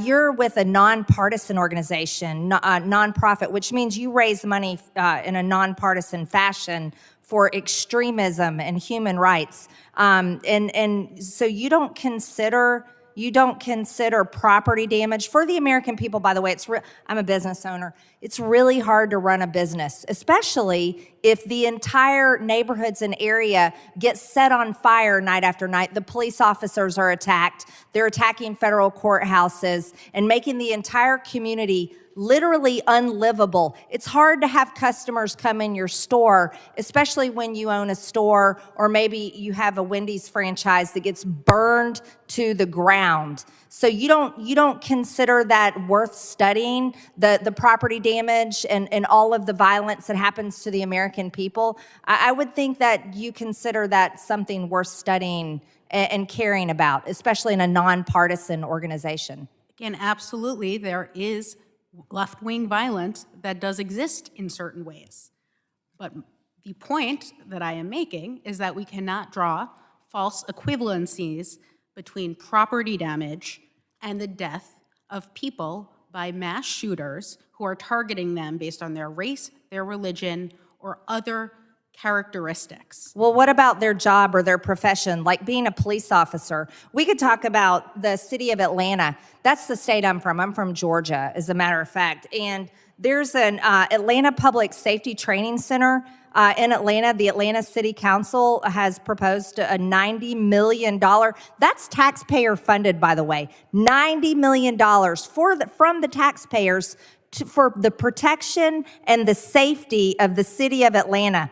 Well, this Antifa group has come in there and decided to take it over because they call it Cop City. You want to talk about human lives? Well, it seems to be that being a police officer is a target for Antifa because they actually murdered someone there. They actually murdered a police. Oh, you don't know. That's right, because you don't study left-wing extremism from your nonpartisan so-called nonprofit. But let me tell you about it.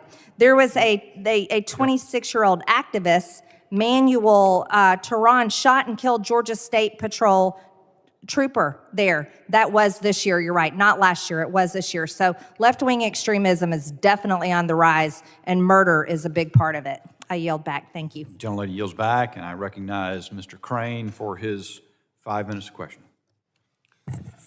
Thank you, Mr. Chairman. Mr. Rojas, you spent a lot of time embedded on the ground in protests and riots throughout the unrest in 2020, including in Portland, Seattle, Kenosha. While most people in the protest march come with the intent of exercising their First Amendment rights, it seems that there is often a faction intent on taking advantage of the protests to engage in violence. Could you please describe some of the tactics you have seen left-wing groups employ in preparing to confront police? So the common thing is to first initially arrive and organize it in a peaceful way. That we saw that in Portland. I saw that. They would organize themselves in the park right across from the federal courthouse, but then as time would go on, more and more people would start to try to tear down. They have the fence up by then. They would try to tear down the fence. They would try to start fires. They would try to breach the perimeter. And so I know Congresswoman Clark was bemoaning the response to it, but for what I saw, the federal officers that were protecting the federal courthouse, they only came out after the rioters attacked the courthouse first on those nights. Did you see anything to indicate that the violence in some of these situations was planned in advance? Oh, absolutely. I mean, they are, again, when we're talking about Portland, they would have people organized to do specific jobs. Sometimes Again, there would be the arsonists. They would have people with umbrellas to try to counteract the 40 millimeter less than lethal projectiles. They would have, because they were using tear gas, the officers, they would have people with leaf blowers to try to blow away and direct the gas back. So they basically had, as you know, basically an MOS, military occupational specialty, during those times. How did the members of Antifa communicate with each other to coordinate and plan their attacks? Again, a lot of it's through social media. A lot of it's through just regular phones and encrypted chats. One of the reasons why I personally do not live stream any of the riots that I covered is because they actually even have kind of like a cyber intel unit, because they would watch the live streams, and if somebody wasn't and if there was a live streamer who wasn't aligned with them, or who was willing to actually show their violent acts, they would tell the people on the ground that, hey, this person is here, and they would be able to pinpoint where they are based on the live streams. So that it is pretty much that sophisticated. Can you talk to us real quick about some of the weapons and tools that you've seen used, also tactics employed by these Antifa groups? So outside of Molotov cocktails, I mean, again, in Portland, there was an actual IED thrown, not just a large grade firework, but an actual improvised explosive device thrown at the federal courthouse. They would use crowbars, hammers, metal pipes, basically anything. Sometimes they would be armed with handguns. I saw that in Kenosha. And so it's a wide range of weaponry, and the reason why they like blunt instruments is because you often see them with backpacks. So they're able to quickly take the hammer or crowbar out of the backpack, do damage or attack somebody with it, and then put it back, and then kind of, since they're all wearing black, then kind of blend in back in the crowd. So it's harder to, if they were caught on video, it's harder to pinpoint who was. Thank you. Mr. Erickson, is it true that you were a law enforcement officer for a while? Yes. Does it bother you as somebody who wants to protect all people to see law enforcement and protection become bipartisan and polarized? Or partisan, I should say. Well, yeah, law enforcement officers are, I never went to a call and asked somebody what their political registration was before I helped them. They're there to do their job. They're trying to keep communities safe. They don't want to get sucked into the partisan debate. They just want to do their jobs. Yeah, when you were serving as a law enforcement officer, was that before or after the defund the police movement? That was before. That was before? Correct. What'd you think about that whole defund the police movement? I mean, I thought it was asinine. It made no sense. Politically, it made no sense. Logically, it made no sense. I wasn't surprised, but I didn't really make much of it, other than disappointment that it actually manifests in the cutting of some budgets. I thought people had more common sense than to go down that path. Yeah. Common sense isn't so common, is it? It depends. Thank you. I yield back my time. Gentleman yields back. We'll proceed to, for those interested, we'll proceed to a third round of questioning. I will pass, though, to the ranking member, Mr. Ivey, for 5 minutes. Thank you. There were some comments about law enforcement, and I guess the theory is that police departments across the country are having trouble hiring because of defund arguments and, difficult environment and the like. We had another hearing in the same hearing room this morning, and the chief from, I believe it was Odessa, Texas, came in. And consistent with what other members of law enforcement have said, the primary focus of what he talked about was pay. His point was, the area where he lives, they have oil and gas fields. You can start working for oil and gas, and a young individual can work his way up to making $100,000 in relatively short period of time. Whereas at the police department, he said that you have to be 21 to be hired. And so a lot of these young men take jobs right after high school. And so by the time they're old enough to be hired by the police, it's too late. They've already gone into other fields. And they pay a lot less than these young men can earn in the law enforcement profession. So he also noted that when somebody asked about defund the police, he pointed out that that was never an issue. Where he is just unrealistic. He said they had strong support from the community and the prosecutors. So, you know, I do want to be careful about sort of trying to make this a unanimous point across the country. There are lots of places in the country where people are having trouble hiring police for the same reason people are having trouble hiring in other professions. It's sometimes it's the money, sometimes it's the nature of the work. But it's not because, not universally at least for sure, of some kind of defund the police movement. I did want to point out too, and we've talked a lot about defund the police, but you know, my Republican colleagues are talking a lot about defunding the police, but you know, they're the ones sponsoring legislation to not just defund the ATF, but eliminate it entirely. Not just to defund the FBI, but to eliminate it entirely. And the Republican frontrunner for president right now has called for the entire elimination of the Department of Justice and the FBI. So your former boss, I guess, Mr. Erickson. So, you know, to the extent we really want to engage in those conversations, I think we should be careful about it. You know, the people, again, on the panel from this morning, and the panel this morning was about reducing crime at the state and local level. And they, all across the board, all three of the law enforcement officials said, yeah, we have good partnerships with the feds. We work with them closely. The gentleman from Odessa, Texas, pointed out that he had a great working relationship with the assistant U.S. attorney, and I think he said the Western District of Texas. Now, this is the Biden Department of Justice, but it doesn't matter because at that level of what they're doing, they're able to work their cases together and fight crime in a coordinated way. They also noted that it was helpful to them for the federal funding that they're getting. I think they were talking about burn grants primarily, but you know, there's $350 million that's been made available in many instances to smaller police departments like the ones in my jurisdiction. I have a county police department that has like 1,000 officers, but we have multiple municipal police departments that have like 10 officers on the department. And it's very valuable to have that kind of federal funding to help them with getting equipment and also, you know, hiring. Some of them need bonuses to attract law enforcement and the like. So I think it's important for us to make sure that we're not missing the big point on these issues. And with respect to, again, this topic, and Ms. Gaines, I think your testimony, I think there's definitely a hearing waiting for you. I sit on the Judiciary Committee.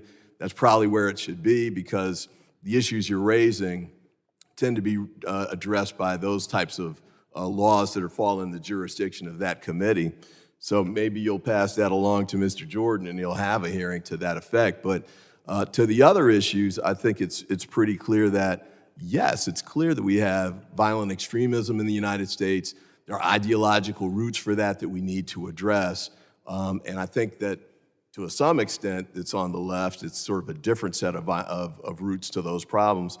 But clearly the ones on the right, we can tell what those issues are. And, you know, Ms. Patalnik has talked about those. And I think we need to try and address those quickly so we don't have other big major shootings, or we try and address them as quickly as we can. And I yield back. I thank the ranking member for yielding back, and I'll recognize myself for 5 minutes and use it as the opportunity to say, I think the original event that inspired this hearing on left-wing violence was the Antifa attack on the police facility in development in Atlanta. And because for me, it was so out of nowhere, kind of. I mean, we've gotten accustomed to seeing this in certain parts of the country, but it's showing up other places. Maybe it's been my own narrow horizon. I haven't seen that it's been everywhere.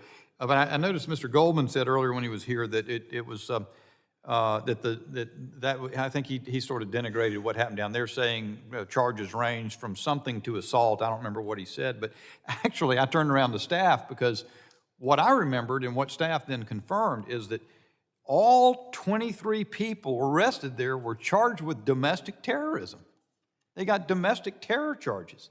That's a pretty big deal. That either means somebody's overcharging Or I think more likely, given the stuff that we saw, Molotov cocktails and stuff like that, this is crazy stuff.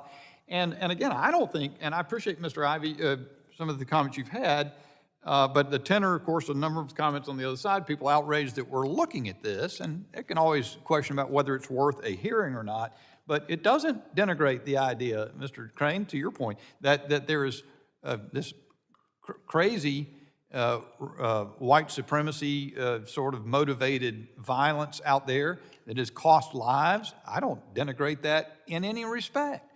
I do think it's problematic, with all due respect to Ms. Spitalnik, to suggest that all conservatives are white supremacists, hence they're inspiring that. I mean, by the same token, everybody who is, embraces trans ideology sponsored the woman who, or the person, I don't remember which one, frankly, who in Nashville killed a bunch of people. I don't think, and in fact, this whole concept we've heard talked about in various hearings of stochastic terrorism. You heard that phrase? Stochastic terrorism, the idea that if you engage in very normal spectrum debate, advocacy for views, you're somehow inspiring some person down the road to engage in extremist violence. I think that's dangerous to the conception of our free speech and the way we. But let me go to you, Mr. Erickson, for just a second here. It seems to me this fundamental pillar of our democracy is the rule of law, and yet I see, I think about, it's funny.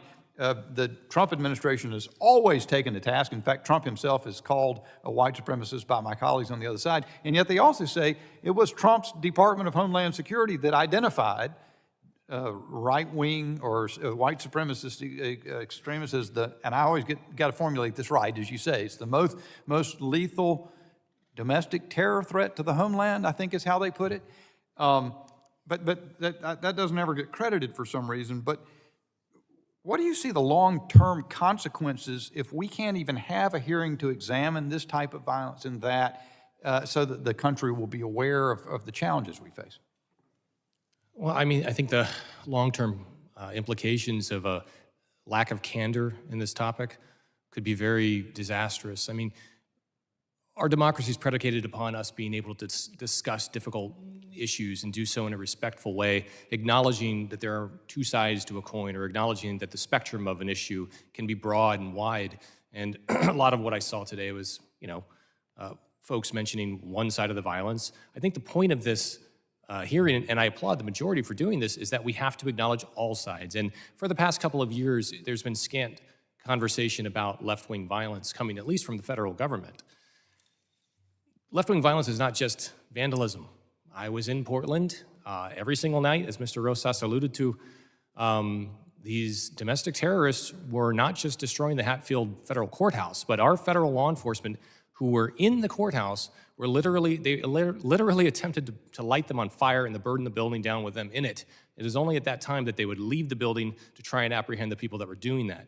This was not vandalism. This goes far beyond that. So to simply say, well, 22 people died in 2022, and it was all because of right-wing extremism, and to say that means that left-wing extremism is not a problem, that's the problem.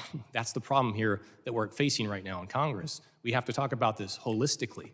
Would the gentleman yield for a question? I've only got 10 seconds, but yes. Quick question. To him? To you. This is your point about the domestic terrorism charges in Georgia. They were made under state law. There's no federal statute that is domestic terrorism.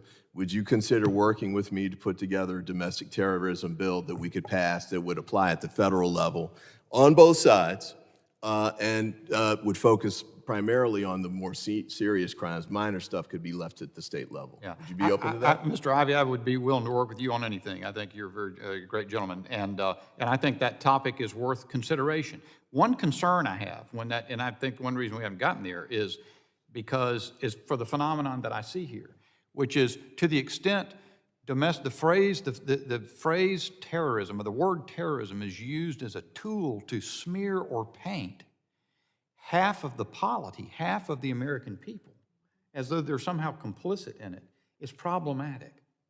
But to the extent we need tools to get at what actually constitutes terrorism, to stop it, That's something that we ought to be able to cooperate on. Well, just along those lines, I mean, my understanding of this is that part of a definition would be statutory. Yeah. And that usually what happens is there's deference given to whether it's the State Department or another department to make a determination as to which groups would fall into that category. But I'd be willing to work with you on that. As you say, it might be in another committee's jurisdiction, but we can talk about that. We can find a way to get it here. Gentlemen, I yield, my time's expired, and then, so I think the right thing for me to do now is recognize Mrs. Green of Georgia for her 5 minutes. Thank you so much, Mr. Chairman. I agree with the committee and I agree with our witnesses that extremism and violence and political murder and all of this is absolutely wrong, no matter what side of the aisle it's on. But I think it's important to inform one of our witnesses today, Ms. Spitalnik, that you need to study your facts more, especially since your group is nonpartisan and your paycheck, I'm sure, is funded by people that donated to your group. That is, again, as you're the senior advisor on extremism at Human Rights First. Actually, there were 25 Americans killed at the hands of Black Lives Matter and Antifa, and we can call them domestic terrorists. I think that's an appropriate word. Antifa was certainly charged with domestic terrorism charges in Georgia, my home state, and rightfully so. And then one of the victims, can we go back to that? Thank you, is Captain David Dorn. Captain David Dorn, and I don't think, unless Antifa is a white supremacist group, Mr. Rosas, you've done a lot of studying on Antifa. Are they a white supremacist group, Antifa, BLM? Not in the traditional sense, because, and I say that because a lot of the people that I'm able to see, they are white, and when they do commit acts of vandalism or they've attacked minorities, so I mean, that could be, but I guess with what you're trying to ask, not in the traditional sense. Not in a traditional sense, but most of them are white and they are attacking minorities. And in the neighborhoods and businesses, they've terrorized them, yes. Right, minority neighborhoods and businesses, which should be talked about more. I mean, Black Lives Matter raised millions and millions of dollars, and then their protests that turned into violent riots causing property damage. But to your knowledge, has BLM ever paid any money to rebuild those minority communities that they destroyed? Not to my knowledge. Thank you. Mr. Erickson, do you know of any effort of BLM or Antifa to spend the money that they have to rebuild these communities? I'm not familiar with any of those. Thank you. I think as we're talking about left-wing extremism that continues today, it happened today in this building while we're having this hearing, which is unreal. I think it's important to remember the headlines that seem to be forgotten, because the major focus of Democrats here in this city, the major focus from many people on the left is one day in history, which is January 6th. But I think it's really important to remember all of the violence and arrest and unbelievable threat to human lives. Ms. Spitalnik, remember you care about human lives. These headlines right here talk about human lives. Human lives are important to you. Is that correct, Ms. Spitalnik? That is correct, which is, again, why we need to be clear-eyed about the threat, while not ignoring the fact that left-wing violence exists, as you point out, but recognizing that when it comes to politically motivated violence, all of the statistics, including from Trump's own Department of Homeland Security, says white supremacist and other far-right extremism is the most persistent and lethal threat. Right, so what we established today is white supremacist and abortion is the most lethal threat to Black babies, with over 20 million being murdered in the womb, 900 a day. I reclaim my time, Ms. Spitalnik. I reclaim my time, thank you. But what you can see here is 47 arrested, 59 officers injured, 5 officers hurt, violent BLM protests in New York, leaving 2 New York police cops injured, 11 arrested, Portland officers injured, New York Police Department chief injured while making arrests, more than 700 officers injured. And let's go to one more identity that seems to be targeted more than any other identity in past times, which is now a woman, like Riley Gaines, the female athlete. Any woman fighting for her right to have privacy to change her clothes without a man in there, to have the privacy to compete. Thank God Riley Gaines was not murdered when she went to that college campus that day. So Ms. Patalnik, I would ask with your nonpartisan nonprofit that you run and you care about human rights, I would hope that you care about Riley Gaines and other women because they're the new target of violence. Thank you. I yield my time. Gentlelady yields back. I recognize Mr. Strong for 5 minutes. Mr. Chairman, I have no further questions. I've stayed at this committee hearing out of respect of what Ms. Gaines has gone through in an effort to fairly compete in sports as a female athlete. Gentleman yields back. At this time, I recognize Mr. Crane for 5 minutes. Thank you, Mr. Chairman. Mr. Rojas, I noticed that you wanted to respond to something that one of my colleagues said about you a little while ago. I'd like to give you time to go ahead and do that. Yeah, thank you, Congressman. Well, I think it's funny to be lectured by an heir to the Levi Strauss Corporation, and honestly, that's probably why he doesn't consider property damage to be that big of a deal, because not only does he have that, but he also has what some would describe an impossibly good stock portfolio. But what I can tell you is that in these riots that happened 3 years ago, yes, big corporations did suffer damage and looting, such as Target, that would happen in Minneapolis. But a lot of the businesses, they were small businesses. They didn't come from multi-million-dollar families or corporations. And so the fact that they had to not only deal with the completely unnecessary COVID restrictions that were happening during that time, so their bottom line was already being hit by that. But then when you add on now having to replace lost inventory or to repair damage, or in some cases it could be completely lose your entire business. That happened to a family that I know in Kenosha. When you you're taking away people's ability to live, to livelihood. A friend of mine said that taking away someone's job like that is just a baby step away from murdering them, because how else are they supposed to support themselves?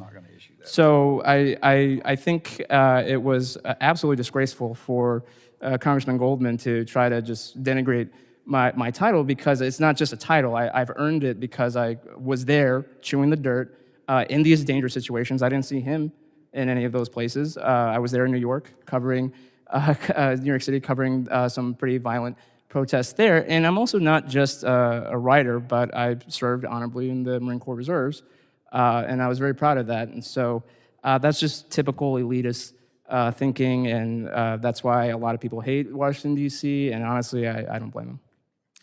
Thank you for your service, Mr. Rojas. We appreciate it. I yield back. Gentleman yields back. And I now recognize Mr. Pfluger for 5 minutes. Thank you, Mr. Chairman. I appreciate the ability to wave onto this committee and participate in this. This morning, in this same committee room, we held a hearing on our appreciation for law enforcement during National Police Week.